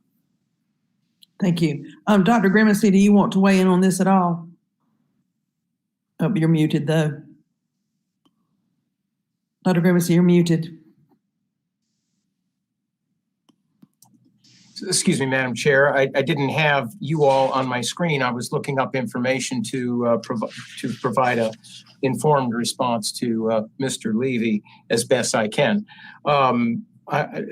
With respect to McDeeds Creek, what I was glancing back to see what Ms. Murphy provided to the board in advance of the notification to parents. It is somewhat generic. What I can report, and I thought it was reported through another means, was that we had spiked up to 11. By the time we opened school on Monday at McDeeds Creek, we would be down 11 teachers or staff members. Mr. Locklear might be able to correct me, or Dr. Powers. Our substitute pool at McDeeds Creek, very similar to Southern Pines, with 3 substitutes. And so remember, this isn't just about the disease. It's about managing, our capacity to keep school going.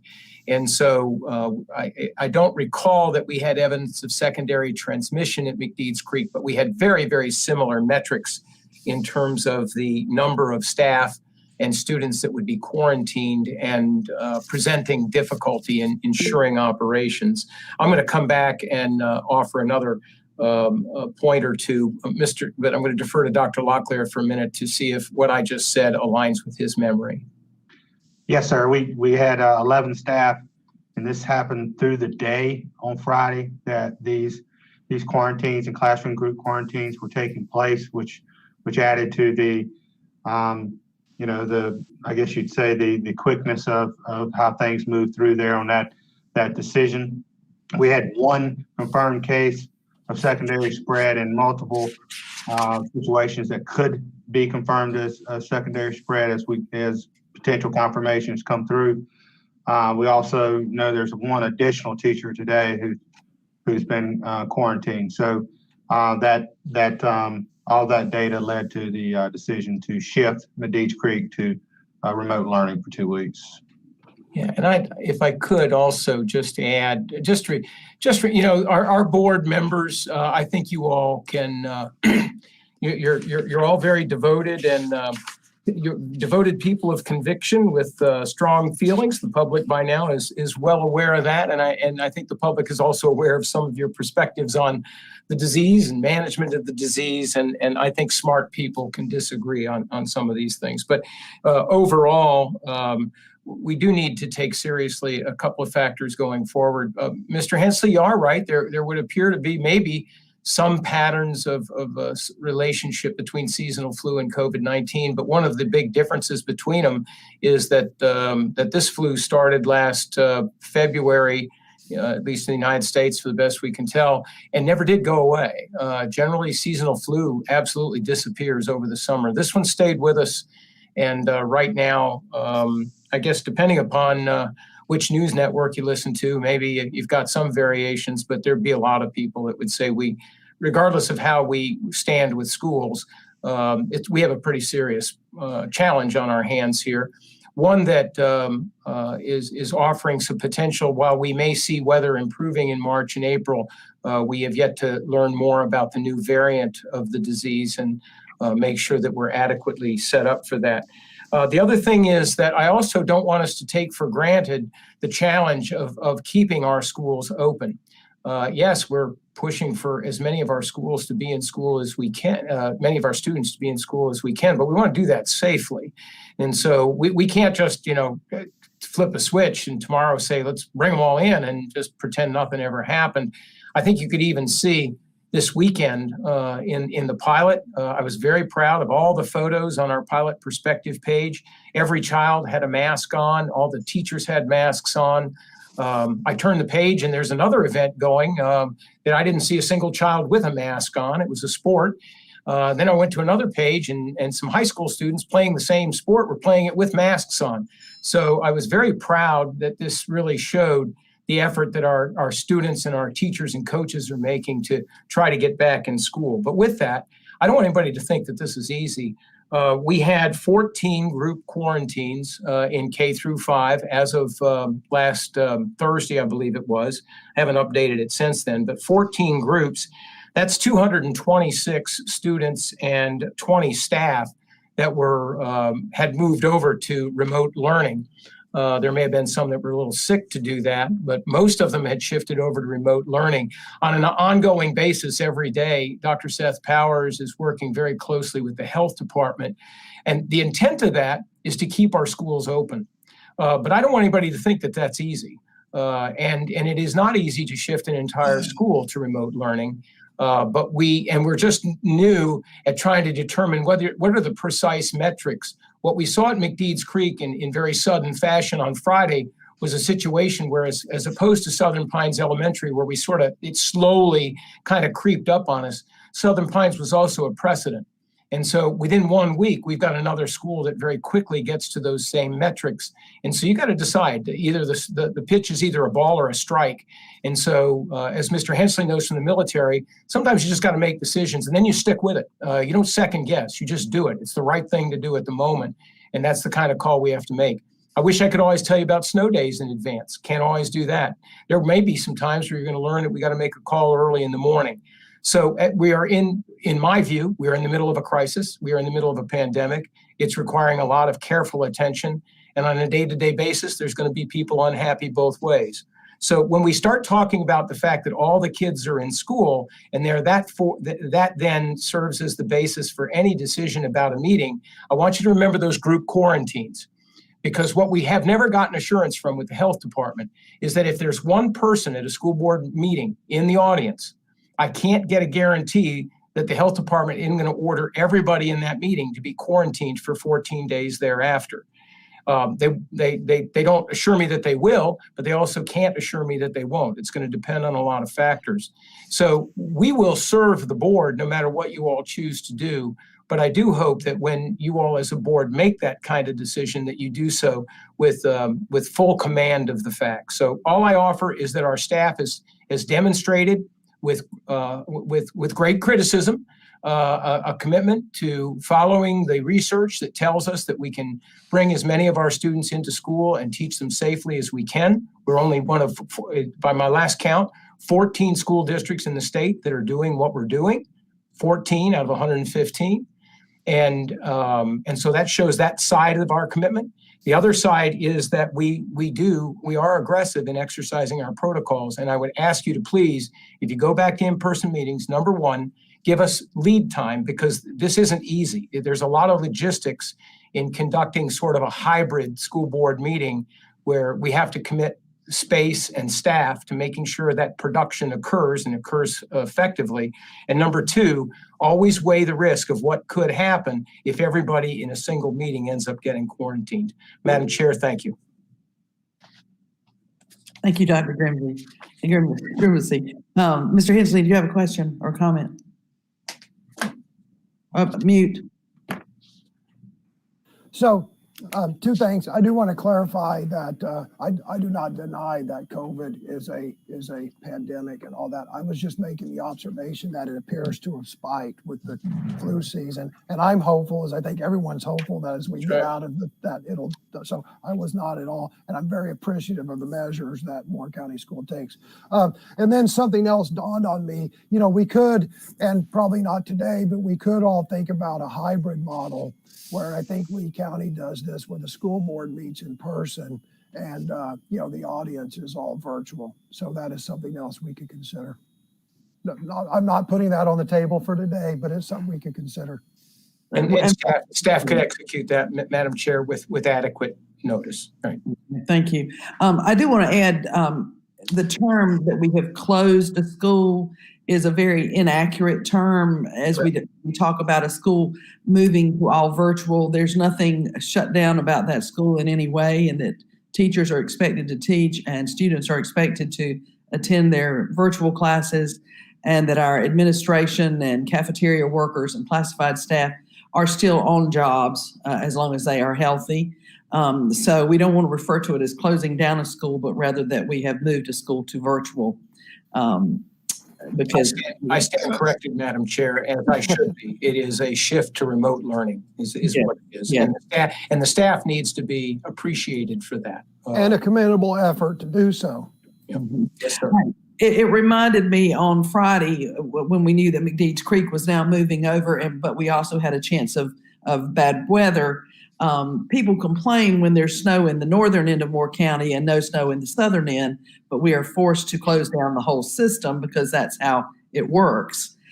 Aren't we fortunate that we are not forced to close down the whole system because there's been some spread at one school, but that we can handle this on a school by school basis and know that we can count on others to continue with their in-person learning and while the affected schools go to virtual classrooms. So it may be something in our future when it comes to snow days as well, that perhaps the northern end will get virtual days at home on a snow day where the southern end will be back in the classroom. It opens the door for many, many different considerations in the future. Don't talk like that, Libby. I want a snow day and go sledding. I don't want to have to work. Oh, yes. Good snow day. I appreciate the input. I'm not calling for any kind of decision today, and this would not be an action item. We will be virtual next Monday, simply for lack of the time to make that change to an in-person meeting. But I'll take full consideration of what you say, and we'll do some reevaluating as this month goes on. So thank you very much. Do we need or want to take a quick break before we move into the pending action items? Otherwise, we'll just keep going. I think some of these will go very quickly as well. Dr. Grimsey, the work session, and this may come back to me as well. I don't know. No, ma'am. Well, yes, it will, but you've asked me to do some some homework, and as you can see on the executive summary, I have done just that. I think it is would be a fine opportunity for this board. I think you're getting to the place now where you're ready to get together and talk about your procedures and your policies and procedures on how you do business.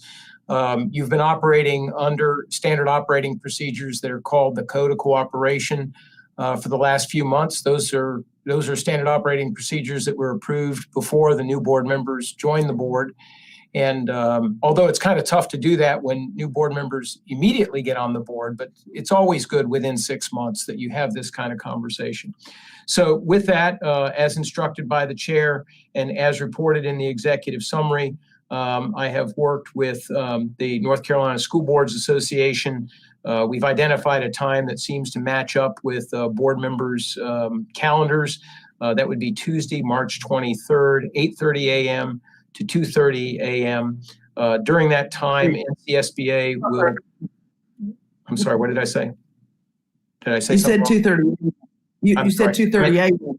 I It meant would be to 12:30 p.m. 8:30 a.m. 8:30 a.m. Excuse me, 8:30 a.m. to 12:30 p.m. Tuesday, March 23rd.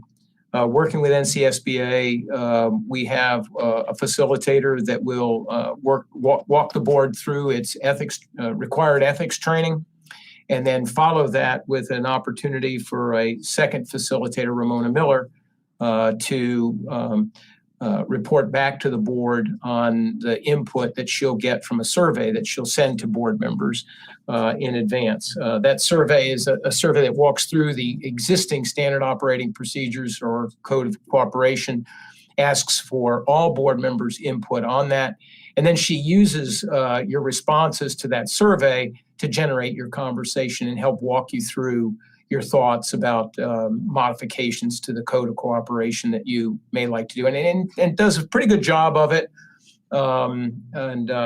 They don't do anything in person these days. They're doing everything virtually, and so the thought is that we would meet at. We've already secured the Senior Enrichment Center. All of you all would be at the Senior Center, and the NCSBA facilitators would plug into your meeting, tune into your meeting virtually. And that would be similar to a hybrid model that Mr. Hensley had mentioned, perhaps for your future, some of your future meetings or work sessions. Madam Chair, that's what I report to you. After that, it's up to you what you all want to do.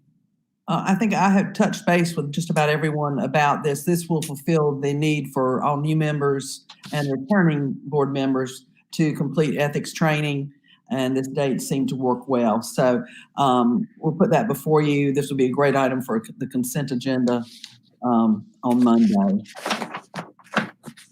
Any questions? All right, let us move on to the budget calendar. Mr. Cox. Thank you, Dr. Grimacy, Madam Chair, and other members of the board. I'm bringing to you an amended budget calendar for the budget process for the 21-22 budget development. These items are official meetings that are typically public noticed, whether it's a board meeting, a county commissioners meeting. I'll tell you the changes on here. Originally, the board approved the budget calendar in November. And the changes here are there was an anticipated January 4th budget work session, which we moved to January 25th that we had last week. Typically, the commissioners have a county work session on the county budget in January. That is being moved to February 24th that you see there. We are providing the board, we provided a board update on the budget development earlier today. And I will caveat that I believe that the county has not approved their budget calendar with these dates on there as of yet. But the information I got from the county was they anticipated approving that. I believe tomorrow they have a meeting on that. So the February 24th county work session on the county budget is a change from January. The March 1, March 8, March 29, and April 12th dates remain the same. No change there. The April 20th, where the board, Moore County Board of Education presents the budget to the county commissioners was a TBD. The county has confirmed that they would like for us to present on April 20th. The May 18th county manager's recommended budget presentation was also a to be determined, and the June 15th public hearing on the county's budget was a to be determined. They have not provided a date when the county will have a meeting to adopt their county budget. So those are changes I present to you for amended budget development calendar for the 21-22 budget development process. Happy to take any questions. Thank you, Mr. Cox. I'll add for Mr. Hensley and Ms. Thompson, this does not include meetings that we will be having with Dr. Grimacy in February or early March. Those are calendar. These are for public announcement. Correct. Yes, ma'am. Thank you, Ms. Carter. Are there questions for Mr. Cox? This is pretty standard operating procedure, just to update the dates. Ms. Thompson, do you have a question? I do, Madam Chair, for the presentation with the commissioners. Mr. Cox, is that a morning meeting or afternoon meeting, or do you know at this time? Right now, that is scheduled to be an evening meeting on April 20th. Okay, thank you. Mr. Hensley.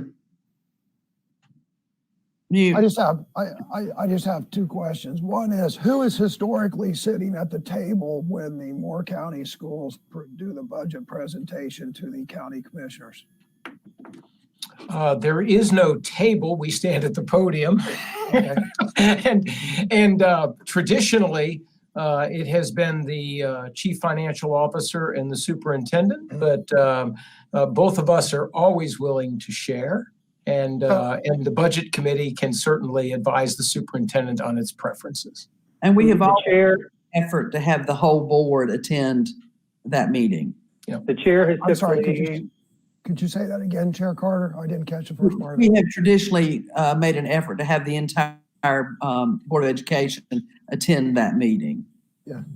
I would like to suggest, and we've got time to think about this and discuss it, but we're the elected officials, we're the people that ultimately the voters hold accountable. So whether it is, my suggestion is that the budget committee presents the budget to the county commissioners, answers their questions, and the superintendent and Mr. Cox are there to answer technical questions. But again, we're the elected officials, the buck stops here.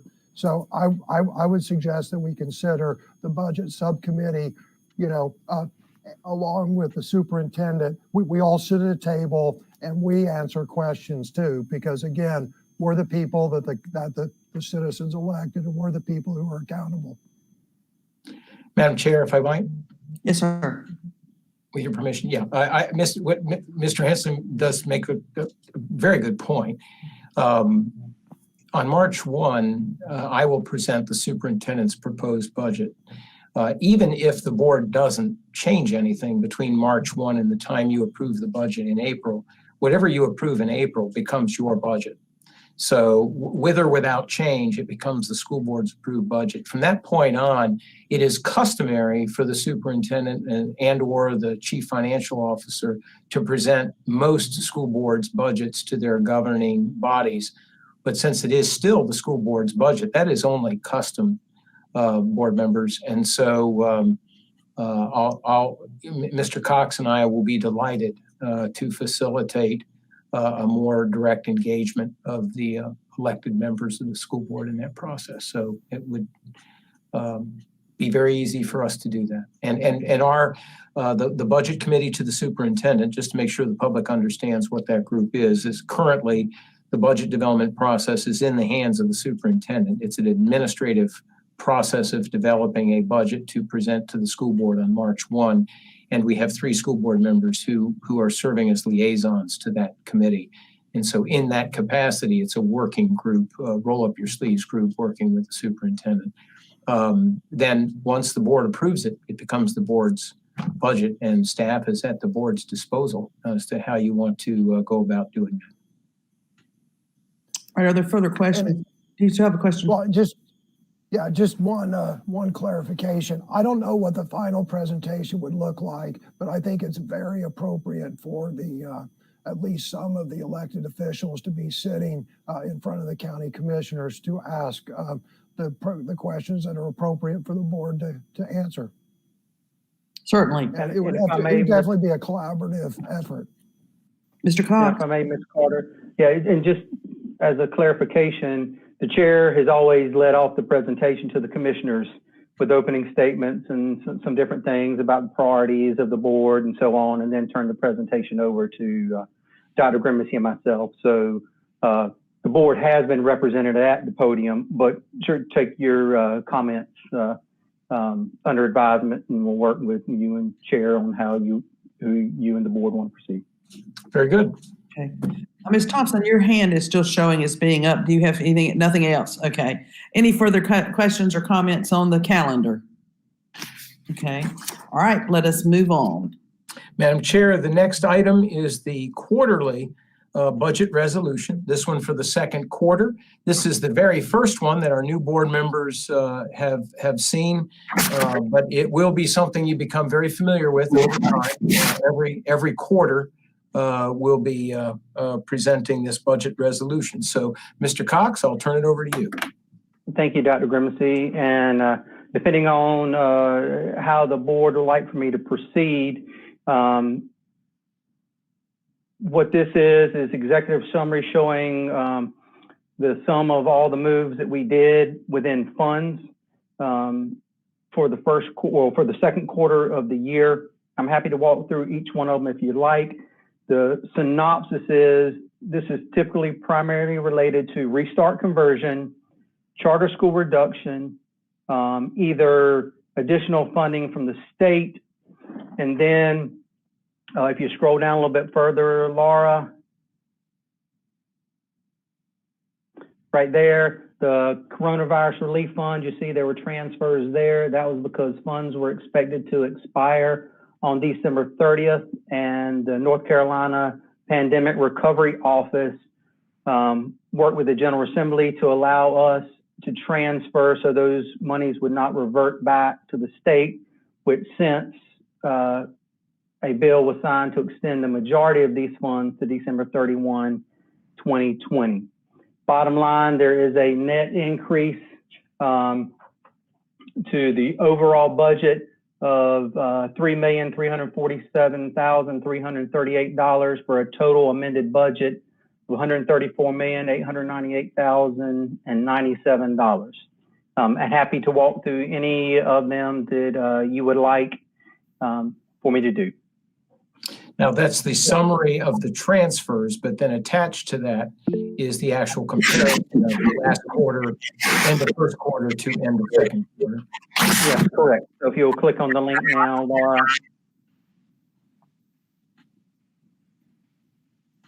I'm sure there will be quite a few questions. Yeah, so this is showing the breakdown of state revenues, where the expenditures occur by fund. For your state there, 85 million from the state, 31,005,000 local, 9,282,000 there from federal, which 2 million of that is COVID monies, 750,000 in capital, and Fund 4, if you scroll down.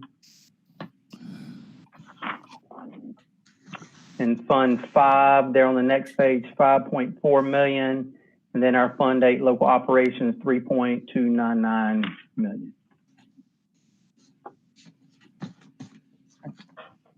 So, Mr. Dennison, you have a hand up. Yes, ma'am. Just some considerations in thinking about the per pupil spending from additions from the state. It's going to be complicated. Last year, our budget increased over $7 million from the first report to the second report.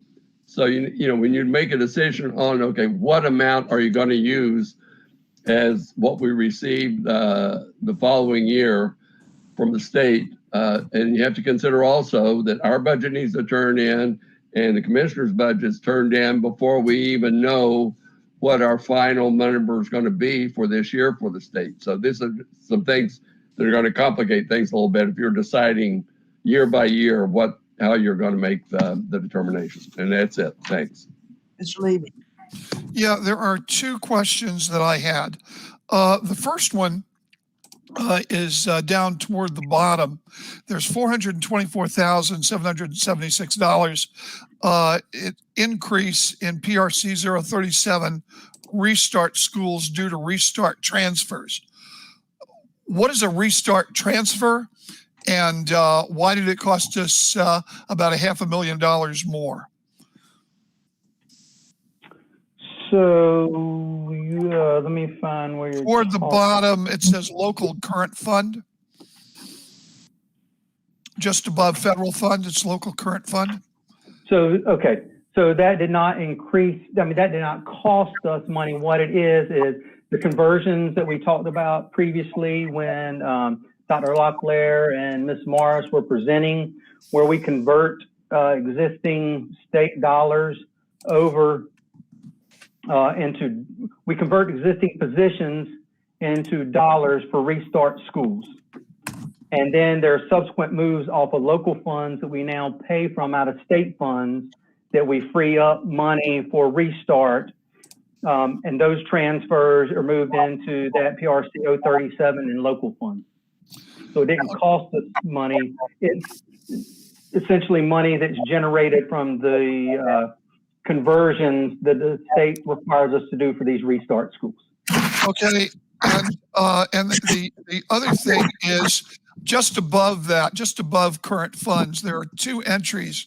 One is $942,000 and some odd dollars. One is $389,000 some odd dollars. Those are for textbooks and digital resources. Those are increases. Yeah. Sorry. Go ahead.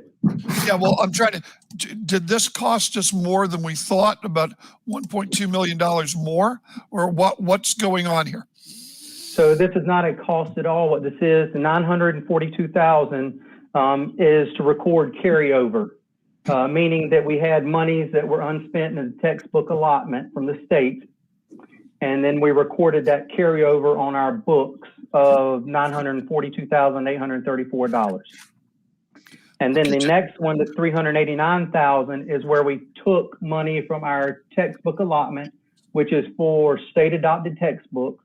We moved it to this PRC 131 textbooks and digital resources to purchase digital content that is not a state adopted textbook, but it's a textbook or digital content for curriculum purposes that we're able to use that textbook money for.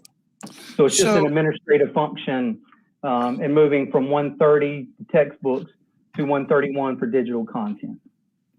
Okay, so am I wrong in figuring that we spent about $1.2 million in digital licenses, or how much did we spend in digital licenses? This is not how much we spent. This is the money that is available in the budget. We did spend $389,000 in digital content, because you don't make a move out of textbooks until you actually spend that money on the digital resources. So we have spent $389,799 on digital resources. The textbook money is, like I said, it's the carryover that is available for either textbooks for state adopted textbooks or digital content that can be purchased in future years. And I say future years because Dr. Metcalf and his team have previously presented I can't think of what it's called, a plan for how to spend the textbook monies to the board. So is there this certain amount of money that we have that's unspent in textbooks for digital licensing funds? So there is a amount in the textbook fund. There is, like I said, the $389,799 is how much has been spent so far on textbooks and digital resources. Right. If curriculum chooses to purchase any other digital content using textbook funds, we would do a transfer at that time to cover that cost. Excuse me, Mr. Levy. Mr. Yes, Cox, sir. Yes, sir. I think I can help you, Mr. Levy. Mr. Cox, okay, thank you. Is the textbook fund an accrual fund? Yeah, it builds up. Yes, sir. Yes, okay. So there is a textbook fund. There are major purchases that occur over we actually, Mr. Levy, we project out over 10 years of textbook expenses. And so if there is, for example, 6 or 7 years out, a major replacement of textbooks in a given year or a major uptick, you have to make sure that you're accruing state textbook dollars. And we are allowed to do that, right, Mr. Cox? Yes, sir. And that's what's reflective of the money as a carryover. Yes, That's correct. And so that's why when he refers to the textbook fund, that's how that money gets there. And that's the reason why it's not all spent every year. I just want to make sure that's clear. And we can use that for either textbooks or digital licenses. Am I correct? I believe that's pretty restricted, but yeah, Mr. Metcalf is nodding his head yes. Dr. Metcalf's nodding his head yes. That is correct. Yes. And that's one of the reasons why I just wanted to say, I hope we'll do a deep dive, not now, there's not enough time, and I understand that, into textbooks versus digital licensing and how much we're spending or how much we should spend. That's something for the 21-22 school year, but I just want to keep that on people's minds. You actually will have staff prepared to do that, Mr. Levy. That won't be a big, heavy lift. When the time comes, you'll find that we are doing that on an ongoing basis. So okay, I appreciate it. Stay tuned on that one. Okay, thank you, sir. And I'm done. Are there additional questions? All right, seeing none. Thank you very much, Mr. Cox. We can move on to the Moore County School calendar, and then following that one, we'll take a quick break. And that is Dr. Metcalf. Thank you, Dr. Grimacy. Good afternoon, Madam Chair, members of the board. With the board's permission, I'd like to provide some background on the development of the school calendar and then share the calendar committee's recommendation for the 21-22 school year calendar. As you know, each year we set up a committee to develop a proposed calendar. This committee is composed of parents and teachers and support staff, district level staff, and we have met multiple times and fully reviewed the state and district policies. Unfortunately, we do not have a lot of flexibility. General Statute 115C 84.2, the calendar law, just does not provide us a lot of flexibility. Laura, if you can pull that up, please. I just wanted to show that the calendar requirements there and the restrictions that we have. For example, the start date cannot be any earlier than the Monday closest to August 26th. The end date no later than Friday closest to June 11th. A lot of folks ask, can you get a waiver for that? Well, you can't get a waiver. We don't qualify for any waivers for exemptions to opening or closing dates.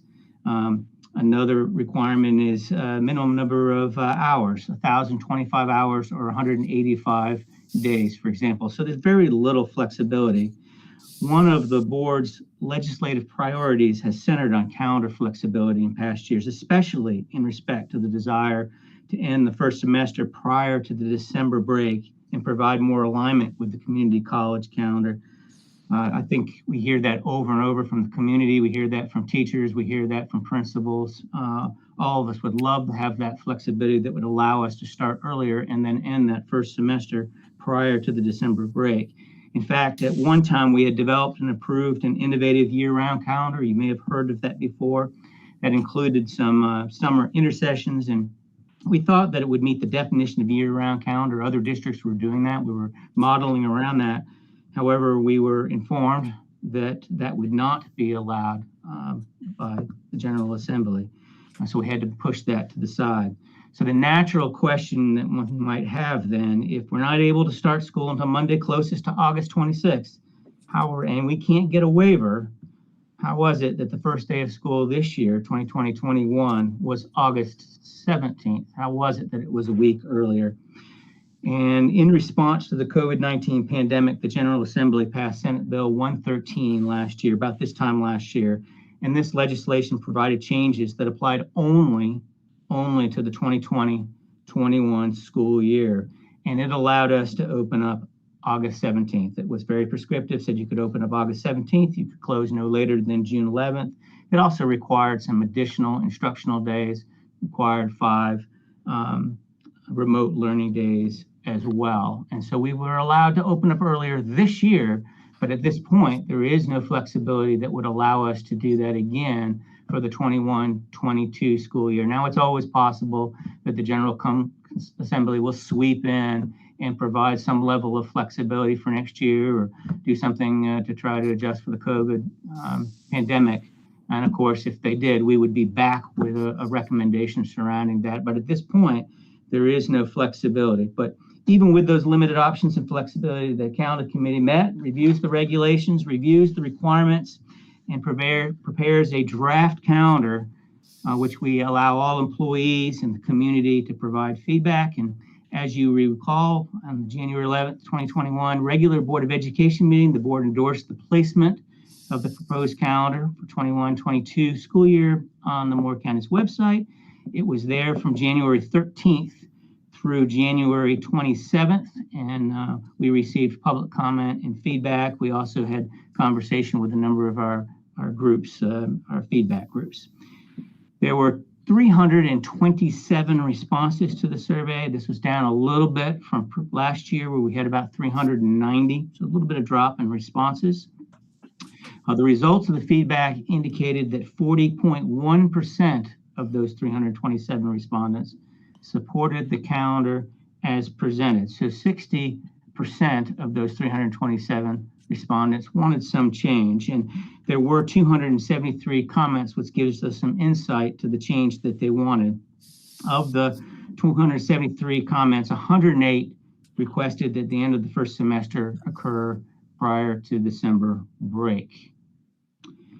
48 comments centered on the dates of spring break, with 38 comments requesting that we move that to connect with Good Friday, Easter, Passover, that period of time, that weekend.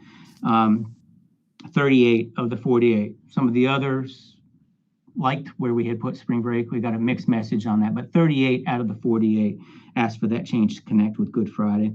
And 42 requested that January 3rd be an optional work day. That's the day that we would be coming back from the December break after the first of the year, and asked for a break there.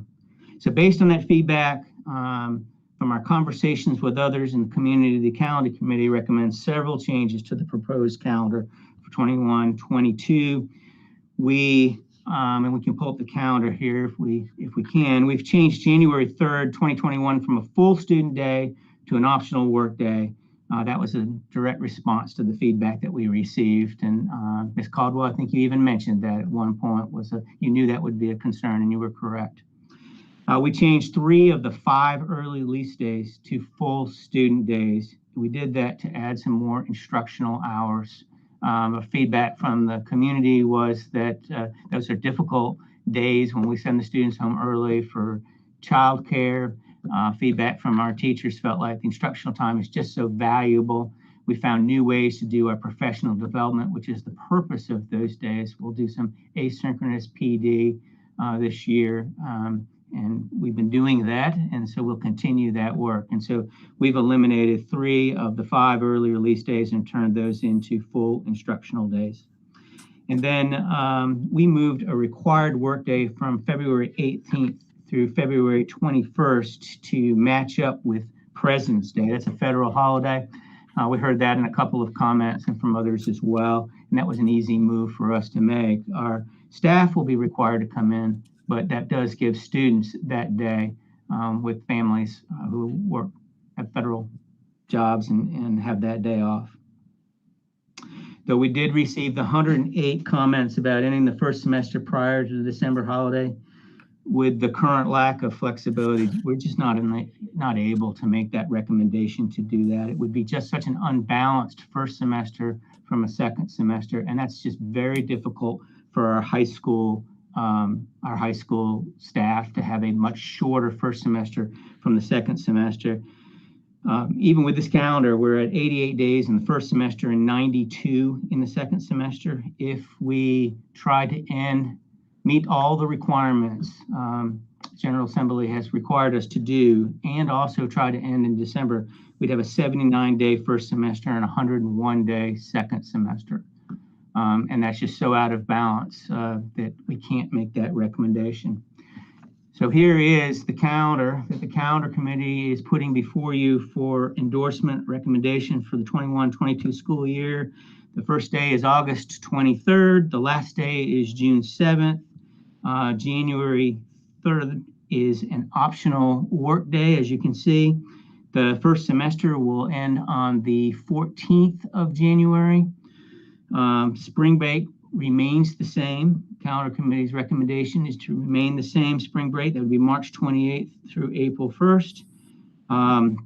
We're required to have 1,025 instructional hours. This calendar gives us 1,074 instructional hours. So that banks us about 49 hours or a little over 8 days if we had weather, but more than that, it provides more time for our teachers to be able to provide instruction.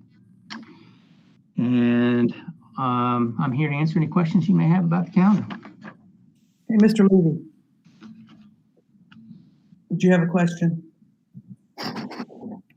Mr. Levy, unmute. Mr. Levy. Yes, let me just ask one question, and that is, if we put the last day of school as something like December 23rd or even December 24th, how would, because December 25th is a Saturday, how would that balance or unbalance the, and maybe that's too radical, but how would that balance or unbalance the first and second semester? December 23rd and December 24th are holidays, so we would not be able to make those student days. So, okay, all right. The last day you'd be able to do that would be the 22nd. So you'd add 3 days. You would still be severely out of balance. Okay, thank you. Along with that, though, what did you say if you pulled exams before Christmas, that threw you to 72 days before Christmas and 101 afterwards? If you pulled them forward, you'd have 71 and 101 to get us to the 81 to 180 days that we have in there. That's correct. As opposed to currently had in this calendar, it's 88 and 92. Yes, that's correct. Let me pull up my sheet here. That much difference to just pull forward. You're pulling 9 days, and so you're taking 9 days from the first semester and you're adding 9 days to the second semester, which is why it impacts that. It impacts us tremendously in number of hours. Really about hours of instruction. You know, an unbalanced calendar would be at almost 603 hours in the second semester and 471 as we figured it out in the first. Just looking at, I know from a high school teacher perspective, I would much prefer to have those exams before Christmas as well. And knowing that September and October look like very long months on this calendar. September and October look like they always are. What we have removed from there are the early release days. And frankly, what I heard from the teachers on the calendar committee, and we're very heavy with teachers, elementary, middle, and high school, is that they wanted that instructional time in the afternoon. The teachers did, and they felt like the lack of routine on those are more disruptive than having a full day and having that instructional time. So they requested the removal of them. Admittedly, when you do it on a Friday afternoon, it is very disruptive because you have students who choose to take the whole day and families that take the whole day. Ms. Caldwell, do you have a comment? Yes, I think David was first, though. David, if you want to go. Go ahead. I'll wait. Okay, mine's just real quick. I just was looking at October 31st, and then they have a day of school, and then they're off a day. Is that because of voting? What's November 2nd? You mean November 2nd? Yeah, what's November 2nd? November 2nd. Yeah, that's election day. And so we have traditionally stayed away from election day.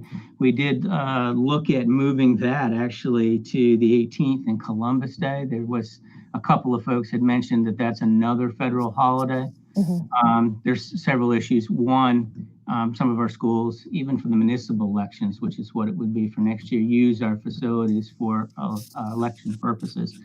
The other is that we also use that day for parent conferences. And so we move it too far. We move past where that would be convenient in terms of for parent conferences. So there was a lot of discussion around that day, and that's always been the case with it being on a Tuesday. Well, I know on Halloween, as a teacher, I used to dread November 1st because the kids were so crazy from the night before. So that's why I asked about that. My guess is that most municipalities will conduct Halloween on Saturday night, the 30th. Yeah, that's most likely. Mr. Hensley. So I have never gone to a school in my life, elementary, high school, college, where the fall semester did not end before the Christmas break. So you would get your fall semester done, you'd take your final exams, you'd set your pencil down or crayon, depending on, well, I was a Marine, so in college I would set my crayon down or eat it. See, I knew Stacy would get that. But my point, and then, then you would actually get a break over Christmas where you could drop your pack and not have to worry about it. This appears to be a North Carolina thing. And I know it's set by the general legislature, but does the general legislature give any idea why they force us to carry? Why does the school year start so late? Any idea? DARE County, and also its friends in the western part of the state. It's all about tourism.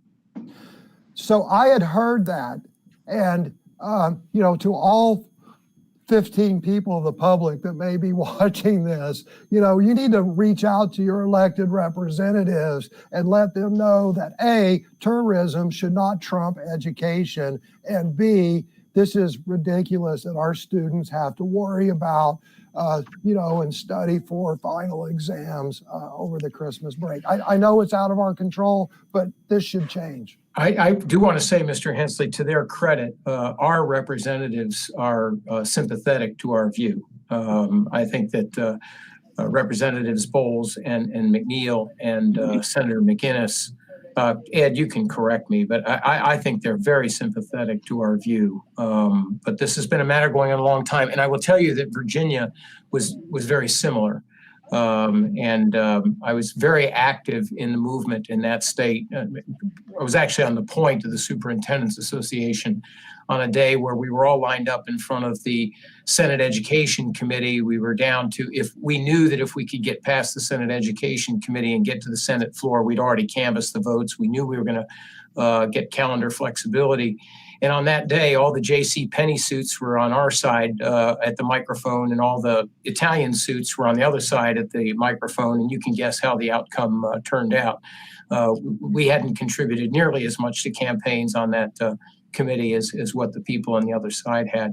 It really does come down to a perception of what's in the best economic interest of the state. I don't think anybody in Raleigh is making an argument that it's in the best interest of education. Mr. Levy. Yes, just one more. I'm going to try to take one more stab.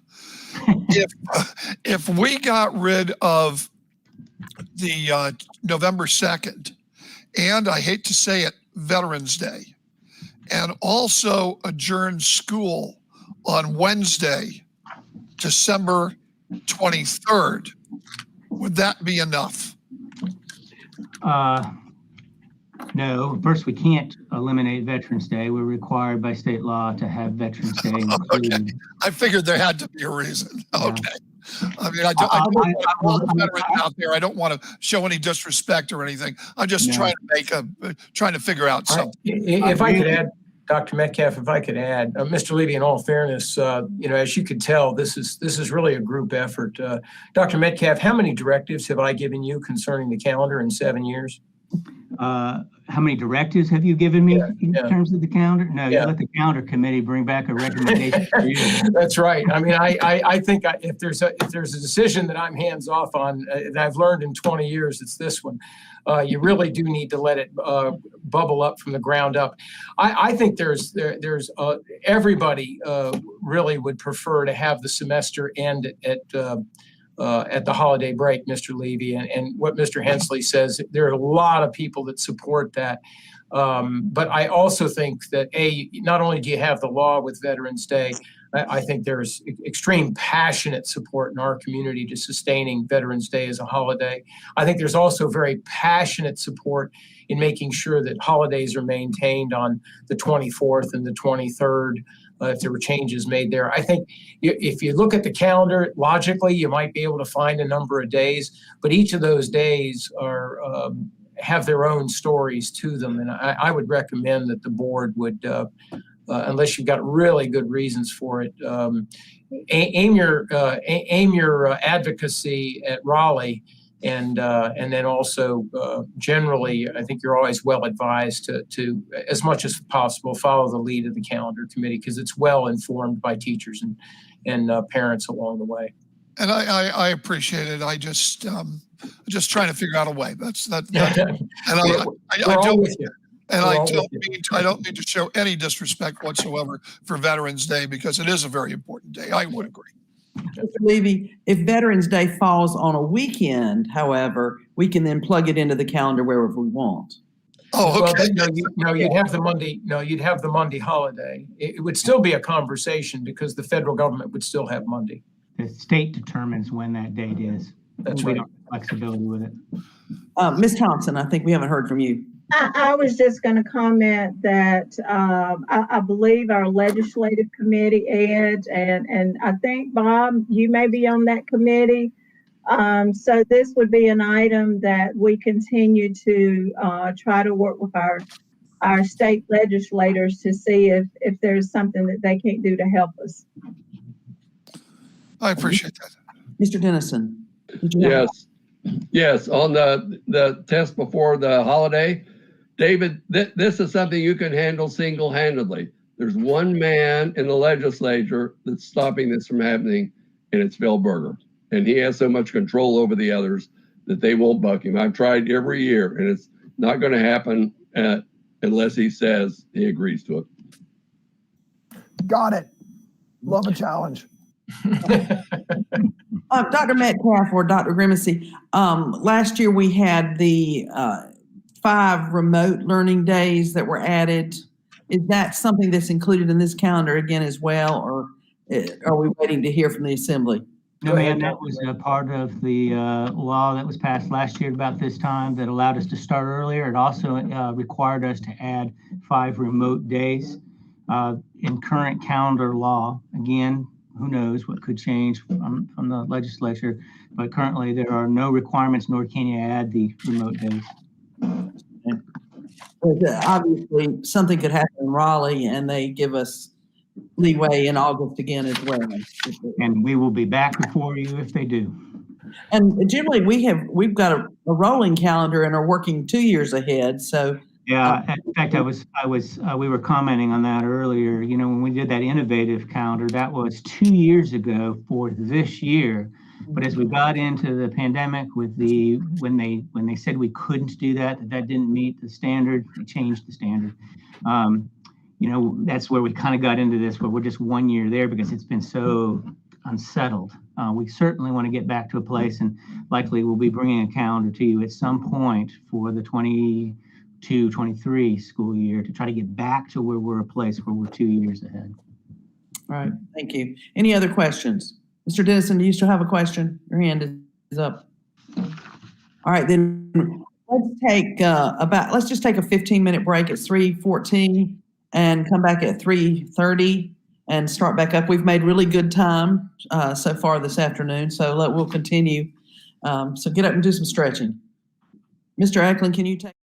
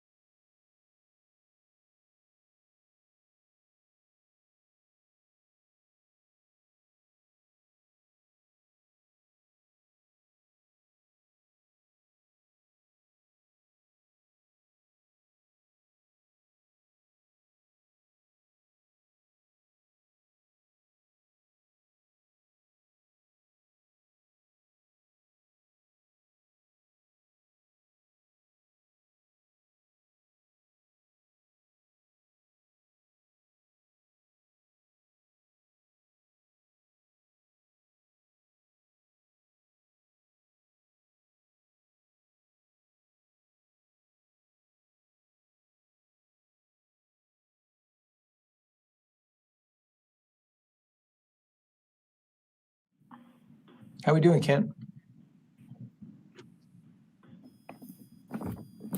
Are we live yet? Okay, we are live now. Thank you. Oh, yeah. All right, now we'll move on back into item E, the endorsement of Connect Academy, and I'll recognize Dr. Metcalf again, as well as the ever-charming Steve Johnson. Thank you, Ms. Carter. This one's exciting, I think, and it is always exciting when Steve's at the table.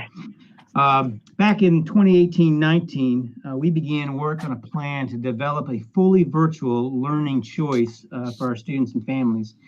Clearly, the COVID-19 pandemic accelerated our work faster than we thought.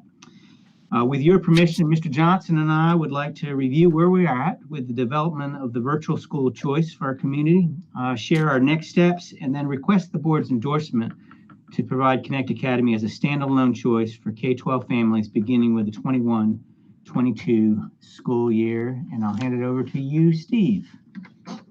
Great. Thank you, Dr. Bob, Chair Carter, Board of Ed. Happy to provide some context and background info of a lot of hard work that's gone over in the last couple of years to get us to this point today, seeking this endorsement. Next slide, please, Laura. There we go. Thank you. So back in 2018, as Dr. Metcalf alluded to, we reviewed data that showed Moore County Schools families as increasingly looking at other schooling options, charter school, private school, and a very vibrant and growing homeschool community here in Moore County. With reviewing that data, we had a lot of follow-up conversations with principals, teachers, and families. And again, it became clear that our community was increasingly flexible and really sought a lot of choice in their schooling options as we reviewed this data and talked with folks. So seeing that as a cause for opportunity for us to grow our programs here in Moore County, we immediately started a fire team, which I believe is a Dr. Metcalf term from years ago.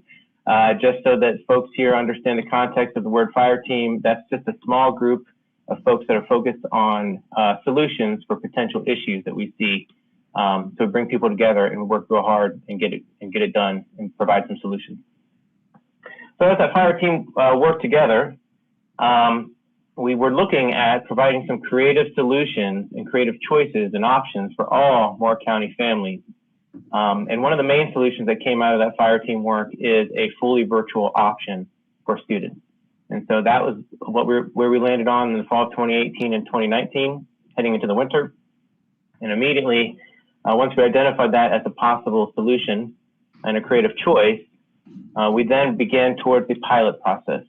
And so for us, the pilot process looked like identifying courses that would be good courses that we could start with teaching virtually, identifying teachers and the right teachers and the right fits for that pilot program, and then working to develop that pilot itself, which we did in the summer of 2019. So we brought those teachers together and created the courses in some respects. We looked at content, we looked at teacher handbook. We had our first draft of processes and procedures and logistics of how we could have our very first own Moore County teachers teaching fully virtual students and sections. Which takes us to the next slide there, Laura. So from there, we started our pilot program, and that kicked off in the fall of 2019. As that was going very successfully and we got that off the ground, we started to visit other school systems that had done this before, that had already had programs in place and schools in place that were fully virtual options across the state. So we met with them, we researched several, but the two that really had the biggest impact is Granville County and Iredell Statesville. And as we identified those, we decided to take groups to those counties to see what they did, how they got it off the ground, what their logistics were, and really kind of dive into how their processes work. So the team that we brought were principals, DIFs, which is our digital integration facilitators, members of the PAR department, and also CNI department. And we went on those visits in this time frame, in the winter time of 2019 and into 2020. And what we found was a wealth of information. We got great information on how they started their programs, what the logistics were on creating them, their numbers on how they got started. And one thing that we were intentional about is not only going to visit, but also mapping out some time after the visit, a couple of hours, where we as a team could apply that to the Moore County Schools context. So what were we seeing there, and then putting meat on the bones as far as what our own actions would be. Those were, like I said, great visits and a lot of great conversation there. Another thing that we discussed with them is their numbers and, you know, where did they start and what was their growth look like? And in both of those cases, they had very strong initial numbers for fully virtual, and their growth was very strong, even in Granville, which is about half the size of Moore County. And so seeing that and knowing our own context and our own path, we knew that we felt confident that if we were to choose this option, that we would have a lot of interest within Moore County. So that was in the spring, in the winter and heading into the spring. And then of course, March 13th, 2020, the pandemic and the shutdown accelerated all of our planning and all of our logistics greatly. So while the pandemic obviously has had a lot of negative effects on our school system, in this case, as far as the development of a fully virtual program, it had a lot of, put a lot of fuel to the fire, let's put it that way, moving fully virtual on a dime like that. And so that included logistics, it included IT support, diff support, connectivity support. All of that was greatly accelerated through March. And in the past year, as we've gotten to this point, essentially what we've done is continuous improvement. And so we've had Connect advisory teams, K2, 3, 5, 6, 8, and 9, 12. And those are teachers that are fully virtual on the ground, doing the work every day, meeting bi-weekly to improve the process. We also had surveys from families, students, and parents that reinforced the notion that we were on the right track and doing the right things for students and making the improvements that they needed in our virtual instruction. And really showed us that not only through the numbers and the numbers we've gotten through Connect Academy, but also the experience that students are having, it's really showed us that there's a real demand out there for this type of learning. And there are a lot of students out there that would prefer this virtual option, and families as well. So that accelerates us to this point in time. We are requesting the Board of Education's endorsement for this standalone academy. And just again to say, we have now really strong systems in place, excellent IT, diff, media specialists, media tech assistants, CNI support structure, and above all, we have teachers that have really excelled with virtual learning. And we just feel like we are on a very strong foundation to make this happen and make it happen and be a success in Moore County. Thanks, Steve. So the compelling why for a standalone virtual academy, as Steve noted, Mr. Johnson noted, it's clear. Dr. Metcalf, you do have two board members' questions. Oh, I'm sorry. Mr. Caldwell would be first.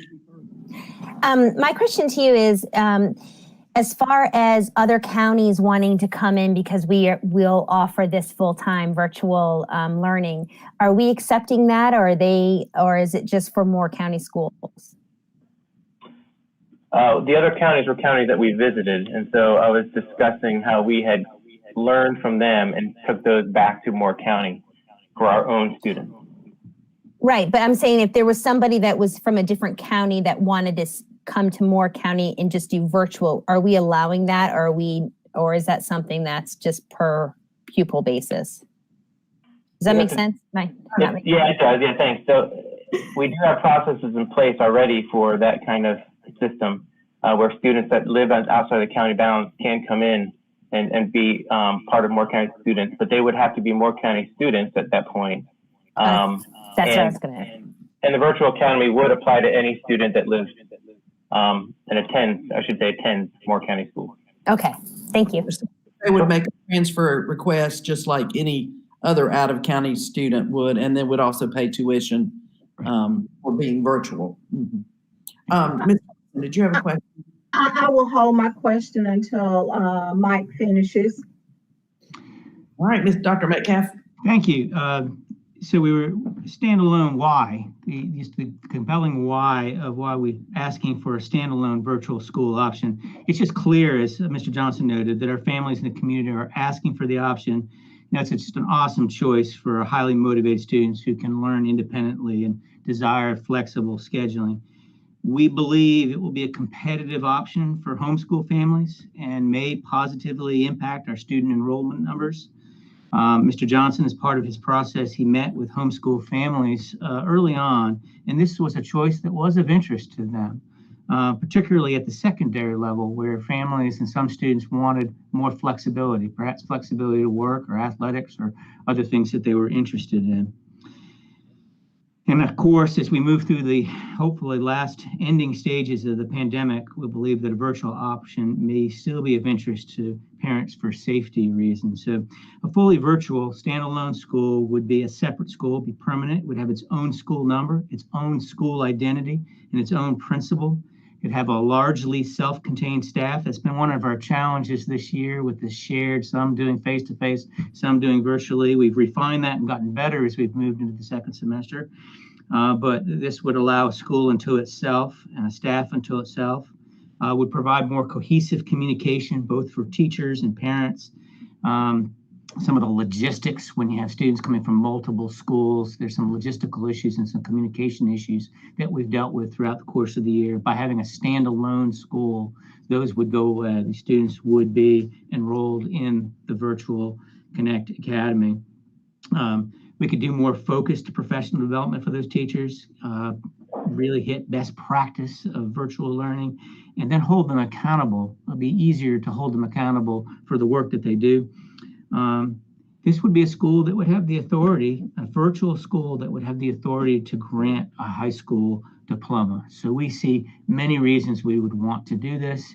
I think our community, number one, is asking for it. So the potential budget impacts, if you can move to that next slide. As I noted, we do believe there's a very strong potential to increase student membership with the implementation of a standalone virtual academy, and that would bring an increase in state funding over a period of time. The state allotment manual currently indicates that state funding for the new school of over 100 students includes 4 months of principal allotment for the purpose of opening the school, and then 12 months of employment for the principal for the first year, and thereafter, if your student membership is over 100 and there are at least 7 paid teachers or other instruction personnel connected to the school. So in essence, the state allotment manual says once you get the school number, you would receive 4 months of a principal allotment to get that school going, and then the first year, as long as you have 100 students enrolled, which we think is well under what we would have in terms of interest for the school. Of course, we will need to repurpose some of our current personnel, open positions, some of our programs, and some of our budgets. For example, we'll need to adjust teacher allotments at our school based on changes in enrollments. If students choose to take this opportunity, that'll reduce their numbers at particular schools, and we would shift teachers into this through a process. So we would readjust teacher allotments. We'd refocus some of our professional development and training budgets to provide the support that the teachers need to be able to provide this instruction in some different ways. We may need to repurpose some different current personnel, adjust some programs and some budget items to mitigate any cost impacts, but we think that would be very limited. I'm gonna hit the next slide for me, please, Laura.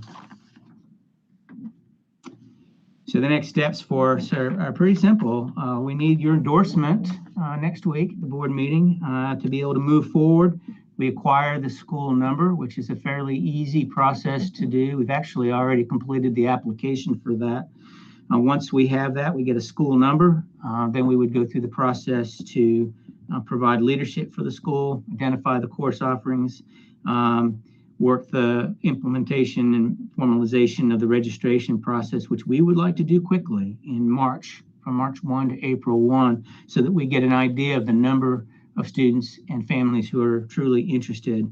That'll allow us then to move forward with identifying and assigning staff, and then, of course, this summer work some curriculum development, teacher professional development with our normal summer programs that we work through. So a lot to do. First step is to get your endorsement. Next slide, please. This is the exciting thing, I think, for Moore County. If we were able to bring this online with your approval, it will allow for us to have 3 options for families in Moore County. Of course, the traditional option for those students who learn best face-to-face and need that daily social interaction and really enjoy the specials and electives and some of those non-core activities, thrive on a daily schedule where they're on school site. They're best suited for that traditional choice. And we would have the virtual choice, which is also very exciting, very good for students who motivate themselves, learn independently, computer literate, work best at home, communicate effectively, and most important, perhaps need that flexibility for things going on in their particular life and their situation. Great option for those students. And then, of course, we have the Blend Ed program that we've done this year and gotten off the ground and is rolling. That's really a hybrid of those two, the traditional and the virtual, for students who learn both face-to-face and virtually and have very engaged families, and perhaps are interested in extending their homeschool curriculum, pick up a couple of classes with us at Moore County Schools. So great choices if we can bring this on, great choices for our families of Moore County. So Mr. Johnson and I are open to questions that you may have.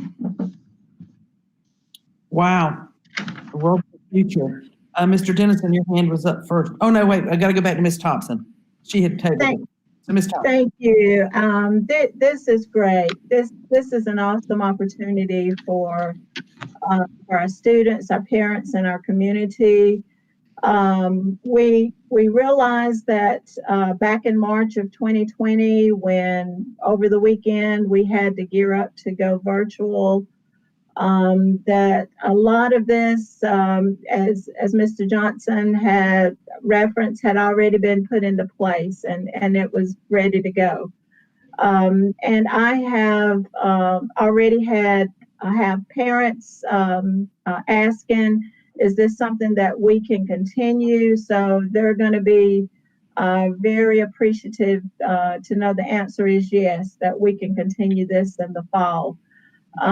One of my questions, I guess, would be how do we market this for not only our community, but our community, because we have like the homeschool-based children, and I see that we may have students coming back in my area of Northern Moore from Uwharrie and back in with this opportunity. So how do we plan to market this opportunity?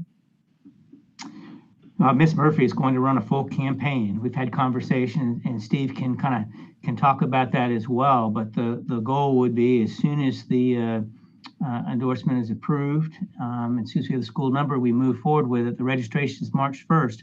We would go with a full-out campaign to the community, making them aware of this choice and a process to register for it. Steve, is there anything you wanted to add to that? No, you got it. I saw Catherine popped her video. I don't know if she had anything she wanted to add about the campaign.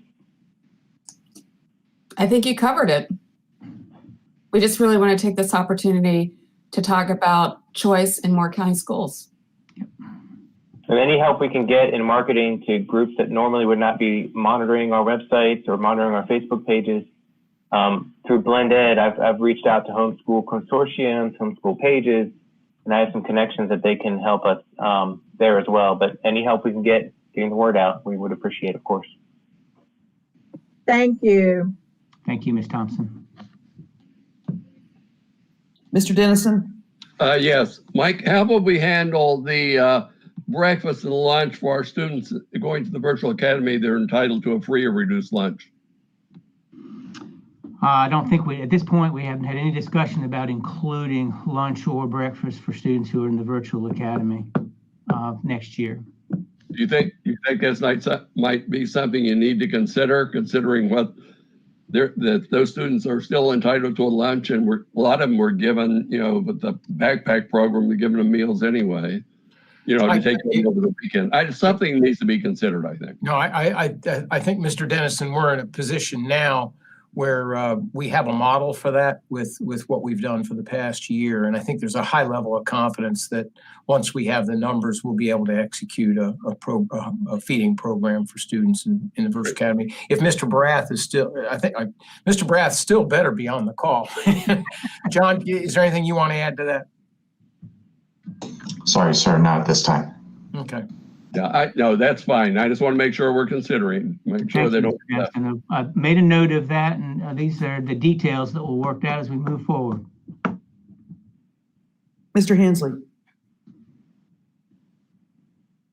I had to get my mouse over to the unmute thing. So first I want to say I'm a huge fan of Blend Ed, but for reasons I'm going to articulate in a few minutes, I'm skeptical of the long-term viability of Connect Ed in a post-COVID world. But first I got a couple questions. The school districts, the 2 school districts that had virtual programs prior to COVID, what was their demand and what was the results? What was the demand of their remote program and what were their academic results? So they had a high demand from they're similar to us. They had a high homeschool population, and that was one of the targets that they had whenever they developed the program. And so they established the demand before they started the program. And a couple things that we learned from them is as they got started, you know, as far as academics and their achievement, they had a lot to do with professional development and teacher development and selecting the right teachers. And so that's one thing that we took from them is one of the counties basically had flatlined on their achievement scores for these students.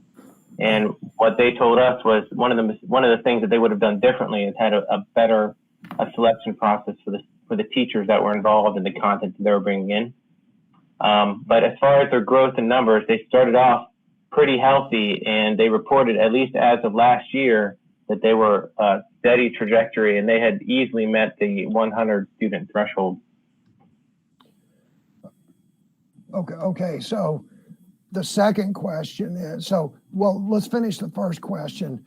You said high demand in response to my question about demand. So can you quantify high demand? I mean, it sounds like eventually with COVID, they exceeded 100. No, this was previous to COVID. So we visited pre-COVID, and they had been doing the program for several years. And so Granville had been doing it for, I think, about 7 years prior to us visiting. And after 7 years, they reached 100 students. That's oh yeah, I believe they had, I want to say 400 to 450 consistently. And like I say, they're about half the size. They achieved 100 early on. Right. And Iredell Statesville did too, I believe. They got there quickly and then stayed above it and also experienced performance improvement as they got the right people in the right positions. So their virtual school is a B-rated school, a C-rated school? I mean, so what are the academic results? Good question. So what they have done, and again, as far as COVID and how it's changed things, they started as a program. So in Iredell Statesville, for example, they have a program that the students go to, similar to what Connect Academy is currently for Moore County schools. And so they don't report out publicly their school achievement and their grades. But they did tell us, and they shared data with us that showed that they had met growth and they were making progress, but that was the school system that said, you know, one of the things, now that you're starting fresh, here's what we would recommend to you to avoid some of the pitfalls that we had going in. Okay. So we don't know what the objective results are.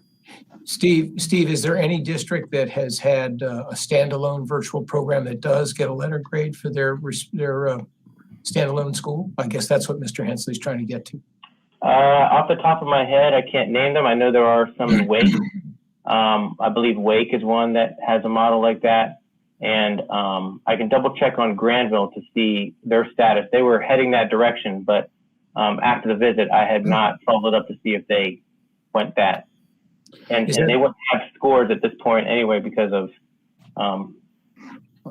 Could we do an analysis and get back to the board in the February monthly update? Absolutely. I just, at the end of the day, it's important that the virtual academy achieve good, sound academic results. So my next question is, where do we envision the new virtual academy being housed? So, sorry, Mike, I saw you jumping in there. No, please go, Steve. You're doing great. Thanks. So essentially, housed at the education center at the Pinckney campus. That's where we would begin the administrative housing of the school. And that's what's on the application. And the teachers would be there as well? No. So the teachers would be virtual teachers, and the intention would they would be fully virtual staff, and they would work virtually. So they wouldn't have to live in Moore County? That would be an HR conversation that we would have to bring HR into that, but that well, I'm open. If you're going to go virtual and you're going to have your teachers work from home, why not outsource the jobs to India like they've done, other white collar workers? Well, I'm not advocating that. I'm just saying, be careful what you wish for. It's a slippery slope. If you work from home, they can work from India.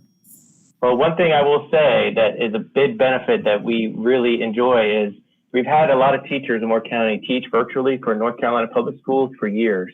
And when we started doing this pilot program and now through fully virtual, what we're finding is a real benefit of our teachers that are local is you don't have a teacher that is in Brunswick County or Bladen County. You can have office hours, you can meet with families, it's more local, and you get more of a relationship established with those virtual kids, and that's really important. So that's a reason to keep it local with our teaching staff. Let me, and then of course you got to make sure the teachers have good internet connectivity. Contrast my internet connectivity here at my corporate headquarters where everything's clear and versus some of the school board members who are from home, and it gets a little not so good. So let me just real quick run through the reasons I'm skeptical. These don't require an answer. I just want to kind of voice my thoughts. First of all, I didn't think about this until Mr. Dennison brought it up about the free and reduced lunch. We need to make sure before we jump on this train and everyone gets excited, we need to make sure that we have a full understanding of the legal issues. So let's say we have 500 virtual students all around the county, that 300 of them qualify for free and reduced meals, lunch and breakfast. Are we then on the hook where we have to get a school bus and drive around and deliver breakfast and lunch? I don't know the answer to that, but that's a good question. Or more importantly, say we have exceptional children that require, on-site needs that currently, when COVID's not happening, those experts that provide those needs do it in the school, and I assume they go from student to student to student. So what happens when all of a sudden, we have 200 students spread out throughout the county that require special services from professionals, and they have a legal requirement to get them those services done in their home? I think that there's some serious issues, legal issues that need to be addressed. Anyway, again, I got a couple other things I'm going to hit real quick. And again, I think it's just things that we need to look into. I've heard strong demand, but have we done any surveys to actually gauge what the strong demand would be outside of COVID? Steve mentioned parents seeking other school options, and I'm well aware of that. I'm well aware of school choice. I would say that homeschoolers, and of course I don't speak for all of them, but a very good portion of homeschoolers, like it or not, they homeschool to escape the public school system, things that they don't like about it or whatever. So I don't think I think Blend Ed has a huge opportunity, properly marketed and sold to reach the homeschoolers. I think a lot of homeschoolers would be dubious of the full-time public school curriculum, and all the rest of the options mentioned, charter schools, private schools, all that, those are in-school options. So I would take a hard look at the post-COVID demand. Another thought is, how is Moore County Schools going to differentiate ourselves from other virtual options? If secondary, elementary and high school education is going to go down the virtual learning road, then I would say, you know, all of a sudden we've got the High School of Phoenix, just like we had the University of Phoenix. So not that I'm a fan of that, but I'm just saying that how is Moore County Schools going to differentiate themselves from other virtual schools in the marketplace? As an employer, I'm just going to talk frankly, as an employer, I greatly discount online college degrees. You know, a person sitting in front of me in a job interview and they went to NC State in person or they went to NC State virtual, I'm putting a lot more heavy weight on the person who attended in person. And I think it's going to further cheapen high school diplomas as well.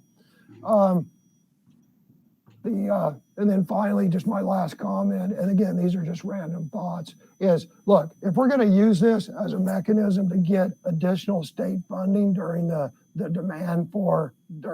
remote demand during the pandemic, or to perhaps put order to it, I'm all for it, but I'm concerned about the long-term viability and that this just becomes a future expense without justification. Madam Chair, with your permission. Yes, sir. Steve or Mike, what is the risk? Let's just assume for a moment that the legal concerns that Mr. Hensley raised are able to be satisfied. So then a decision is made to do this. The second general concern that I heard him express was fear of failure. Okay, so we go down this and we find out we don't get enough people to sign up for it.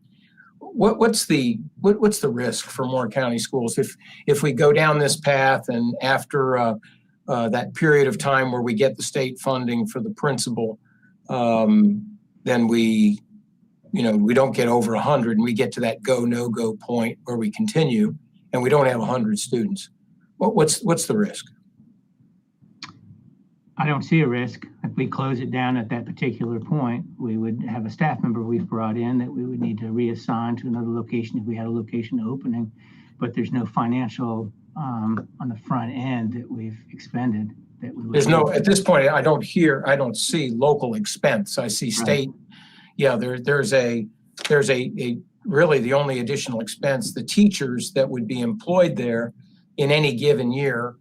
Certainly these would be high-end, these would be teachers who have a high level of capability in remote learning, so they would be desirable in positions that would open up over the summer.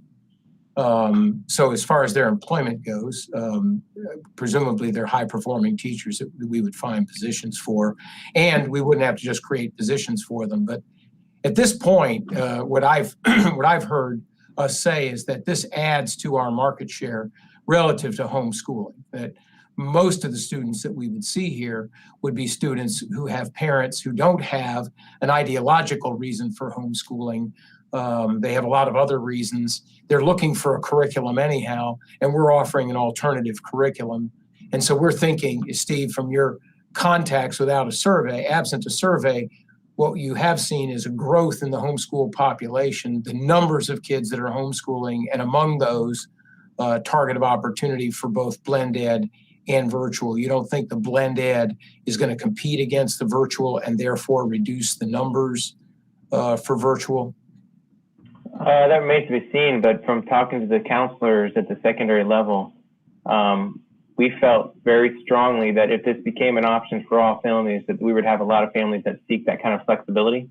And there are some families for the blend ed, for example, in 9-12, a lot of the interest there has been around our band programs, our drama programs, theater. And so those are things that wouldn't be offered virtually. So I don't see them overlapping those families. So I would rest with the limited risk that in this particular case, Mr. Hensley, one thing to consider, obviously we'd have to make sure that we do a complete assessment of any legal risk associated with this. But apart from that, the fiscal risk is very nominal, and it would occur from one budget year to a next where an adjustment could be made without that creating a lot of difficulty. I just want to add that we already have students doing this in our schools. Exclusive of COVID-19. Oh yeah, definitely. Long before COVID started, we had, at least at the 9-12 level, we had students enrolled. small handful of students. And I would add on to what Ms. Murphy says there. You know, when we started this process back in 2018-19, there were very few schools that were doing this. Steve mentioned a couple.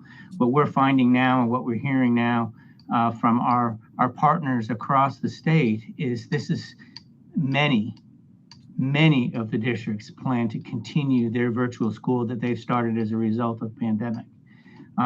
This is not going to be as unique as it once was when we started planning this. And I was referring to the Blend Ed program. Yes.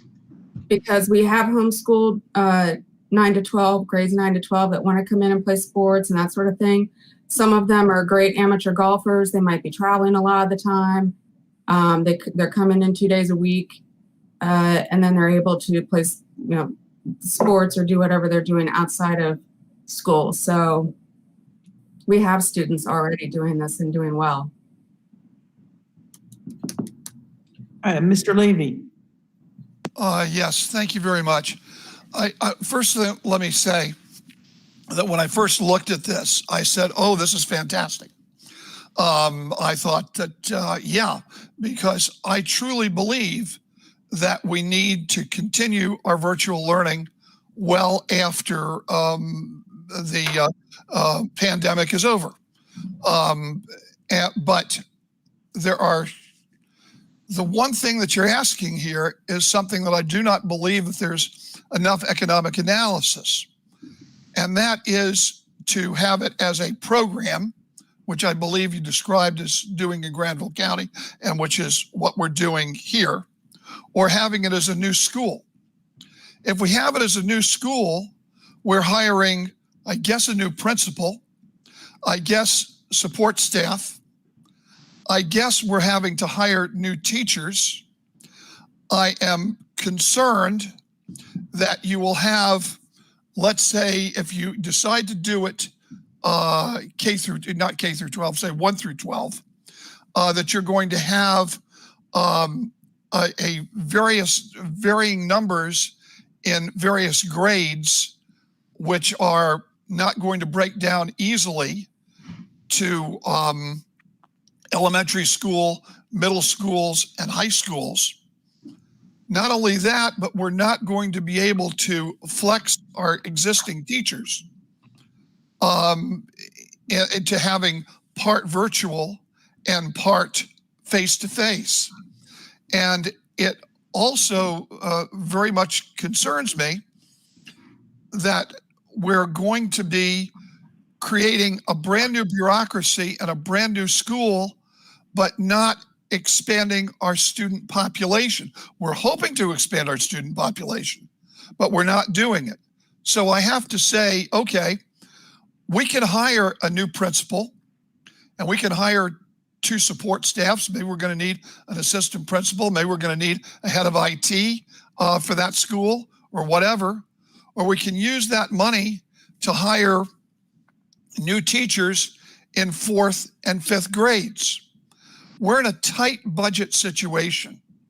And while I very, very, very much support the continuation of the virtual academy, so to speak, as a program administered through our existing staff and our existing principals, I am very skeptical that the groundwork hasn't been laid for the physical impact.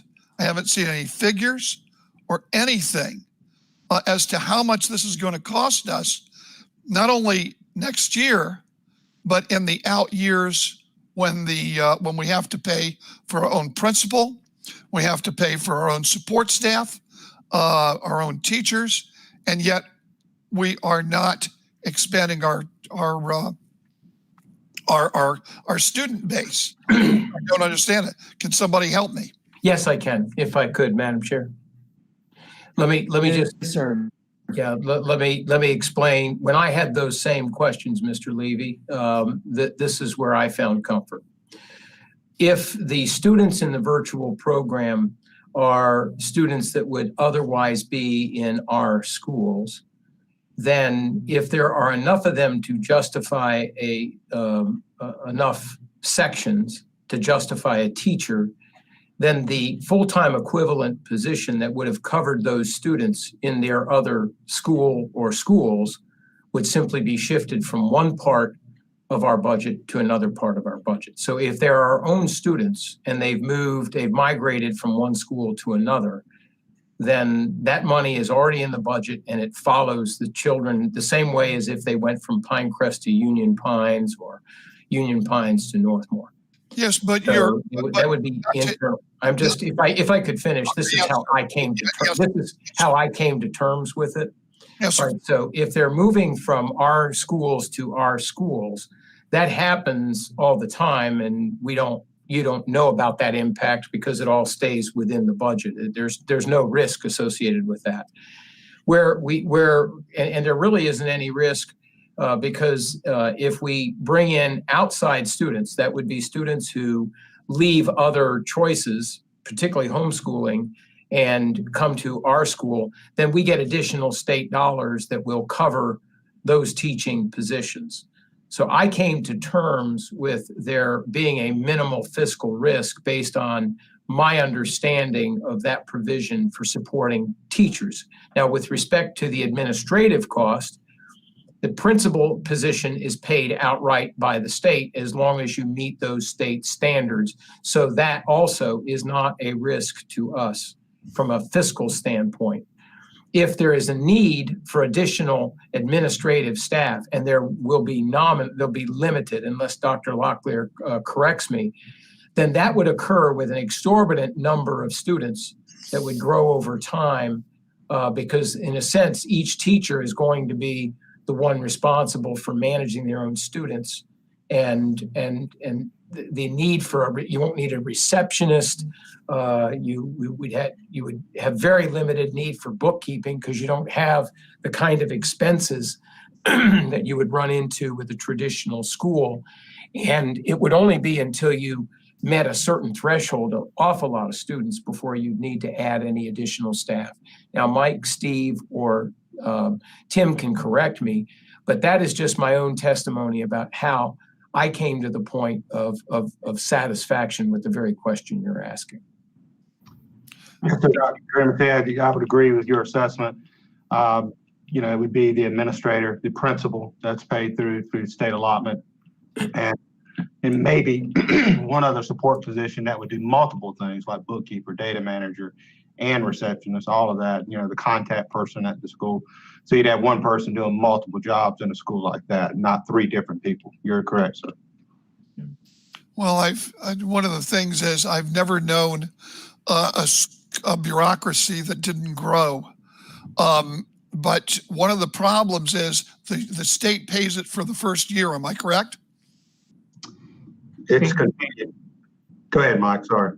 Yes, sir. There's 4 months to get the school started, and then the first year, as long as you then get 100 students, it would continue. Okay, but we're going to have to. We also have. What are you going to do about EC students? What are you going to do about special ed students and ESL students? What are you going to do about those normal things that schools have, as opposed to keeping it as a program? And as that program expands, because we don't know what's going to happen after COVID. It'll be nice to see what happens after COVID. And by the way, I do understand that we had in Virtual Academy a certain amount when COVID began. That is now cut in half. Am I correct? Am I correct in that, Mr. Metcalf? We had about 3,600 students that attended Connect Academy in the fall. 2,400 are continuing to be in that. This is approximate numbers, not exact, but about 2,400 that are continuing here in the second semester. Even if we had 30% continue in the fall, you'd be looking at somewhere around 700 kids that would be attending the Connect Academy. As far as EC students, the law on that is going to require us to provide their education in the least restrictive environment. That's what fate requires us to do, free and appropriate public education. And if there was an EC student that could not be successful in a virtual environment, we would be asking that and asking those students to come into a brick and mortar situation, because that's what the law requires us to do. Same thing with our EL students or English language students. So as far as the legal threshold on that, we would be following that per federal law. And then, of course, Mr. Dennison asked a great question, but as Dr. Grimacy noted, we've set up some systems and processes where we're able to provide opportunities for our families who may take advantage of this, but also qualify for free lunches that are provided through Child Nutrition Services to come by and get those at the school sites. But wouldn't it make a lot more sense to keep the program and wait to see in the fall of 2021 how many people enroll in the program, okay? And at that point in time, maybe migrate it to its own school if you have a sufficient number of students, if you do not need additional support staff. And by the way, I can't imagine the school not needing an IT manager. I can't imagine the school not needing some form of counseling and guidance counselors. I can't imagine the school not needing, now I don't know about physical education, okay, and how that works. There are just so many various things that I can't imagine not needing. I just don't see, in my opinion, I see a very, very sketchy plan, and I don't see any facts and figures. I see conjecture about, well, I don't think it's going to cost too much money. Well, I guess we're going to need one person or two people, instead of saying, this is the number of people we're going to need. This is the number of people we're going to hire. This is where we're going to house it. And here is our 15-page plan to charter the school. And now let's see whether that fits in with our budget. And I would like to know actually the budgetary impact. In other words, tell me it's zero. Tell me it's $500,000 next year. Tell me it's $1 million. But give me a number so that I can compare that to the needs of the other needs which we have, especially when we can keep this program as a program, and I know that there is no physical impact. This is my concern. Okay, Madam Chair, with your permission. One of the beauties of conducting a work session in advance of the regular board meeting is that the superintendent can then, the board can choose to put an item of this nature on board action. Superintendent and staff can take a couple of days to assess the concerns that have been brought to its attention and decide what we want to come back with a week later. And then even then, if the board still doesn't like what we bring back, the board can always table it and say, bring it back again. What I'd like to do, given how far we've pushed this into the evening, and we are belaboring a single point here, and we're starting to repeat ourselves a bit, I would ask that the board consider this item for board action next week, and allow the administration to have a couple of days to consider the concerns that have been raised by some board members today, make a determination of whether or not the recommendation will come back next week. And if we decide to withdraw the recommendation or modify the recommendation, we can discuss that then. If we come back with the recommendation and the board still doesn't like it, you can all table it or vote it down. That sounds like a very good plan. I would also add to that additional questions, as they begin to occur to you, should be forwarded on to Dr. Metcalf, who will share them with the appropriate person to get a response, such that Mr. Johnson and Dr. Metcalf can be well prepared next week when they present again to the board. Because we're asking a lot of questions that they don't have answers to today, and we don't want to have more questions next week that they're not ready to answer. So, Madam Chair, I would say if we're asking questions today that they're not prepared to answer, that we're not going to have an adequate amount of discussion and debate next week. So I think that it should be tabled until March. well, that could be the action that we take next week.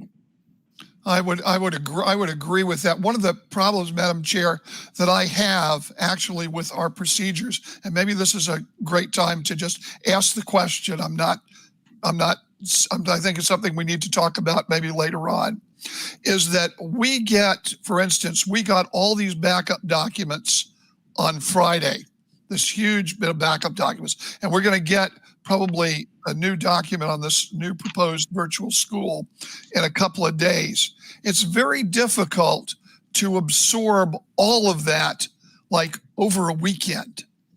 And if we have some breathing room until March, the staff can do a better job and we can do a better job, because I mean, I don't want to throw cold water on this necessarily, but I want to know where we're going. And I want to, before we start a brand new school, I want to know something. I want to know a lot, which I just don't know. Well, and as I said, we can leave it as an action item next week, and that action can be to table until March. Okay, whatever. Board sees best in there. As to all the agenda items that come, remember, those are agenda items that come to you prior to a work session.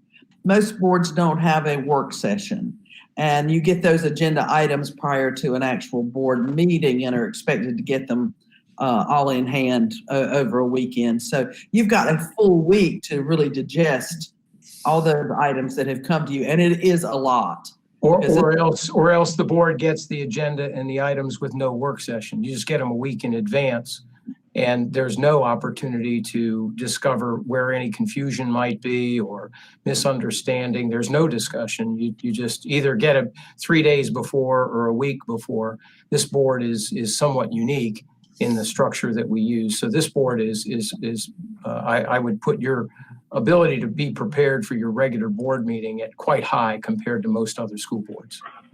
So what you're saying today, Mr. Levy, is exactly the purpose of this. And these questions that you've just raised, that's exactly the purpose of it. Yeah, what's occurred on this issue is a good thing. Yeah. I think Mr. Jennison has raised a hand here. Yes, ma'am, I have. Just a thought. I suggest you check with DPI for their virtual programs.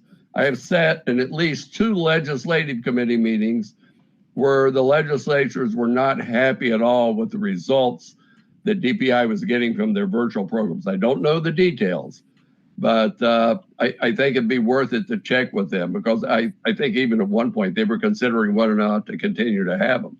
So there has been displeasure in the legislature. Details I don't know, but I recommend you check. Yeah, there is also nothing prohibiting the board from allowing the chair and the superintendent to simply decide not to bring. If you all today were to just put it under board action, and if by Thursday the chair and the superintendent decided that it wasn't worthwhile to bring back to board action, if it pleases the board, there's nothing wrong with that. This isn't that structured the way that we set these up. There is some flexibility in how we do this. But I would like to have my own separate conversation with staff about a couple of these questions. And I could make you all sit here and listen to us talk to each other, or you can move on and we can kind of continue to get the district's business done here. I will add too, with the virtual charters, the state hasn't been satisfied with their performance. However, they have continued to renew their contracts, and they enlarged the number of children that they could enroll this year. So they may not like them, but they're supporting them. All right. Any questions at this point, or email to Dr. Metcalf? Stacey, do you have a question? Yeah, I just wanted to say thank you, Steve, for and Mike, of course, talking about this. I fully support it. I think what the difference is, and nothing against Mr. Levy or Mr. Hensley, is when you have educators on the board, you can see a bigger picture and I see where you're going with this. They're seeing it through a business aspect, and I'm seeing it as a teacher aspect, and that's what makes a great board, right? But I fully support and I get what you're doing. I just think sometimes maybe explaining it to Mr. Levy and Mr. Hensley so they would understand it probably better as far as like more the questions that Mr. Grimacy is going to ask you guys later will probably be more helpful for them. And I'll segue off that as an educator and as someone who wants everybody to come to our Moore County schools. I see it as a great outreach. Me too. By chance, bring some of these folks back in. On the other hand, not knowing what kind of numbers we might have and the grade pool with children, you know, two kindergartners and 3 first graders, and then no second graders and 6 fourth graders. You know, yeah, but see what's great about that is you can do a K2. You know, you could do like a K2 online, like they're doing. I mean, they're doing that now. So, I mean, there's so many great opportunities with this where you can have one first grade and second grade. I won't go on, but I'm just saying first grade and second grade could be a team together. That's very easy for a teacher to do. But then you might not have a 1-to-30 ratio in the fourth, and you might not have a 1-to-30 ratio in the second, but you might have a 1-to-30 ratio in the fourth and fifth, and it becomes, when you're talking about allocating teachers, you've got less flexibility within your school as you have throughout the school system. And not only that, but I guess, you know, I am very, very concerned about our budget and the taxpayers, and I'm very, very, very concerned about getting our ratios down, especially in the fourth and fifth grades, because we're, you know, the state mandates us for first, second, and third, and then all of a sudden we go from 15 to 30. And the yeah, but that wouldn't happen in virtual. Virtually, it wouldn't really matter. It would, that you're talking about in the classroom, or are you talking about virtually? Well, virtually, you still have, because that's what we're on. We're on virtual. We're talking about virtual people. You could have you have one teacher grading 30 papers. You have one teacher needing still your student teacher ratio, whether it's virtual or face to face, is extremely, extremely important. So, and you have, you know, by the way, fiscal impact is also important going the other way. For instance, these students don't have to be bused.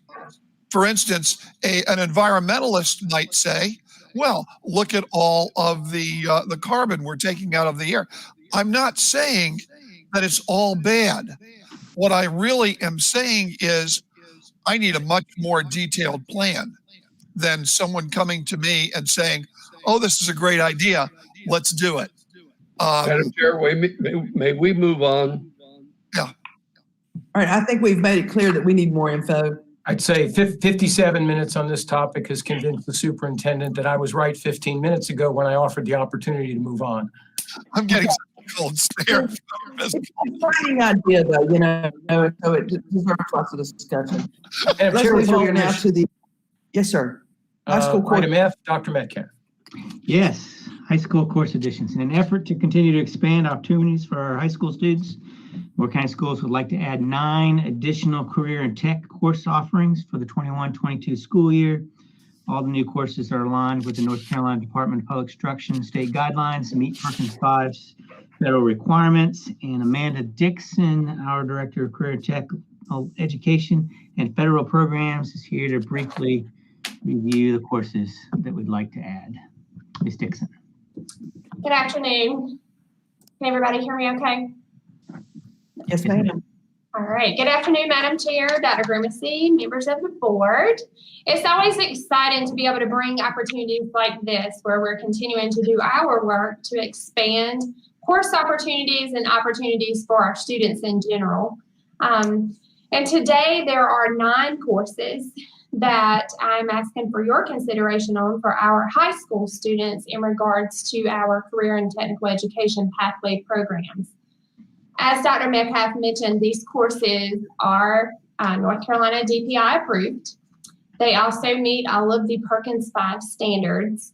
And if you noticed in the course descriptions, a lot of these classes are progression classes for classes that we already have in place in an effort to help our students continue the Diploma Plus One initiative, have additional micro-credential opportunities, as well as classroom experiences.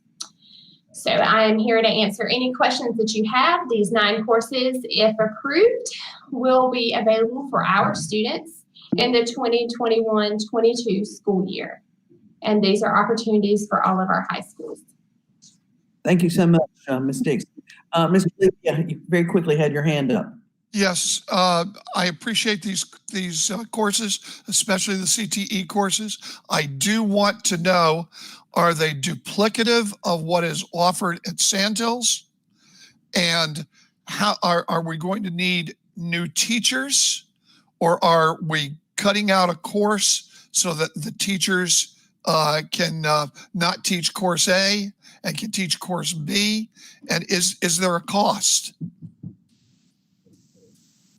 Well, I'll take the first part of that question first. Because Sandhills Community College also receives Perkins 5 funding, and any of our dual enrollment opportunities that we have between CTE and any of our CCP course opportunities, there cannot be a duplication of services. So all of these courses are unique opportunities for our students and would not be afforded the opportunity at the community college. In regards to additional personnel, we would not need additional personnel. As we develop and do our CNA process for CTE, which is a two-year planning process with an annual review, we developed out 3 years ago a program of courses to realign and in preparation for Perkins 5 requirements, which are new. This is our second full year of implementation with Perkins 5, to where the personnel that we have employed are licensed in these areas, and they are aligned to the pathway programs that we have in place now. These are just in addition to those programs and our course sequences for those programs that we've implemented over the last year and a half, 2 years. And one more question. I have gotten people to tell me, and I have not been able to investigate it at all in this short period of time, that we are short CTE classes at Northmore. In other words, somebody said that carpentry was, or a couple of classes weren't available up there. Is there any truth to that, or is there a need for more CTE courses in Northmore? Have we taken some away? What's the story? No, actually, in the last 3 years, we've added additional courses at Northmore, and we have also added additional dual enrollment opportunities at Northmore. And we do offer carpentry. It's a dual enrollment opportunity with Sandhills. And the reason why we offer it on campus at Northmore instead of the opportunity that students have for other courses on the Sandhills campus was a logistical transportation issue. Oh, yes. Oh, yes.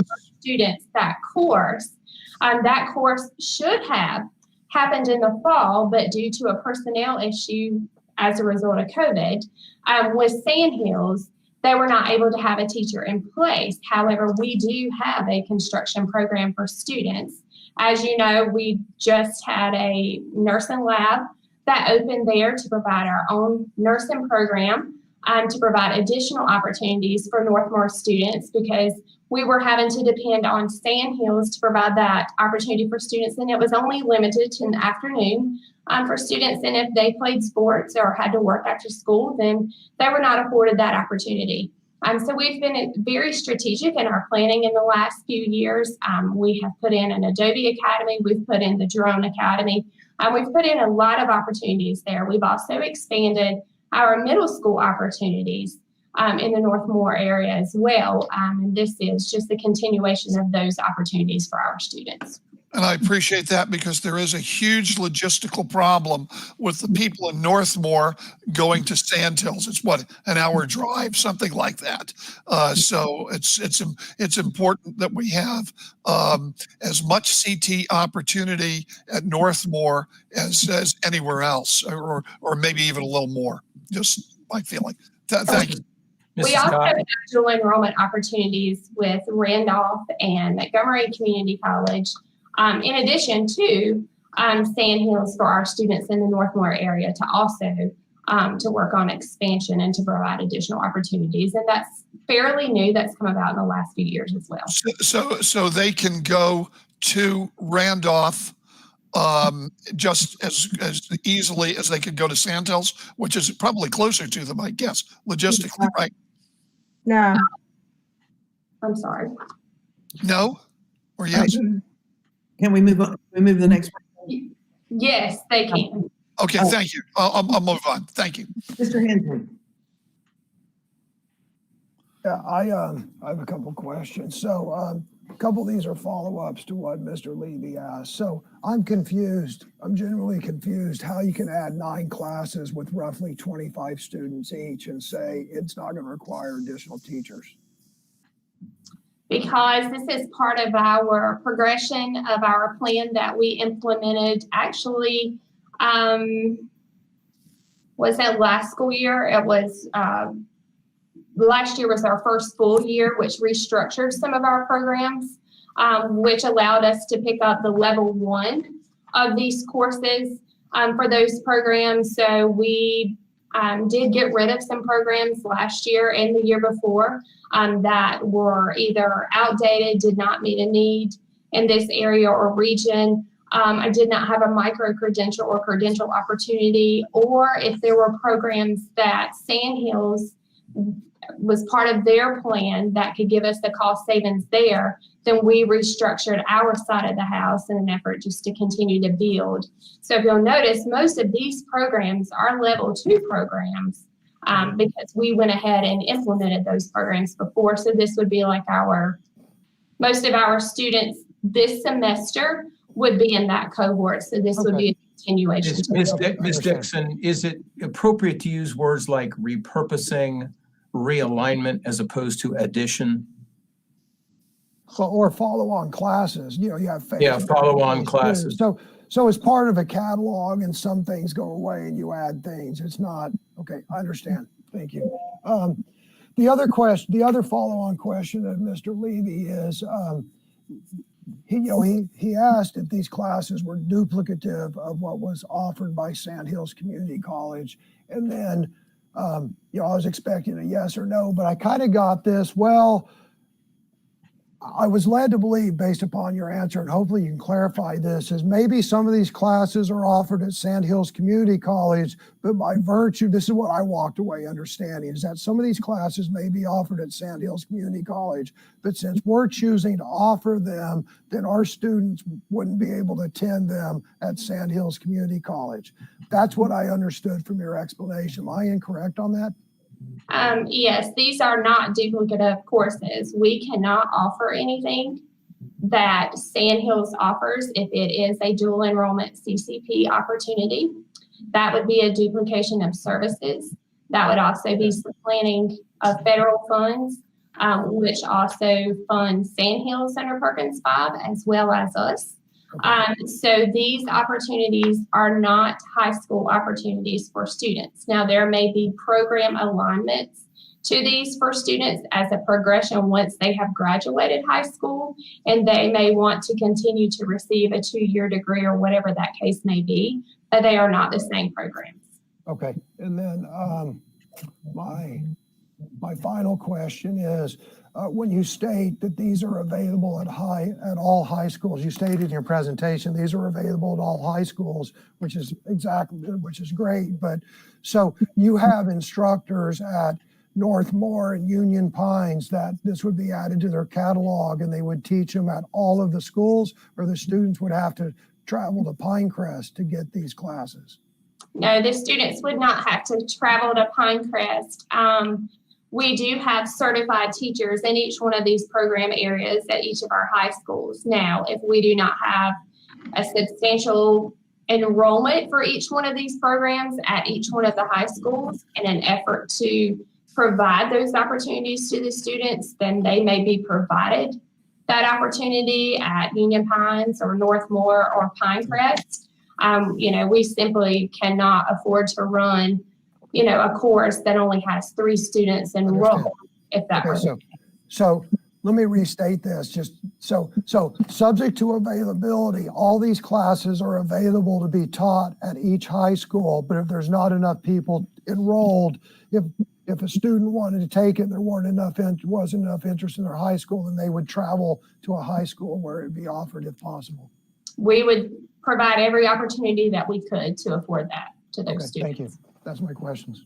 I might add, that same sort of thing we just went into, like calculus AB and calculus BC, where there's not enough demand for a full class at Northmore, and yet there is enough demand at Pinecrest to do this. There are ways to provide it to students, as Ms. Dixon was saying. It doesn't just apply to CTE classes. So if you go through that whole student catalog, you may on occasion see a listing where it says Pinecrest only. I know for a long time my debate classes were Pinecrest only because there was no demand for them. Then they were added at the other 2 high schools. So you'll see it affects academic classes in addition to the career and technical education classes as well. Mr. Dennison, you have a question? Yeah, I think it's still correct. I know that at least 2 classes per semester were being taught at Northmore, and the instructors were coming from Sand Hills to Northmore to teach those classes. And those were academic classes. They were not CTE classes. And some semesters there were 3 courses. Defer to Dr. Metcalf for verification, please. Looking at Amanda, that's true. We do have teachers that go to Northmore from Sand Hills Community College. Those are CCP courses, correct, Amanda? College Career Promise. They're academic, may not be CTE, but they also dual enrolled. They do get college credit as well as high school credit for those courses. Yes, that's the beauty of our partnership. If we can identify a group of students who has this need, then Dr. Roush and Andy Cordy and their teams have been very diligent in trying to provide us an infrastructure for those students. Madam Chair, I was actually going to make the comment Ed did that we have tried to follow up consistently and make sure our students up here on my end, on the Northernmore end, they have the same opportunity for courses that are offered at Union Pines and Pinecrest. And one of the great things is now with our new classrooms and our science labs, they have the opportunity now for the CNA certifications. So I would say a lot of what has been mentioned as far as carpentry and other items that for CTE programs, I've actually talked to Jenny Purvis, the principal, to ask her and inquire about those particular classes, as I was hearing that over the county that they were not offered at Northmore, but those classes are being taught and offered at Northmore High School. All right, thank you. Any other questions for Ms. Dixon or Dr. Metcalf? Lots of good opportunities for our students in all different avenues. All right, then I believe that we can move on. Thank you, Ms. Carter. Madam Chair, with your permission. Yes, sir. Mr. Barat. Thank you, Dr. Grimacy. Good afternoon, early evening, everybody. This next topic has to do with the offer to purchase the old Aberdeen Elementary School.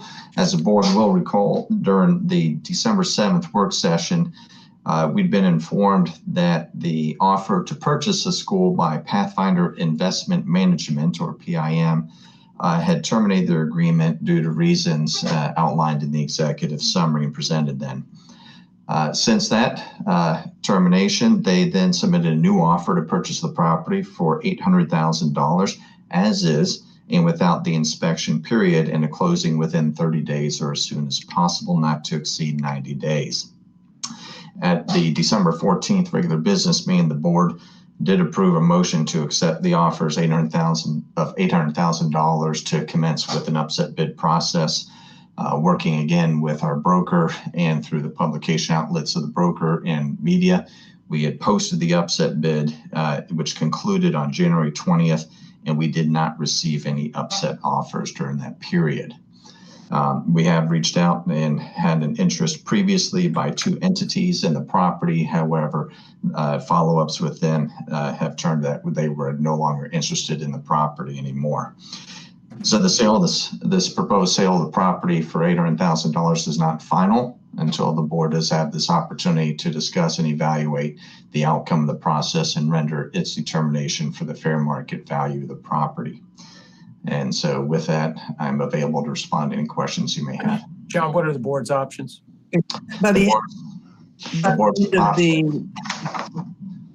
We want to provide the superintendent with some direction such that he might propose that for next week's action. Thank you, Madam Chair. I would just ask Mr. Brath to outline the options. Yes, there are 2 options for the board with this process. The one option is to accept and approve the offer in the result of the upset bid process and award the sale of Aberdeen Elementary School, the old Aberdeen Elementary School, to PIM for $800,000. The other option the board has is to reject the offer and request new offers be sought. Mr. Dennison, your hand was up first.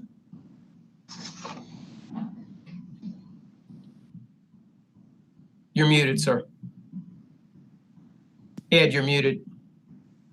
Mr. Dennison, you're going to need to unmute. I know. I was looking at some other information on appraisals. No, I'll lower my hand. I'm sorry. I forgot to do it. I have Okay. remembering that. Mr. Levy, do you have a comment? Yeah, Mr. Brath, CoStar, is that the multiple listing service? That is the commercial property, yes, listing service that the broker uses with other parties across the state. So that's a nationwide listing service? Nationwide. I misspoke. Yes, nationwide. No, that's okay. I guess one of my things is, so we're going to sell an entire campus for $800,000, but it's going to cost us $1 million, more than $1 million, just to put in a track at Pinecrest. I know I'm going to be outvoted on this one, but I just don't think it's enough money. That's just my opinion. And I think we're better off keeping this piece of property and using it for inevitable expansion, as I know we're going to need, especially because we do need to lower the number of students at Pinecrest in some way, shape, and form, because I believe Pinecrest is overcrowded and is likely going to continue to be overcrowded. And in the meantime, hopefully we can find a lease, but that's just my opinion. I know I'll be outvoted on that one. If I could, Madam Chair, could I ask Ms. May to please scroll down the superintendent's recommendation?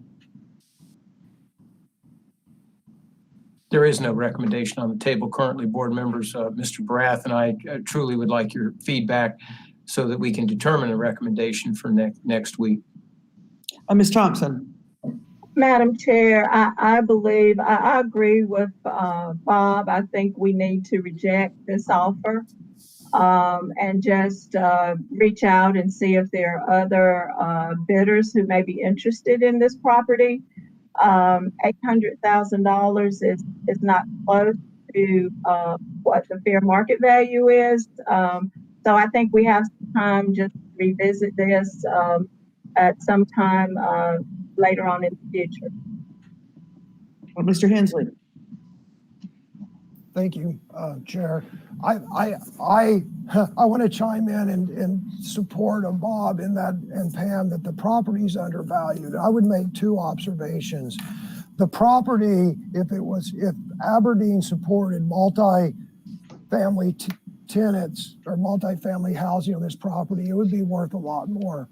And I think that the town of Aberdeen should, and I think that we should reach out to the town of Aberdeen. This piece of property has several things going for it that actually align with the town of Aberdeen's plan. First of all, it's within walking distance of Aberdeen Lake, which is attractive to apartments or townhomes. Secondly, it has a unique feature in that it has a pedestrian tunnel under Route 1.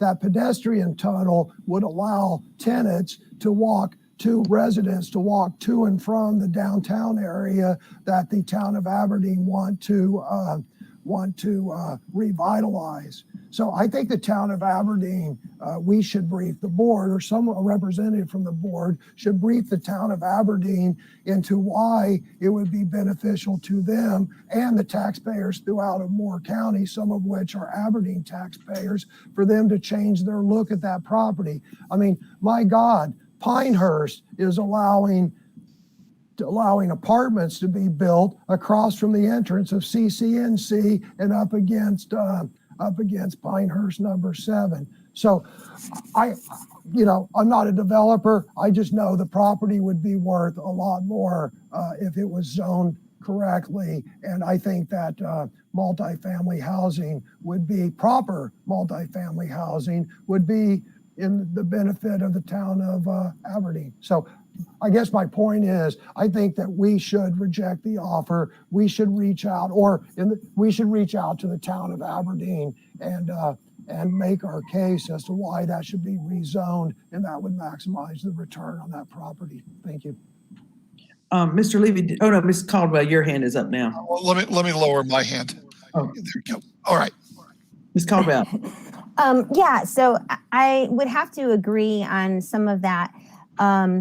I think that we probably need to remarket, John, and see where the agent, where he is placing, the ads, and just maybe,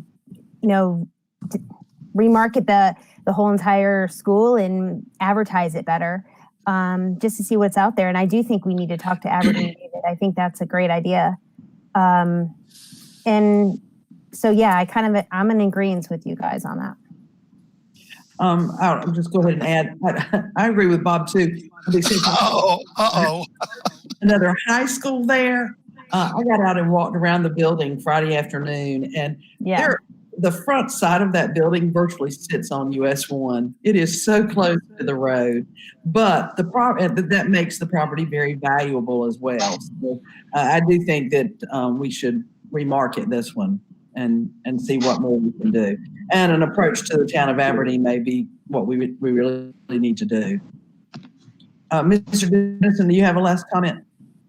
Yes, I don't know how much they pay for it. I'm not a real estate person, but I think it would be a great commercial place or retail place. And maybe if we work with the economic development group, somebody's coming about thinking in, just instead of just the commercial people, the retail commercial people, they have the stores and things like that. That would be part of our outreach to the town of Aberdeen. Mr. Dennison, Mr. Hensley, I think characterizes the current situation very accurately. Town of Aberdeen to date has been very clear about their preference for zoning on that property. We have lost at least one very bidder that was very, very willing to pay the appraised value of the property for just that reason. So it would be, barring any change in the board's perspective, Madam Chair, we will bring this back under board. Well, if the board wants to vote on it with consent, you may do so, but I'm telling you now, I will recommend that you withdraw the bid and authorize the chair and the administration to reach out to the town of Aberdeen and also to our agent to think about a new approach to marketing. I would, however, like to follow through with the outreach to Aberdeen before we invest a lot of time with marketing, other than just continuing the upset bid process. I mean, we can always just kind of keep it out there and be willing to take bids that might come in higher. I think we should do that. But before we do a lot of rebranding of the marketing effort, I think we need to clarify what the property can be used for. Because I think by now, I think Mr. Hensley has characterized it pretty accurately. We've had quite a number of months working on this, and I think that zoning question is very much a serious question. Zoning question is a serious question. The zoning question is a serious one. I believe, Dr. Grimacy, then you've pretty well heard from the group, and we seem to be in consensus that we are not interested in accepting that offer. As you can sense, the superintendent came very open to that direction today. So, Madam Chair, it will be the superintendent's intention to come back with a recommendation that the board withdraw. All right, barring any other comments or questions, we'll move on. That takes us to the updated plan for sustainable improvements. Mr. Barrett. Thank you, Dr. Grimacy. Chair Carter, board members, majority of the executive summary in the first page is a continuation, same thing that was presented to you at the work session last month. If you go to the second page of the executive summary, please, this is where there's some change to it, and it has to do with at your business meeting that you authorized the posting of this updated plan on the school district website and invited the public to comment on that for a period of 2 weeks. During that period, we had 325 responses. Of those responses that were provided, 280 indicated support for the plan. 40 responses expressed a lack of support for the plan, and there were 5 responses that had not indicated either support or against. Of the 325 total responses, 272 commented that the Pinecrest High track should remain where it is on the priority list or even move up as a priority. There were 10 respondents who commented that the improvements, got ahead of myself. There were 8 comments that the track at Pinecrest should move down the priority list. So again, 272 commented that the Pinecrest High School track should remain or move up in priority, and 8 commented that the Pinecrest High School track should move down the list of priorities. There were 10 respondents who commented that the improvements at the old schools, gymnasiums at Bass, Lakeview, Carthage, Cameron, High Falls, and Westmore should move up as a priority to the district. You will be reminded that as part of our plan that was presented for this 20-year plan, these needs for the gymnasiums fell upon the master facility plan need in 2024, included in the approximate $31 million ask. Under the estimated costs, there are 2 changes, and I want to explain them. You will see here that the first item in there, thank you, the 20-year plan is $73.1 million. Previously, that number was 73.7. As I was going through the document and providing some additional information for this report, I found I had a few just little circular re-adds. So I had 2 projects that counted it twice in there. And so I found that, corrected it, and verified the other numbers. That also carried over into the bond identified amount, or other alternative financing in 2024. That was $32.4 million. And again, I had a duplicate circular reference that counted projects more than once, and that is corrected to $30,968,000. That brings the total of the 2 to $104 million. So I wanted to clarify that, and you'll see the distinction between the 2 and where that came from. Also attached to this executive summary, I have included the information specific to that supplemental bond or other alternative financing for 2024, that $31 million ask for that. The presentation, if you would open that up for me, Laura. And if you would go down to page 7, the front part of the presentation is exactly the same that I presented in January to the board. And again, this goes through where we started talking about when I was updating the board on construction projects and the bond funds. So you can, again, this is a recap of what you saw last week to see how those numbers were playing out and how we are arriving at the potential cost ranges. Excuse me. So at the top, again, we start with the North Carolina Lottery Fund. As distributed, and this was November of 2020, was just over $2.5 million. Again, from the previous presentation, how we had established a set aside for construction deficits of the 1.7. We know that with a certainty level of confidence that based off of previous year's distribution of lottery funds, we can expect another $400,000 in lottery disbursement by July of this year. We also know with a level of certainty that we will receive in the next fiscal year $850,000. So between now and July of 2020, we would expect to have available through the North Carolina Lottery, unallocated available to use, just over $2 million. I'm going to pause there to see if there's any questions about what I explained with that part. Any questions? Okay, here and then going on in the next area of local capital. The current available that we have is $933,000. And yes, that is more than the $750,000 annual allotment by the county. But remember, we were carrying over some funds for the set aside of construction deficit of the $400,000 that's contained within that. Knowing that we're going to get another disbursement of $750,000 through 2022, we add the numbers together, excuse me, together, and you get $1,283,000. So if you take the lottery, you take the capital totals down there and add them together, as far as estimates, you're looking between 2.8 to 3.7 million, because it's dependent, the range there, on how much of the set aside we're going to be able to free up. John, wait a minute, John, just pause and think about what you just said. Isn't that range at the bottom of the page, the range of the value of the sale of the surplus properties? Yes. I jumped ahead to the next page, Bob. Yes, you did. Yes, you did.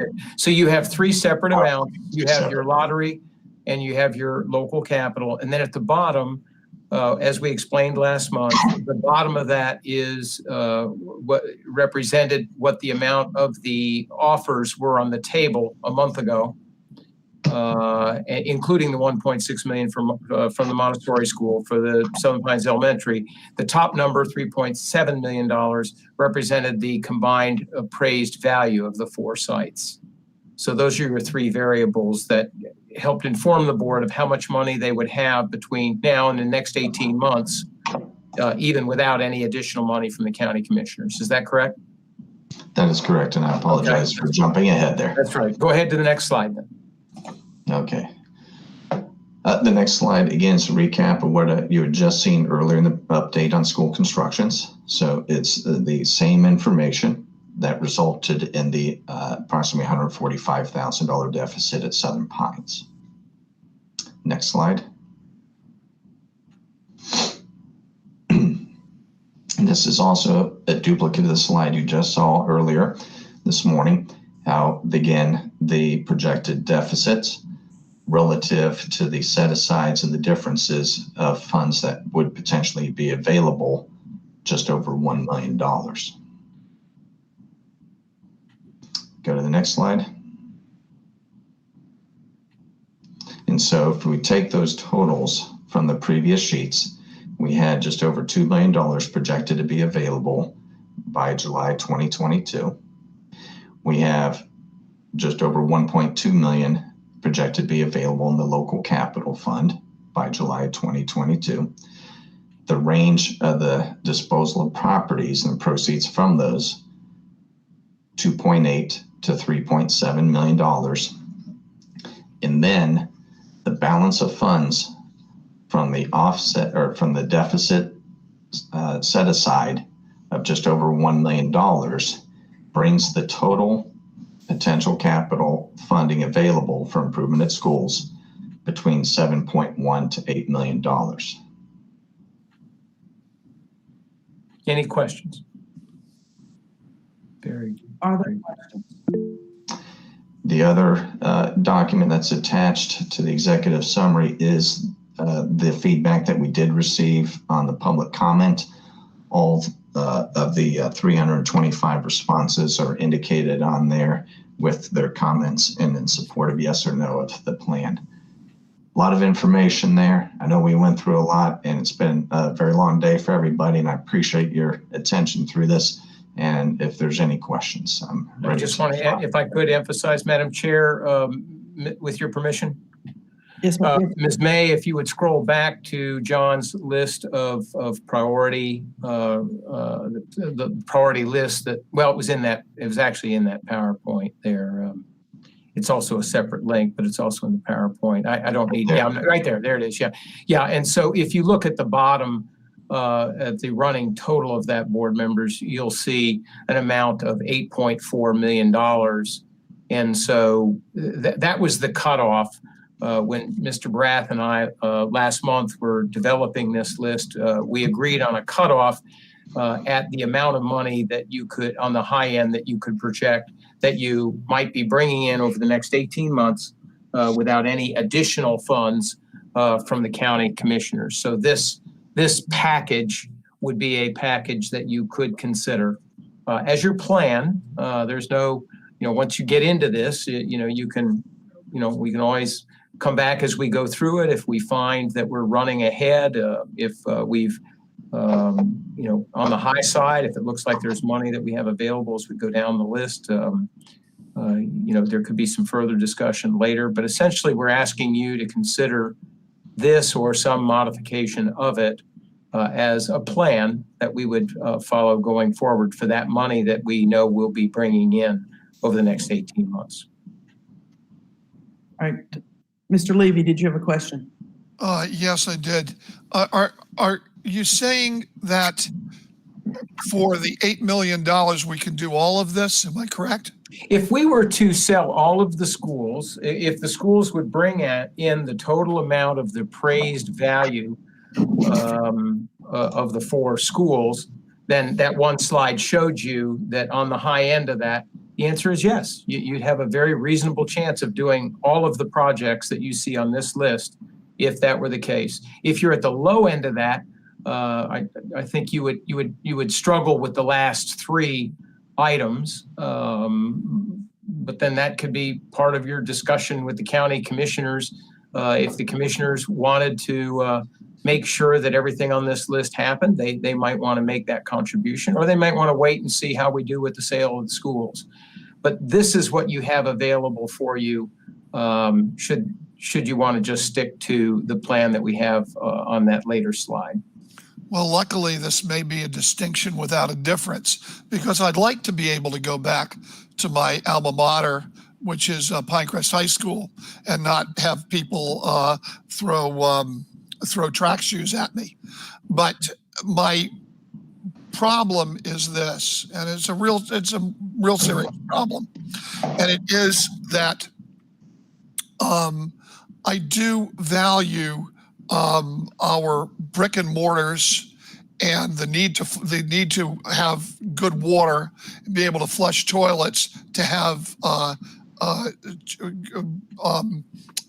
roofs that don't leak and the like, as well as gymnasiums that are taken care of. I think we have to prioritize those ahead of $1 million, more than $1 million, 1 point some odd million dollars, which is 1/8 of the total for a track at Pinecrest. I think the track at Pinecrest has to come ahead, oddly enough, of the track at Northmore, because I understand that the track at Pinecrest is not serviceable. Am I correct? Yes. It's not serviceable. That's correct. Yes. But the track at Northmore is serviceable. For at least the next couple, year or 2 or 3, we feel confident about that. But eventually, we would need to get there. Yes. Right. I don't doubt that. So in terms of needs for tracks, Pinecrest comes ahead of that. But to say that we're going to spend 1/8 of this on a track and say not put in cameras on our school buses for the safety of our students and the like, I think is wrong. So I hope that we will go along with this and pass this, but placing at the bottom our two tracks. Right, the two tracks. And I say that with apologies to the 280 people who anticipated, I think, my comment and made their comment from Pinecrest. And I do understand the serious need for it. That's my comment. Madam Chair, as you often have heard me say, and board members may get sick of me saying, there are a lot of issues on which reasonable people can disagree reasonably. And I think that's fair. Obviously, the presence of the track on this list at Pinecrest caught the attention of a lot of people for good reason. But I think that Mr. Levy's point is not unreasonable. I would, though, like to hear from each board member, because that's a big issue with this list. There can be a lot of other discussions about this list, but I'd like to hear from each board member this evening before I conclude on a final recommendation for next week, what their feel is about the possibility of putting the two tracks at the bottom of this list together, the Pinecrest track and the Northmore track at the bottom of the list, knowing that the risk is that should we go back to full-time school next year, we're going to need every bit of a year to replace that track. So Pinecrest track program will not be able to host track meets during whenever it is we start the process. It is not likely that the Pinecrest track will be ready for at least one track season. So if we decide to not be aggressive, we could miss 2 track seasons. I think, John, if I remember correctly, we lost 3 track seasons at Union Pine. I think we went 3 years where they couldn't host a track meet. We're missing, of course, we've had COVID disruption last year and this year, but we've not built a track during that time. Going forward, I think that would be the trade-off. But I would like to hear from individual board members, because I would like to bring a recommendation next week that this board can support. Mr. Hensley, you're up. So the first thing I want to say is when Mr. McGrath talked about reductions due to a circular reference in a spreadsheet, I was hoping for like a $30 million reduction. Me too. I'll take whatever amount we can get. Comments, pertinent comments. Though first I was struck that 290 out of 325 respondents, or 90%, were focused on athletics. Right. And it's kind of disappointing that of all the good educational things Moore County School does, that 90% of the surveys, when, hey, we got $8 million, what do you want to do? 90% of them are athletics. That's just an editorial comment. I do want to say that we have 2 things. We have to be careful of feedback, because if 272 out of the 325 respondents were there just to express support for the Pinecrest track, then there was obviously an organized effort, and that's good. I mean, man, I'm glad athletics have boosters, but there was obviously an organized effort to get out the vote, so to speak. So we have to be careful about just looking at numbers of respondents who are advocating for one thing. The other thing I would say is, and I regret not paying attention to this in an earlier board meeting, because the problem with how we did this, and I've got a recommendation on how to do it next time, is we said, look, we got $8.5 million. Here's $8.5 million. Do you approve? And people go, yeah. My suggestion next time is we put an additional 20% of priorities on there. So it's $12 million. And we ask people, what would you leave out?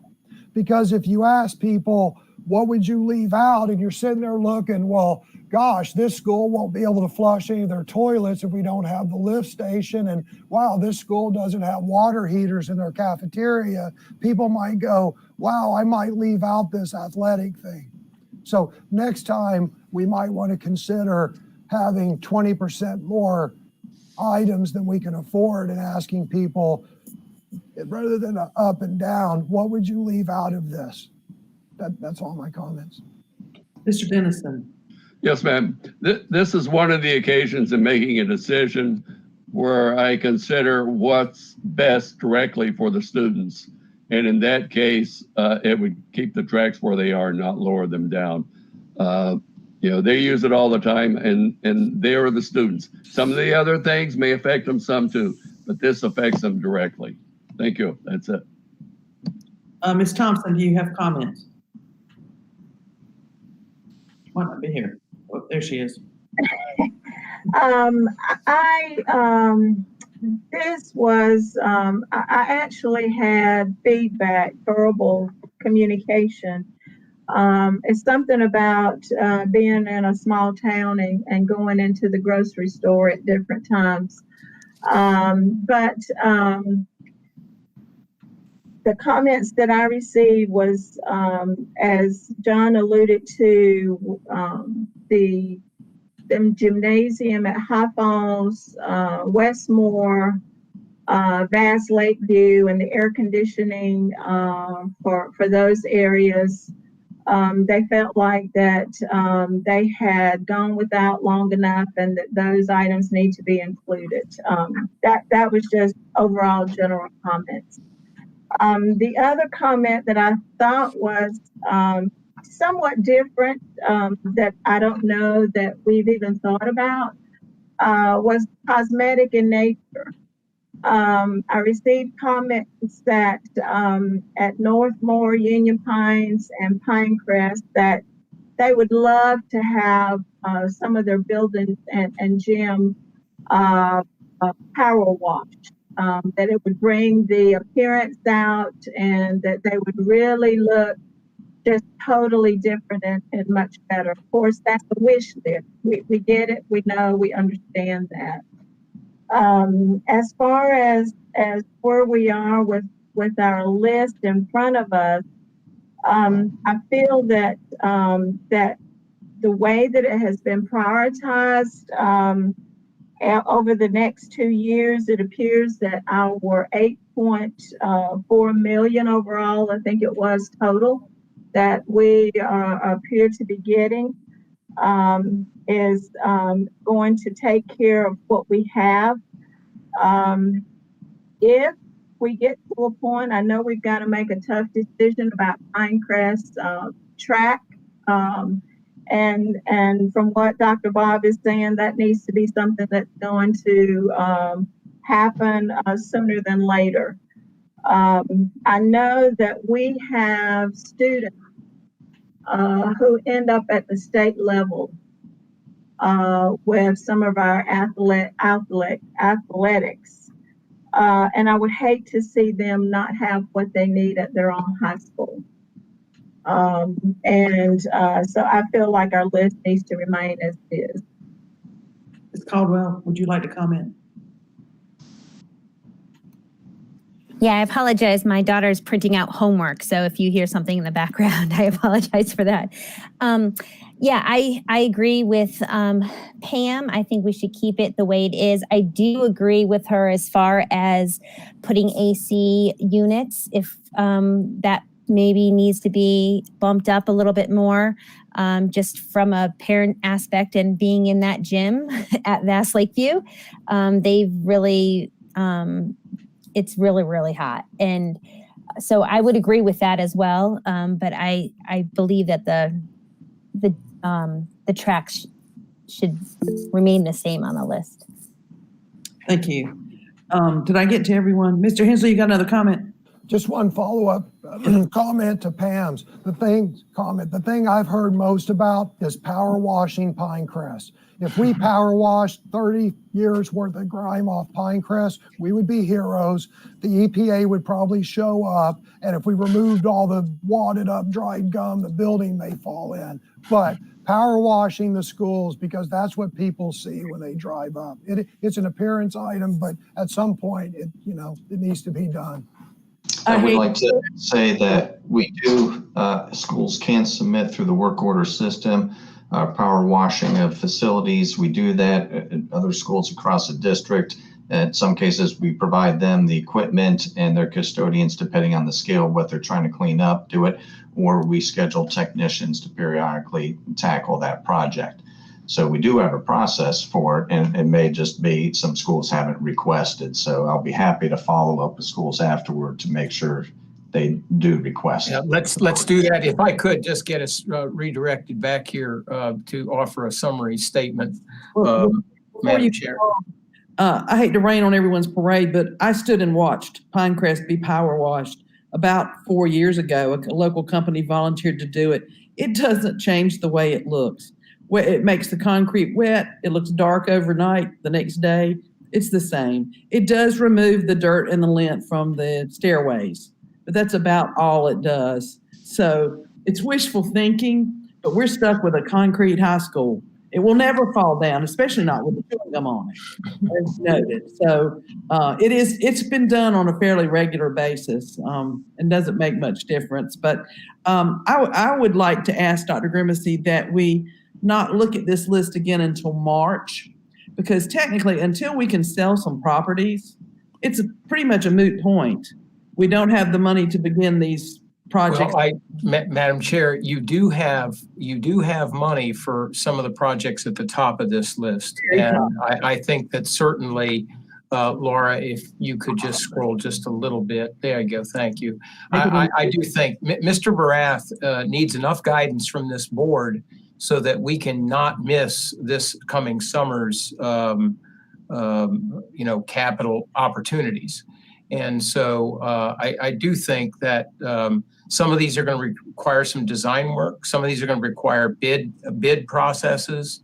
The board really certainly does not want to go past, John, correct me, but I think March would be the latest, at least for the top dozen, once the money becomes available from the set aside and the other money that we have on hand. John, you talked to us about when do you need to have this list to guide your work late spring so that you're ready to go the minute the children are done in the summer? One of the challenges we're going to have is with the first two, the pump station replacements. There is going to be a need for design on those and selection of proper equipment to go in, and then it becomes the availability of the items like the pumps. I would need to come back and inform everyone if it can be done before students return in August for those two. And I would emphasize to the board, this is a plan. And in each of these cases, particularly the top four, they're all in excess of $100,000. So John, go ahead, John. And then that is true. There are some things that are some of these large ticket items that you refer to that can be done, and go down enough to the Community Learning Center at Pinckney item, replace heat piping and condensate piping returns throughout for $222,000. That only needs to be done by heating season. So there is an opportunity that the project scale like that could be done prior to heating season. And I would come back with a proposed schedule to the board on items for these so they can see a timeline for them. Yeah, what I was going to go on and suggest, Madam Chair, is if the superintendent can be allowed to work with staff based on the feedback that the board has given today, we keep this under board action. Give us a couple of days to digest what the board has shared today. A lot of this has to do with the pacing of the money. You can't do all these up front, okay? You're just not going to do it. You have to spread them out. In fact, it'll be quite demanding to get them all done within 18 months because so much has to be done in the summer times. And with the Pinecrest track, if you were to, John, give me a ballpark as to how many months we need to allow for that from start to finish. I would say 2 months to put the survey and design together, another month for bidding and award, and then the ordering of everything and the staging, a month to a month and a half, and then for demolition, grading, shaping, concrete, the whole construction part of it, 3 months minimum. So I think 7 to 8 would be reasonable. So if one way or another, we're not going to have that track available in the spring of 2022. So, we're looking at a decision that's still months away. We'll know if we're going to sell another school. We'll have a much better idea. And sometimes the placement of a project on this list is a reflection of its priority, but it's also a reflection of the timing. So since some of these can't be done in this order, the calendar is going to determine it. There'll have to be some flexibility in clusters of these projects. And I think the board will see that out. I'm just inviting the board to remember that any plan needs to be taken seriously, but you also don't want to handcuff yourself and not to adapt. So I think that the placement, if the board agrees that the Pinecrest track needs to be replaced, I think its positioning on the list is going to be a matter of when we know we have the accumulated funds. And quite clearly, we're not going to have the accumulated funds for a $1.3 million project in the first 6 months of this plan. All right. So I would ask if you just place it under board action, give us a couple of days to take the board's input. I think we can bring back a recommendation that the board will be prepared to support. All right, thank you. Mr. Hensley or Mr. Levy, do you need additional questions? Or? I was just gonna concur with what Dr. Grimacy said. Look, everyone's in agreement with this. The only issue is where does the track belong? And based upon, I think we should just vote on it next week and move on to other things. I just wanted to say that no one will ever know if we replaced a lift station. Everyone will know if we did a track. Unfortunately, for 10, 20 years, we've neglected all of this maintenance. And I still think that we need to think long and hard about whether we should take a hit in our own popularity and get these safety and infrastructure things taken care of, even if we do take a hit a little bit on a popularity on a track. I know I'm outvoted on it, but hope always springs eternal. And with any luck, we'll have the 8 million anyway, so the order won't matter that much, and it'll be timing. So, and I want Pinecrest to have a track. I just think we need roofs and be able to flush toilets, and I think that's should be higher on the list. Yeah. I'd also like to add, I know that the list about gymnasiums also includes the Carthage Gymnasium, but that's one that requires a totally different view. So we cannot forget the whole Carthage campus and what its needs might be somewhere in the very near future. Madam Chair, let me emphasize that it's not just about sticking air conditioning units in those old gyms. There's a need for all of the gyms need to be modernized.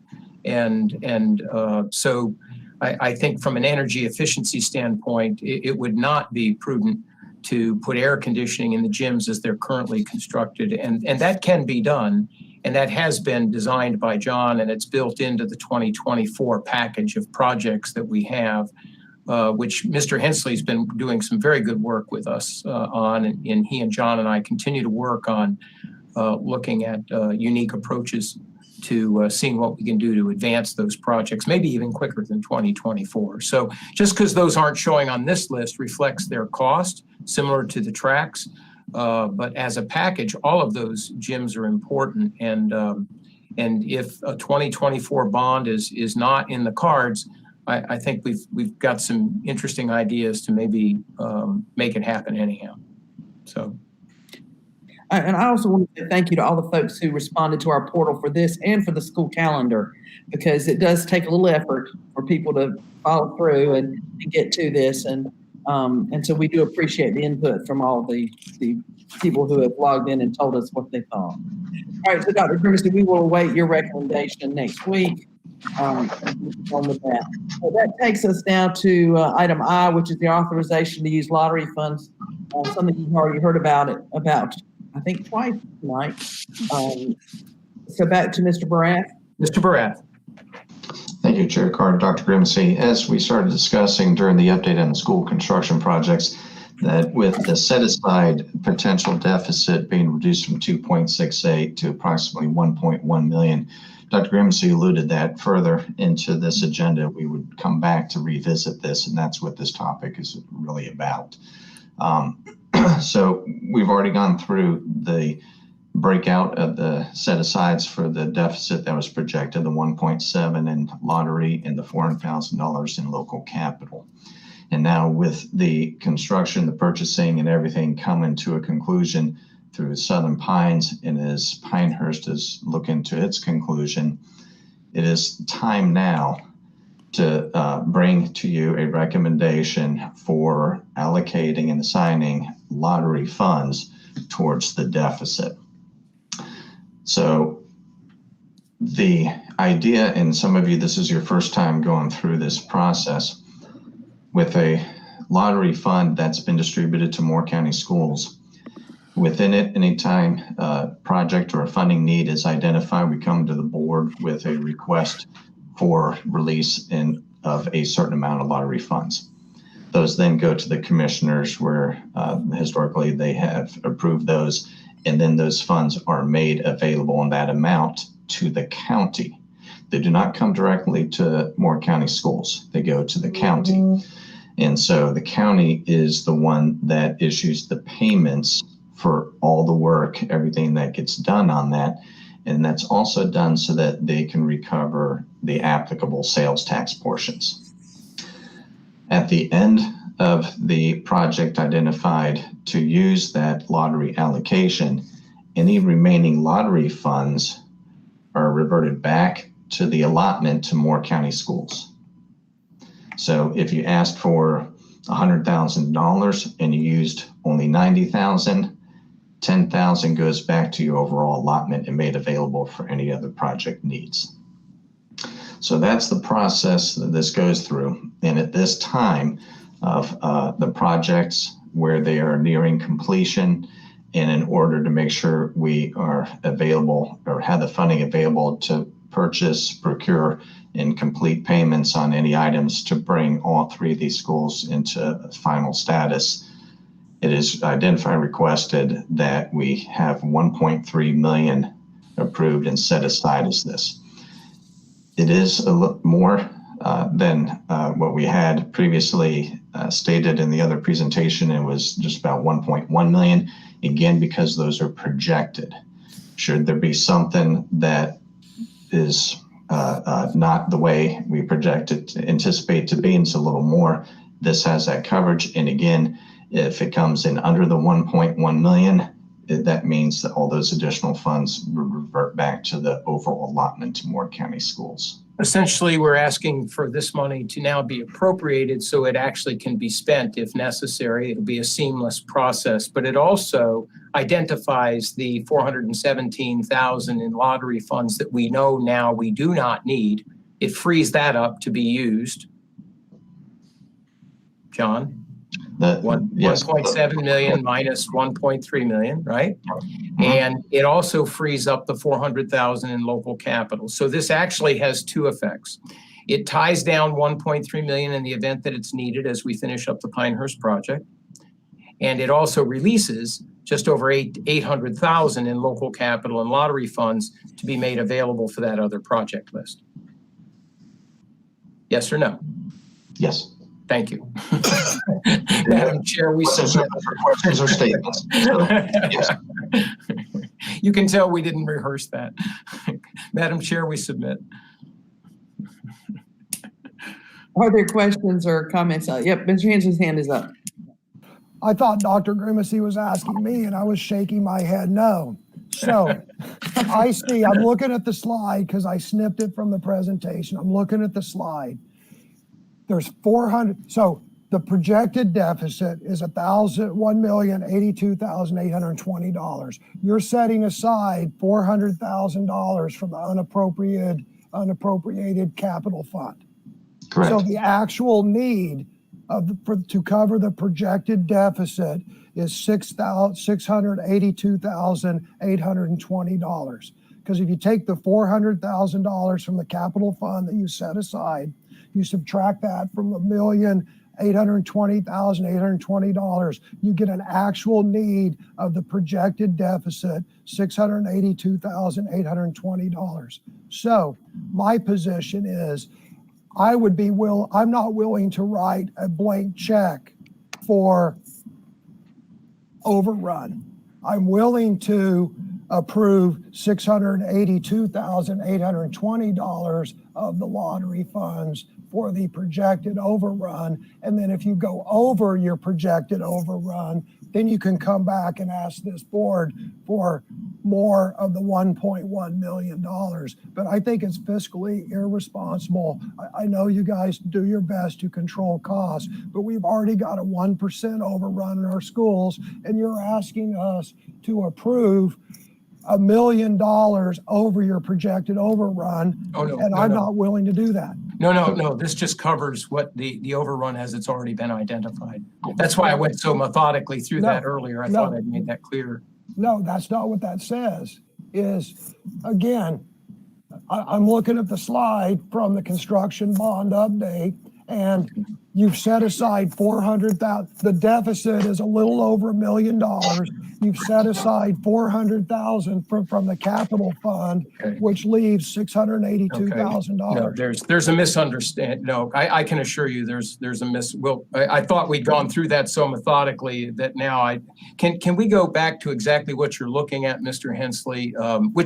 That's been presented twice in two different presentations. I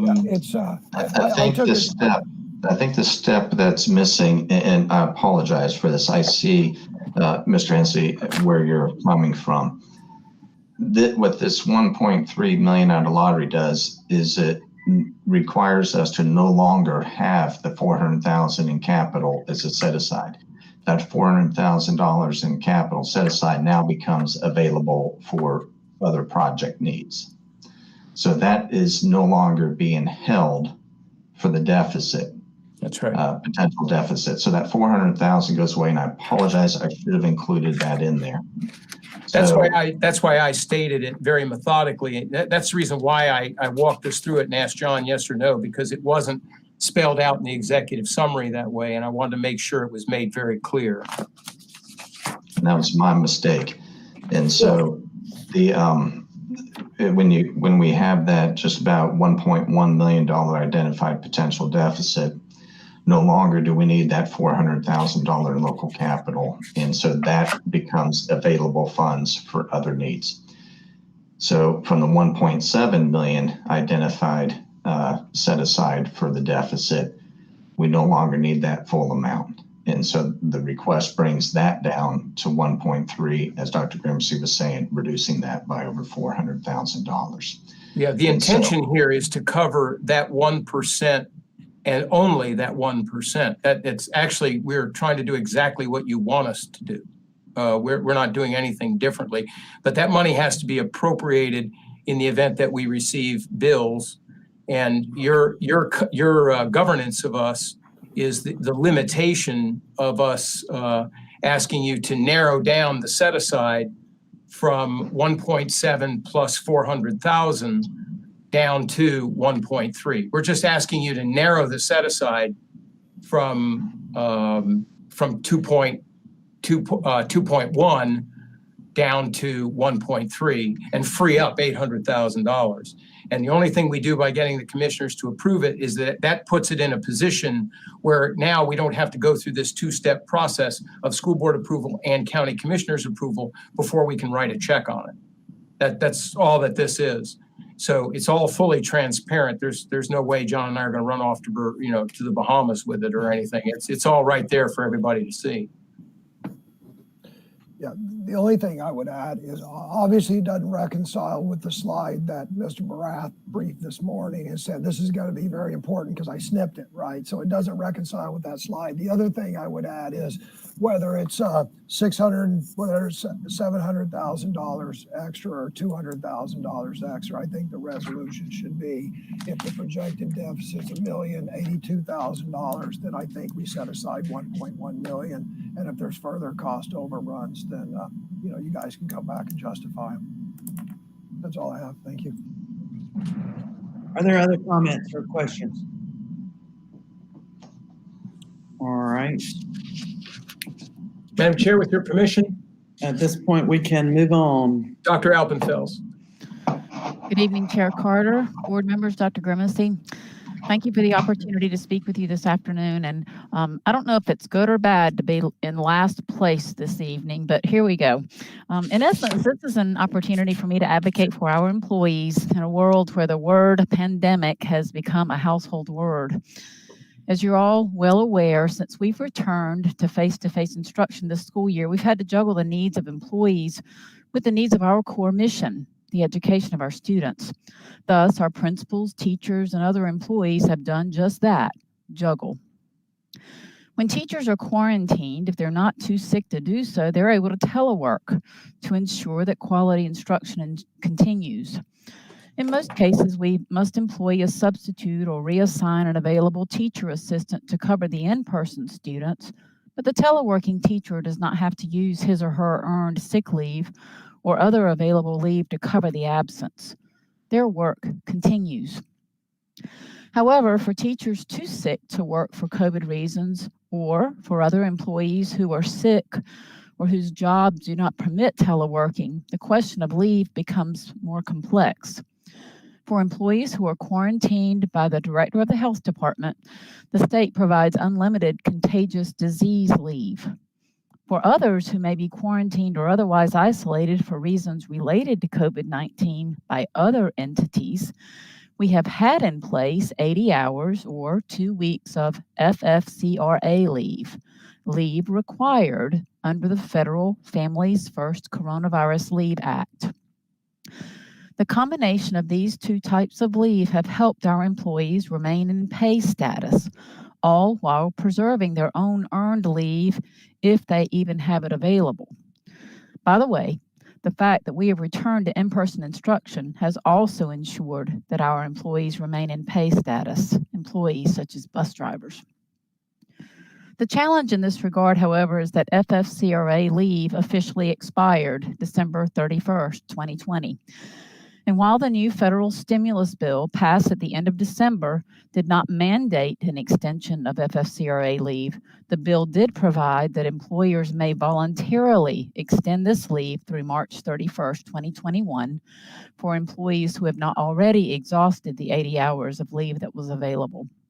Thus, I am requesting that the board permit Moore County Schools to extend the provisions of FFCRA leave through the end of March. This leave keeps our employees in pay status and encourages them to be candid with us, to stay home as directed if they're sick, to stay home if they've been exposed to COVID-19, to stay home if they've been directed to isolate or quarantine by a medical entity other than the health department, and to stay home if a member of their household is similarly impacted by COVID-19. And I'm happy to try to answer any questions you may have.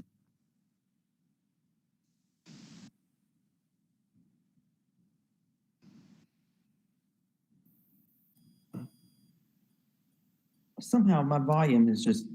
Madam Chairman, if this was what happens every time Dr. Alpenfels makes a presentation, she's going to make every presentation from now on. No, there's hands up. There are hands up. Ms. Thompson, your hand went up first. All right. I think that to me, this is simple. It's an opportunity for our employees to get what they need. I'm thankful that we have the flexibility to be able to extend the leave, and it's something that we need to do. Our employees have gone over and above, just trying to hang in there for us and do what we need them to do. So my vote would be yes. All right, Mr. Hensley. If one of my team members executes the leave under this federal act, my companies get reimbursed. I didn't hear you, Anita, I didn't hear you discuss the funding aspect of this. Does Moore County Schools get reimbursed from the federal government for the wages? We are not eligible for the reimbursement, unlike a private company. And Mr. Cox and I have discussed this at length because we don't get any additional money for the state contagious disease leave. We simply have to provide it. And we have never gotten any additional resources or tax credits. It may be that you get tax credits in your line of work. Right. And yet all of these folks are budgeted for. And so, Mr. Cox, if you want to weigh in and add to that explanation, you will do a much better job on the financial side than I will. But that's a great question, Mr. Hensley. Thank you. Like Dr. Alpenfeld said, no, we do not get reimbursed from the federal government. There is no additional funding source for this. The individual salary has been budgeted, and we would be paying them as if they were working, though they are out for this type of leave. I guess you could look and say really only added cost was they didn't have to use their annual leave because sick leave is not eligible to be paid out. If they leave us, it would just be a case of annual leave there. But again, we're budgeted to pay their salary, so they're not getting additional days of employment with us. So really the additional cost would be if there is a sub that has to cover a classroom when somebody is out. And we do have CARES Act money to use if that happens in that case.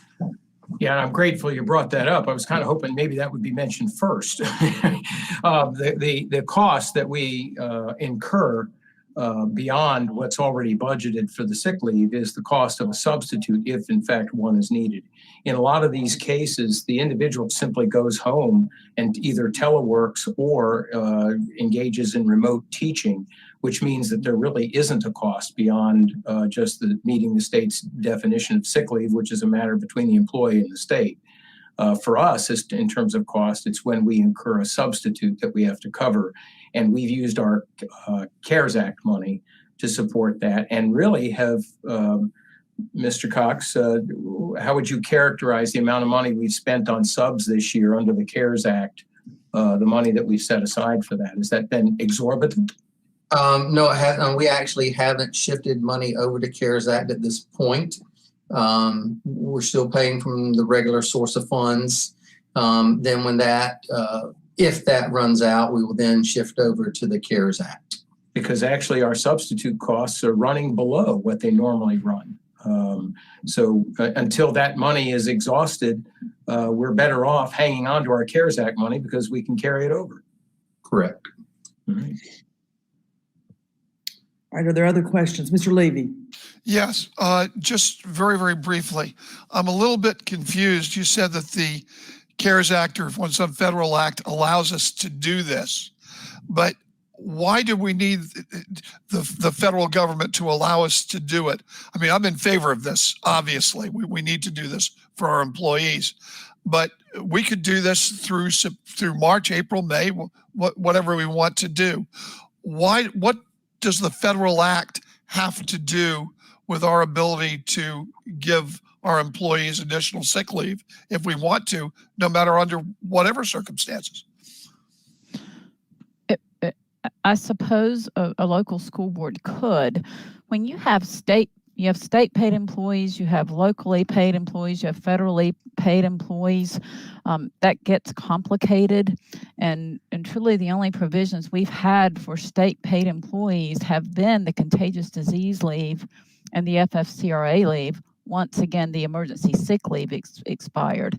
I can tell you that from the months of March through December, the combined number of days that our employees used of contagious disease leave were 418. That's from March to December. We had 334 days of FFCRA leave from March to December. So neither of these are being abused. We are tracking it. I will tell you that for employees who don't qualify for contagious disease leave, we have processed their sick leave since January 1st. Now, should you elect to approve for us to extend FFCRA leave, we will go back and restore those employees' sick leave. Well, then that's important. It's very important that we do it. Thank you, sir. Are there other questions or comments? I have to concur. We've got to help our people everywhere we can. Thank you for your support. Thank you, Dr. Alpenfels. All right, so that brings us to the end of our agenda. I'd like to walk through it now to determine what will go on consent agenda and what will be on action at next week's meeting. My recommendation would be that item A, school board training, would be consent. Item B, the amended budget calendar, would be consent.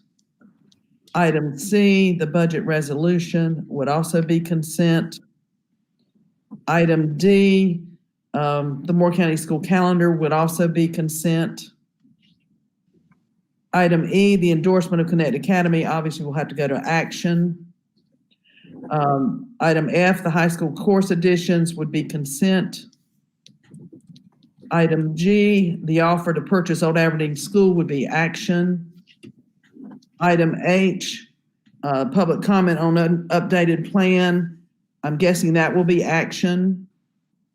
Item I, the authorization to use lottery funds.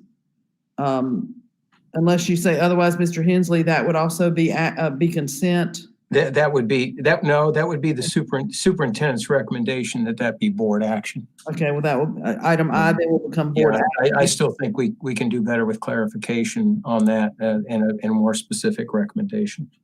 And then item J, the extension of leave, would be consent. Does that sound good?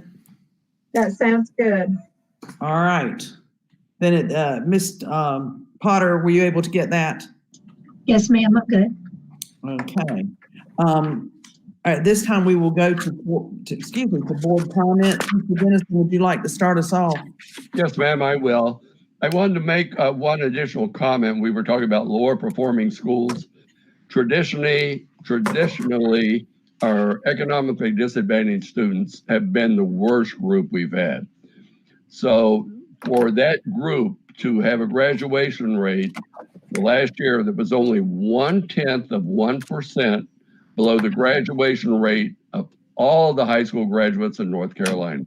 Again, our economically disadvantaged graduation rate was 0.1% below the graduation rate of every single student that was graduated last year in North Carolina.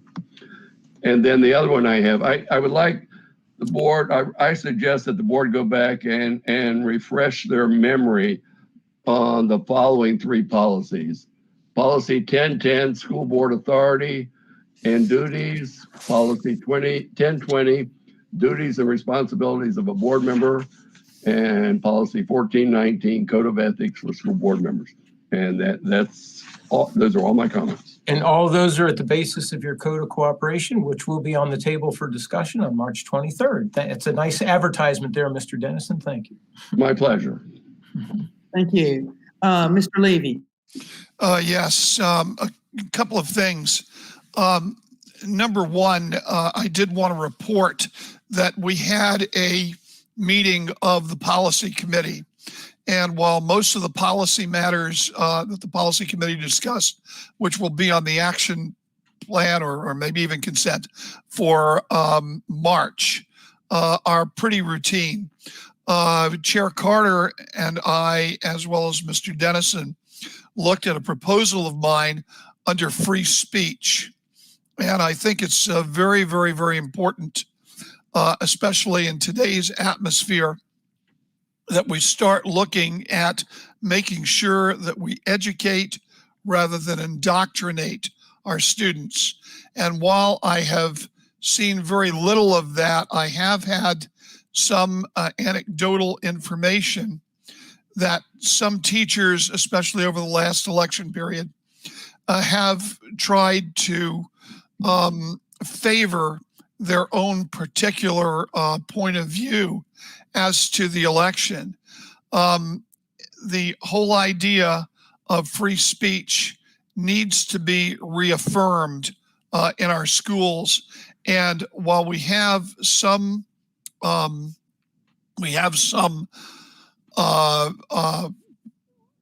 policies already in place on free speech, They need to be brought together and put into one place.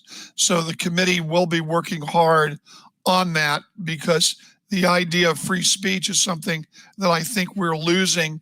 And it's not so much a national issue as I think we have to look at it locally, and making sure that our schools, especially in the upper grades, are places of free academic discourse where no one gets embarrassed for an unpopular view. The second thing that I have to talk about is something that is upcoming with regard to the State Board of Education. State Board of Education is about to look at the state standards for civics and for social studies. Lieutenant Governor Mark Robinson is trying at this moment to make sure that we don't do a radical departure from our current state standards, and making sure that this whole thing that is going on in the United States right now is not visited upon our students. One of the things that we have to look at is what is happening over in Lee County.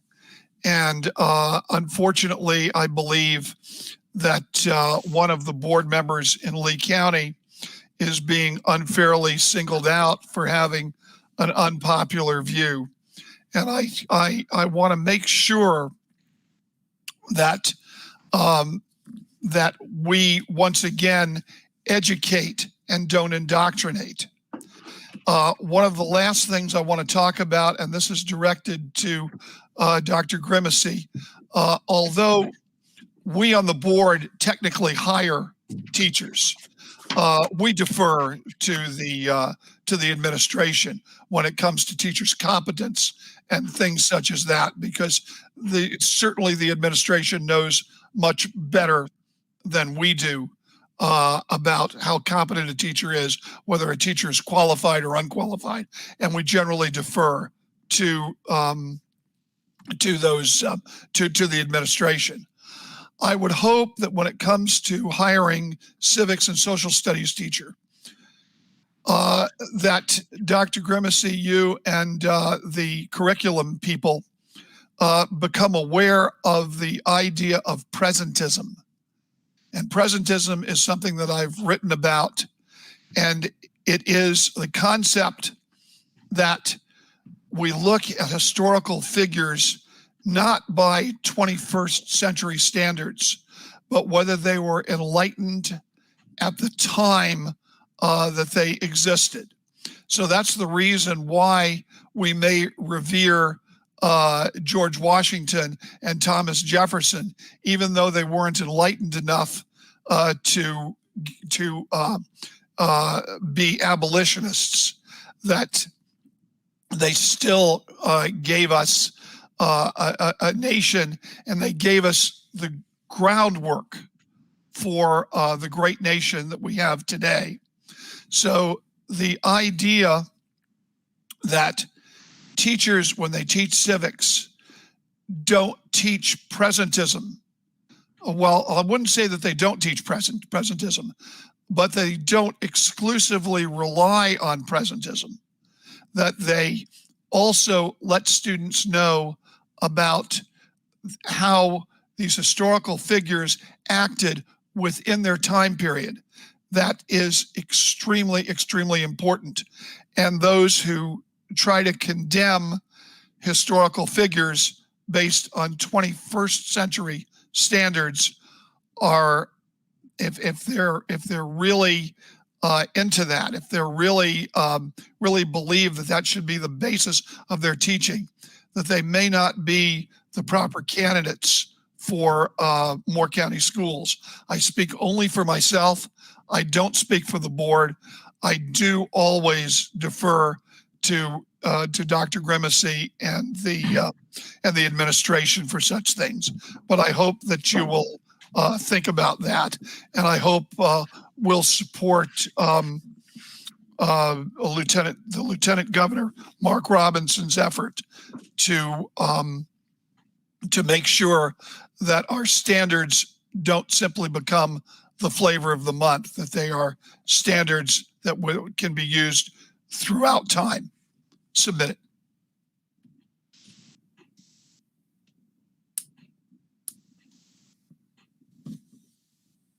Ms. Thompson. My only comment is I did not have an opportunity, since I didn't make the January 25th budget meeting. I just wanted to thank our schools for taking the effort to get gifts and send to board members. We certainly don't take that lightly. And we appreciate this gives us an opportunity to appreciate them for everything they do for us. Though they truly are the superheroes, not board members. I mean, we're here to provide support, resources.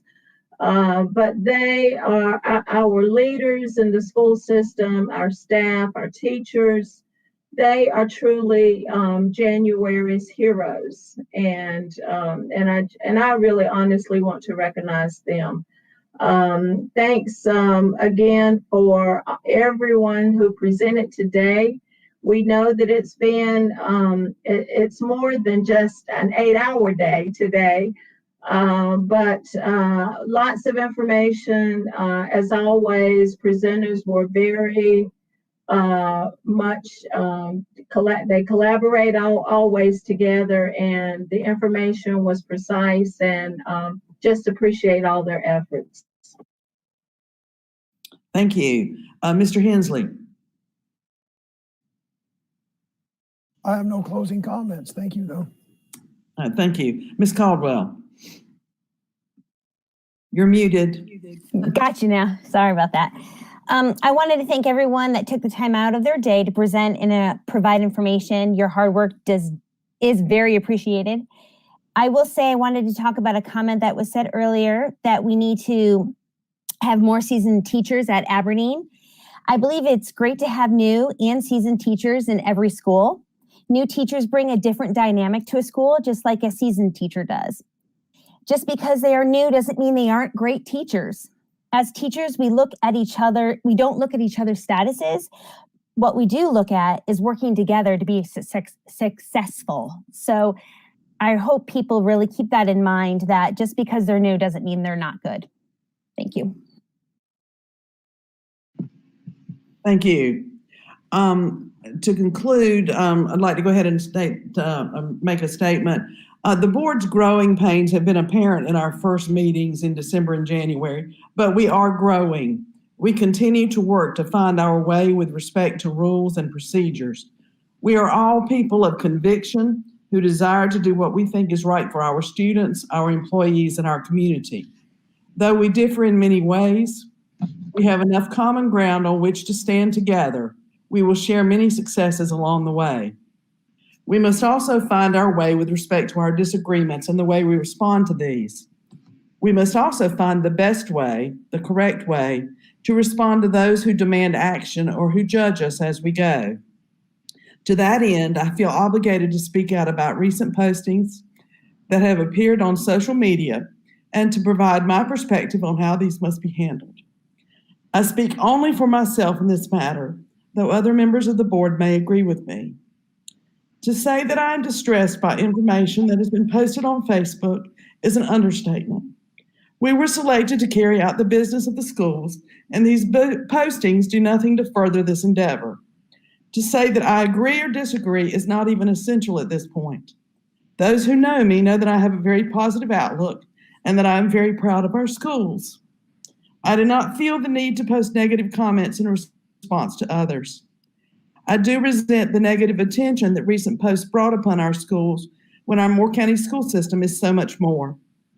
I encourage all of our board members to stay focused on the positives of our students, staff, and programs, to stop unprovoked attacks on social media, which often omit the complete facts. I also encourage board members to respect policies and issues discussed in closed sessions and to refrain from releasing information or comments to the public that should not be shared.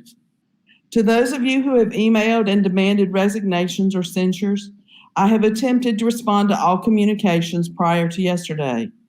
Each and every one of us is entitled to an opinion, be it well-informed or ill-informed. I will not always agree with you, and in reverse, I know that you will not always agree with me. Likewise, I will not and do not always agree with my fellow board members. The members who serve on this board were elected by a majority of the citizens of Moore County, and they were elected to serve without fear of recall. North Carolina does not offer disgruntled voters that option. Thus, it is not within the authority of the Board of Education to remove a member from office. It will be up to you, the voters, if you seek change in the future. To those of you who call for censure, I ask to what end? A censure is a mere slap on the hand of an adult. It cannot guarantee change in future actions, and it most certainly cannot change what has already occurred. This board must continue to work together, and a censure, a simple verbal reprimand, will do nothing to improve our relationships or to allow us to serve together to help our community. These early days of becoming a united board are not easy, but I remain committed to working to do what I know is right for our children. I will continue to lead in the way I think best fits our situation, and I will continue to serve for the good of others. And with that, I will also take the advice that Aaron Burr gave to Alexander Hamilton in the recent musical Hamilton, and I suggest others try it as well. Talk less, smile more.